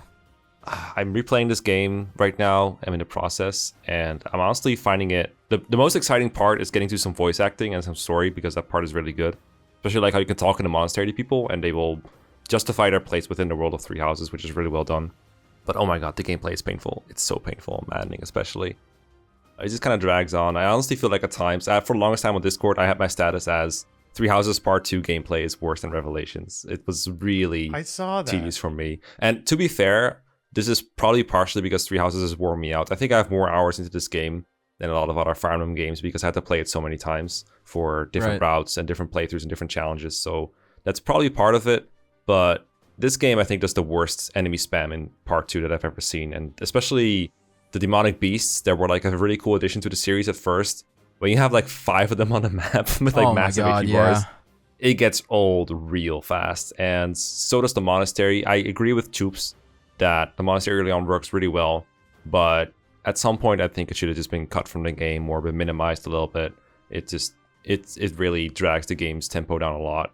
The system was a great idea, but they clearly didn't play test it for the long haul, and it just doesn't feel like it should be part of the game. Especially, I was really disappointed when I first played the game, and we actually went back to the monastery and just did the exact same loop for Part 2. That felt like I was really hoping it would be gone. Yep, I agree. That really I dragged it think down. second half it should have, because it feels inconsequential, both gameplay and storytelling. Because when at second half, all you're doing, you've already recruited the characters you recruited. You know, that part of it, the professor points out the window. All you're doing is building your characters at that point. Yeah, I completely agree with that. Yeah, it's the monster is also like super empty in part 2. It's like really, and the music changes, and I find myself not liking that musical track that plays in the monastery in part 2 because I associate it with boring monastery management in part 2. It's the smell of the depression, I'm telling you, man. No, that's different. Link can smell it. Yes, I It agree. it is still something you consider, because it's the only way you can build Byleth, and it is something that you partition, but it becomes less of a consideration because you have so much professor points in the late game. I also feel like the class system for Three Houses is when the game really got out of control with reclassing Fire Emblem in general. It's just like, it feels like anyone should be able to do anything, and that should be a good thing, right? Because then you can really just do whatever you want. But for me, it just turns out like every class feels very similar unless they're on a Wyvern or something. Everyone else is like a 4 or 5 move infantry unit that uses all the weapons. The fact that everyone can use every weapon is total bullshit, by the way. That should not exist. It makes everyone feel so samey. Yeah, agreed. I don't like the class system at all in Three Houses. You just put everyone in a wyvern, speedrun the game, and that's kind of how it works. I think that's a little overstated, the Wyvern shit. There's reasons not to use Wyverns, like that with the. I really like the Gambit system. I actually really enjoy the battalions and Gambits. I like it quite a bit with the customization. I really enjoy that you have this whole other aspect that kind of is like the capture mechanic in a way, in that it's like a different thing you have to consider. It makes the game much more player phase focused, which is I feel like is always a good thing. A lot of people are, Vantage Wrath, Battalion Wrath, like, bruh, those tactics are just like, I just feel like that doesn't supplant what the actual game play like it encourages. Like that one little specific thing where Dimitri, if you do this and you have him at this HP mark and you put him here, it's like the gameplay is still very player focused, and I really appreciate that. I like that when the enemy density isn't so high, but once it is, it starts being just super obnoxious. I can't really stand a map where I have to player face focus down like 50,000 enemies. It gets old real fast. It's a game that is the first game to actually consider Divine Pulse as not just a QOL mechanic, but the difficulty, for better or for worse, is there to whittle down your Divine Pulses. It's for worse. It's definitely for worse. I mean, I personally think that it's... I don't know. I don't know where to say it. I'm not sure where I stand in it, because I want Divine Pulse. I want everything to be balanced. I want there to be a reason to use Divine Pulse, a reason to reset, and a reason to leave characters dead. But this is not a normal Fire Emblem game. But in that same vein, I think that it's a refreshing breath of fresh air, and it sticks true that Fire Emblem always should be reinventing himself and trying new things. It's not always going to work out perfectly, but it's better than reiterating Thracia fucking 5 times in a row and calling it enough, you know? Yeah. Okay, I'm done. The first route I played of this game is Silver Snow, and so I've never cared about Three Houses even a little bit. Same with Link. Unfortunate. That was me as well. I got roped into that because I totally missed the Edelgard conversation. Silver Snow is so boring, holy shit. So bad. Is that it, Bopper? Yeah. Okay. I mean, I rated Three Houses the lowest. I really like Iron Man in games. I'm sure Mekkah loves to do it too. Bopper loves to do it. I don't know about the rest of you guys if you're like super into Iron Mans, but this game is like one of the worst ones to Iron Man in my opinion. I think the character recruitment system is like one of the worst in the series. I hate having to like earn someone's favor to be able to recruit them. And I don't like that there's so few characters. They're all like front loaded at the beginning of the game. After the halfway point, good luck recruiting anything. So yeah, like the turn wheel definitely feels like an answer to that issue, where they made it like so important because of that. Those are mostly my criticisms of the game. I think the map design's very uninspired. They reuse maps on different routes. They do different things with the maps. They do reuse them, yeah, but for it's sure. like really slight differences where it's like I can't remember. Like You're they're just playing it from the unmemorable other to me. side. It's like whatever. Not even that, like, Speedy said between different routes, so I'm assuming he means like Chapter 13 is the same in 3 of the 4 different routes. I just mean they like reuse the actual map. Like they have like maps where it's like they'll place you on a different part of the map in a different route. Like the one with the green only like samurai Edelgard, right? that with the bomb that you blow No, up the they do. thing. Yeah, they do that in Silver Snow and Golden Deer and Edelgard. There, is that 14? That's 14. The one with the I can't remember. with the sword master you have to escort. I really like that map, by the way. I think that's Like one of the better more maps. memorable ones. Yeah. Honestly, That one and the one where you're saving Flane from the Dark Death Knight? Knight or the Death Oh, Knight. yeah. Yeah, that one I think is actually a really good map as well. I feel like the basement that's better. one. Yeah, the basement one. Yeah. That one's fun. What really sucks about this game is the first half of it, really, because you're just replaying. I think the first half is time. great. No, you're replaying it with a replaying completely it. different set of you're replaying it with a different set of characters. With characters that do pretty much the same thing. They do not do the same fucking thing. You're full of Globally, shit. they do. Oh, what the just have problem a with this different game skill. is that you have to replay it. Like what Fire Emblem game do you not replay? That's not no. You're taking the words out of context. It's not the problem with it that you have to replay it. It's that they frame it that you're replaying a different perspective, and you're really not. Like the characters in the cutscenes in between, they say things that are insignificant for the most part. You get like maybe 2 or 3 clips of Claude or Dimitri or Edelgard doing their own thing in those routes, but it's really for the most part the same plot. If they made us pick a side at the halfway point, that would have been cooler. And then they make you like maybe you don't play the entire first half of the campaign with one team. You get to learn like the different perspectives of each of the 3. Like you go maybe on chapter 1 with Edelgard, chapter 2 with Dimitri, chapter 3 with Claude, etc., etc. And you Coulda, shoulda, woulda. Let's judge this game by what it is. And this is the only game, when you replay any other Fire Emblem game, you don't have much differentiation until like the 4th or 5th chapter. It's pretty much the same game over and over and over again. Still don't have enough in this one. In this game, you have a completely different set of characters. No other game does that. And I think that it attributes a lot of the fact that all of you motherfuckers, except for Bopper, have replayed this game several fucking times. for content purposes, yes. For content I do think Burnout has a lot to do with how I feel about this game. The problem is the game's been out for 4 years and we're all still burned out on it. Yeah, it's going to take a while for me to go back. I mean, note that the ratings are mostly not negative; they're just neutral. Yeah, Just for it's me, like whatever. basically just the story's really good and the gameplay is. So it's like a B tier game, probably. Yep.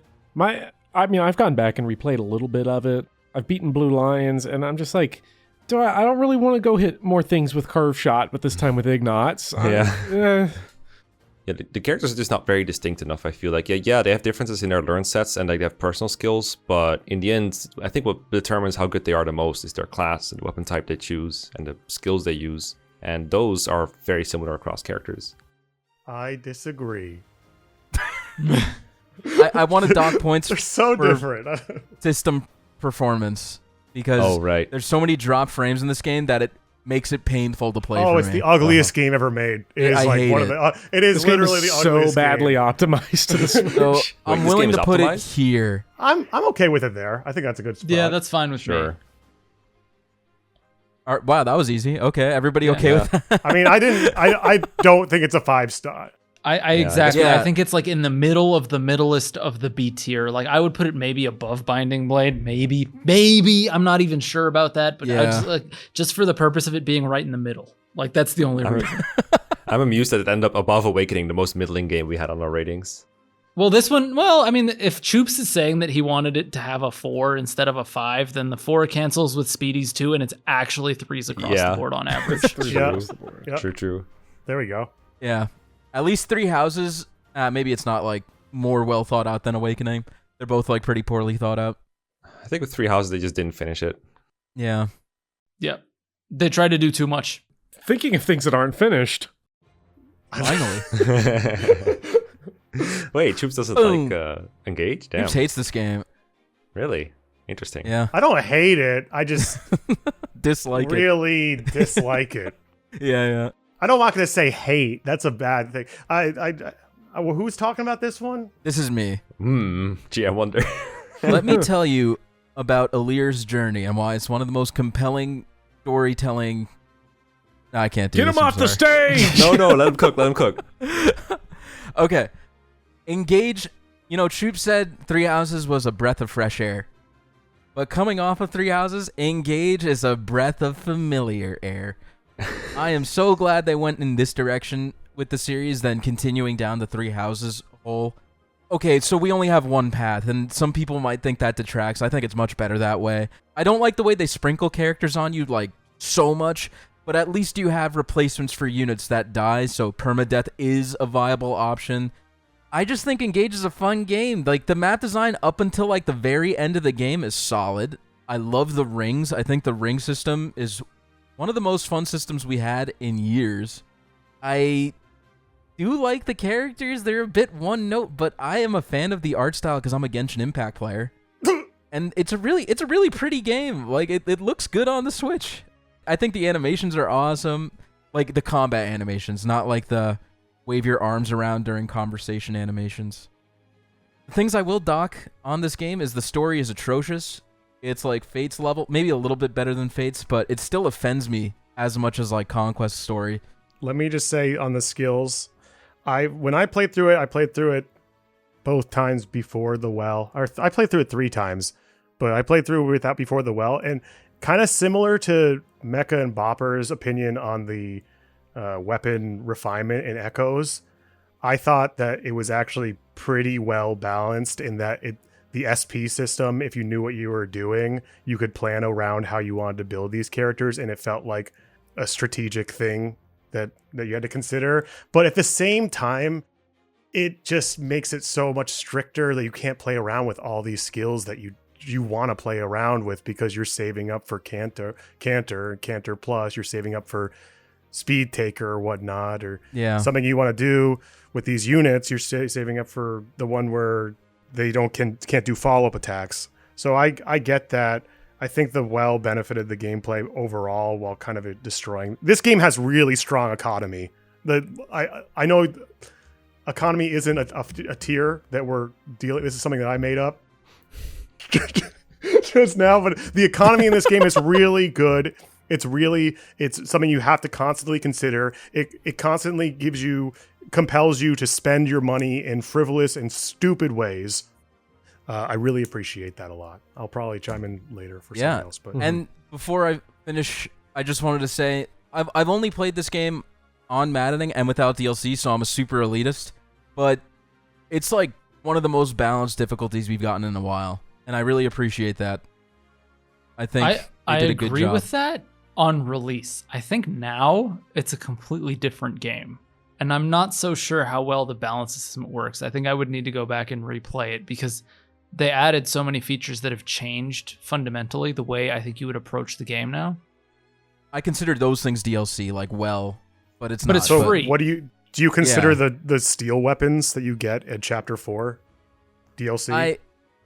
Because everybody gets that base game now. Yeah, I don't know. That's a good question. But basically, at launch, I think that it's fair to say maddening was like extremely well balanced. Maybe with the well now, it's become like it's trivialized some things. I see both sides. Of the like I said, I think that there was better economy before the well, but you're not using half of these games' skills. There's no incentive to experiment. Yeah. It's like you think about it now, is it artificial challenge that we had and now they've gotten rid of the artificial challenge? Or, it's like a big asterisk on the game now. Is it like base game versus current game? I think current game is probably more fun than base game, but base game is more challenging. So I've played base game maddening. And honestly, if you play it, I think the one thing, I can't remember when this was said or talked about, but the one thing that really determines sort of this entire argument is, do you know what's coming or not? And so I think even if you're playing current game, right, without the knowledge of how the maps are going to work and how things are going to be, it will still be difficult and feel relatively well balanced, as opposed to looking at it retrospectively and being like, oh, I didn't have X, Y, and Z at my disposal. The game is so easy now. It's like, well, no, you have knowledge at your disposal, and that's why the game looks so easy to you. No, yeah. My first playthrough, I was struggling so hard. I was like, oh my god, like this is such a challenge. And then like my third playthrough, I was like, okay, now I know that this combination is really good. That's like why I feel like my opinion on the skill system the skill system is kind of detracting from the game because I feel like I'm just always gonna pick that optimal combo to trivialize the later maps. Oh yeah, Cantor shouldn't have been inheritable. It just shouldn't. It's just. It should have just been like mounted units only, like not for everybody. The 2 extra movement actually makes it like more broken. Oh yeah, it's like it's just, like, basically get an two. extra It's basically two 2 boots. It's 2 boots. It's crazy. But yeah, the story's very boring, uninspired, and ass pulley. Just say it's trash and be honest. It's trash. It's bad. I mean, I got to the point where I was like, because I remember playing it early on. Mecca, we did the most engaging podcast, and I remember early on good it was times. like, oh yeah, it's like, oh man, engaged. This game is great. And there was a point, maybe chapter 20, chapter 21, around there, where like I just slunk into a dark place and was like, this game sucks. I can't do this anymore. It took me about a month to beat the final map because I got to endgame and then was like, I don't hate the game. I just don't want to really play it anymore. And then I just did it. And then I went back out of obligation. Was like, okay, well, let's just go kick Sombron's ass and waste an afternoon doing that. No, I was right there with you. Apparently, I stopped right before the final chapter. So, yeah, I just had one more chapter to go, but I was just so burnt out that like. Yeah, like I don't want to keep going. I just stopped playing. I was like, I'll come back to it. And it was all story reasons. It was not gameplay. The gameplay stayed good, but like the cutscenes get longer and more convoluted, and the writing just gets so abominably bad. Specifically, when they go back in time, that shit is like, Stupid. like the fact that Alir just like assumes, like with a cutscene, we must have gone back in time. Like there's no indication that happened. Yeah, nothing changes in the environment. I don't remember if that's how it That goes. literally is how it goes. That is definitely how it goes. There's a Choops, were you finished? Yeah, I'm good. Yeah. There is a very good video that I think I can get a lot of traffic to by plugging it like 5.5 hours into Speedy's video here. Camelin is a YouTube channel about mostly media analysis, and they made a very, I think, interesting analysis on Engage's story and why it doesn't really feel like it does anything.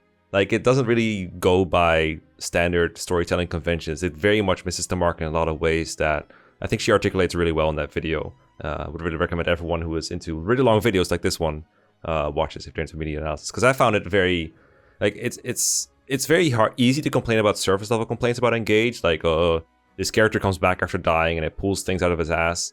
But I think that video especially does a very good job of settling why this game, especially the part about people say that Engage's story knows what it is. It's very non-serious. It's just like it's just a tropey, funny thing they didn't really put a lot of thought into.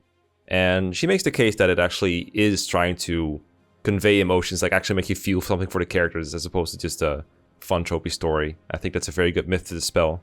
I wanted to say that that's a stupid way to justify it being shitty. Yes. That people keep on using.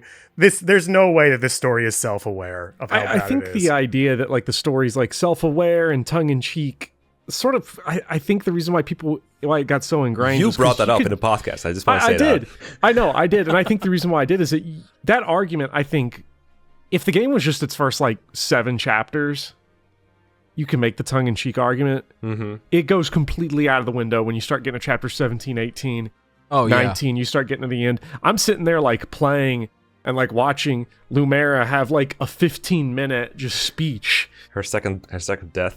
her second death speech. And I remember like my girlfriend comes through the room and like just watches it for like 2 seconds and is like, I wonder if anybody actually cries at this, and then walked out of the room. I cried. What the hell? You probably cried at how good the gameplay was, Speedy. I don't think it was the story. I was like, this game is beautiful. Yeah. You was actually crying because you just got done with that infinite reinforcements coming out the rear, but... Oh, yeah. oh, you didn't warp skip it? Oops. I did warp skip it. I Yeah. warp skipped it instantly. It was immediately detecting like, oh my god, Bathos. This is Bathos, the game. I just can't. I can never watch these cutscenes again. Yeah, no, I would not subject my worst enemy to the story of Fire Emblem Engage. It's just like... Do you think it's worse than Fates? No, I think it's marginally better, and that's being generous. The gameplay is just very fun. It's very solid. Like, I haven't had fun Just like the experimenting with the system, the animations, I don't want to say the music. I feel like the music's actually a little bit of a weak point in Gage. I don't know how you guys feel about that. But I fucking hate the music in this game. Sucks. yeah, Can I just say something? I'm sorry, guys in the comments. If you like Bright Sandstorm, can you comment? Hey, hey, and because Choops hates that song, but I think it's a good annoying, song. Oh, I love it. Looped, I love that. overused. That sounds great. I turned that shit off immediately. It was driving me insane.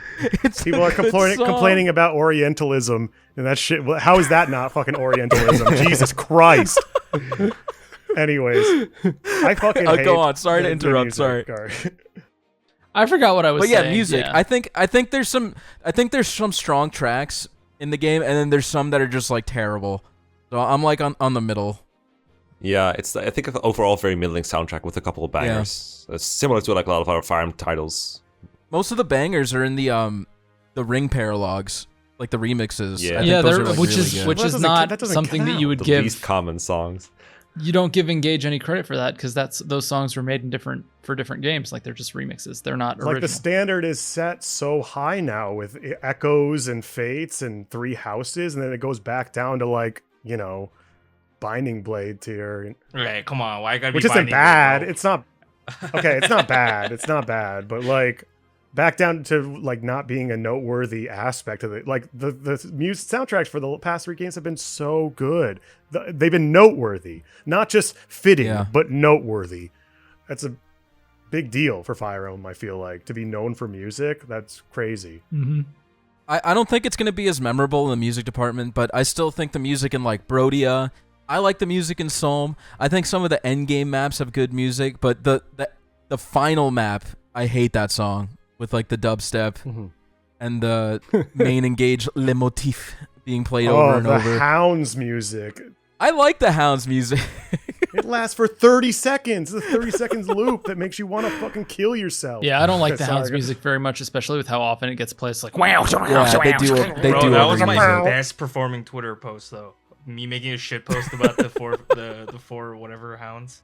When I just looked it up out of curiosity, and there's 6 listed composers for Engage, and I don't know, that just seems like that causes problems to the cohesion of a game's score. Do they usually have 1 or 2, right? Yeah. Well, a lot of these games nowadays, they have contract composers Yeah. they hire, and they'll compose different songs individually, and they'll just put them together. Kind of the way it goes now. Can we also dock points for the DLC? Because like the music is the only good part Yeah. of the DLC. It feels Yep. I haven't even played the DLC. I didn't even play. The DLC's Oh, God. butt. Don't The play DLC it. is so fucking bad. It's like it's everything Cindered Shadows was, but even worse. Like I think it's unanimous that everyone.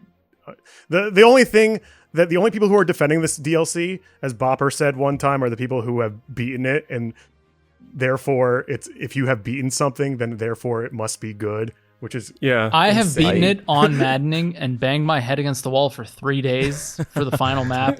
I am proud of myself for doing it and coming up with my own solution. The DLC sucks. I am a mild defender of the DLC. I will Mild. mildly defend it too because it does have obvious solutions and it does make you think a little bit and try and solve the problem presented to you. I just still don't think it's very good either. the solutions are building the units for the DLC inside of your game. That's the issue. That's part of it. I'll say last thing, because this is something that started to really grate me a lot playing the game, and I think this is why my opinion started to dip. Because we're talking about the well, we're talking about accessing the DLC, talking about all this and that, and the steel weapons. The Somniel, I think everybody initially was like, oh, well, it's so much better than the Monastery, because you can just go through it quick. Yeah, it's The Monastery does at least have the characters in there that you can talk to. Yeah. I feel like there's at least something there. The Somniel, by the end, I was like, holy shit. I'm just walking around to my dog farm and the arena and the pool. I was thinking about making a whole video about comparing Monastery and Somniel and talking about how it's the worst hub world we've ever had. It's optional. You could beat the game without it. It's optional. You can Sure, beat the game. yeah, you beat the game without it. Sure, whatever. But like, you want to beat the game without it? I still think it's less painful than Monastery, but that's just They could have Like, literally my taken experience. everything in the Somniel and put it in like the battle preparation area. screen, like the forge and I all that agree. stuff. Just put it in the battle preps. Let me forge And at there. least my castle in Fates takes like 2 seconds. yeah. So my fast. castle's the greatest. Yo, my castle's still too slow for me personally. Really? I don't want any Yeah. hub worlds. Just put it all in the menus. Let me get it done. Yeah. Go into the next I battle. mean, telling move space on. is still peak. Yeah, The fact exactly. Oh, that's true. The fact that Yeah. none of those aspects are justified being in a hub world in itself, it could all be done without it in a menu, like Link keeps saying, just shows how it's just a venue to ogle child soldiers. It doesn't matter how long the monastery takes, how long these aspects take. It's the fact that they have literally no meaning on the gameplay. Yeah. I can have a monastery or a hub world take 3 hours, but as long as these decisions, like for Genealogy, Bearwick Saga, and even the professor points in Three Houses, these are things that can't be automated. They're considerations that you interact with, venues that you interact with that affect the gameplay. With the Somniel, it's just a bunch of resources on the table. You either pick them up or you don't, and it's at the cost of your time. The only thing you could literally have a button that's get all the shinies that you push, and it would replace it. And the only thing you would be missing is watching a fucking dog shit gems. I'm just Let me I skip hate animations the at least, Somniel. please.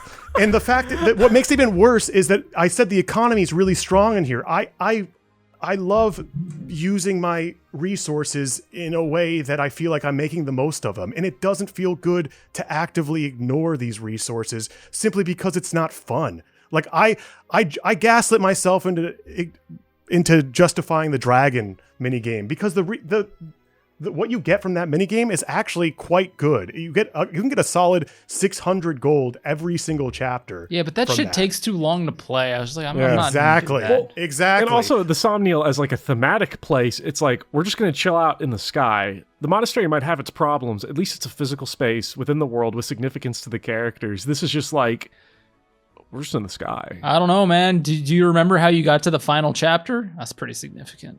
And I'm not saying that Monastery is perfect. I think they're both bad. I think honestly, it was a nice change, but I think it's the strength is have something that actually is just move linearly from map to map. That's what I would say. But if you're gonna have those things, make it so the choices.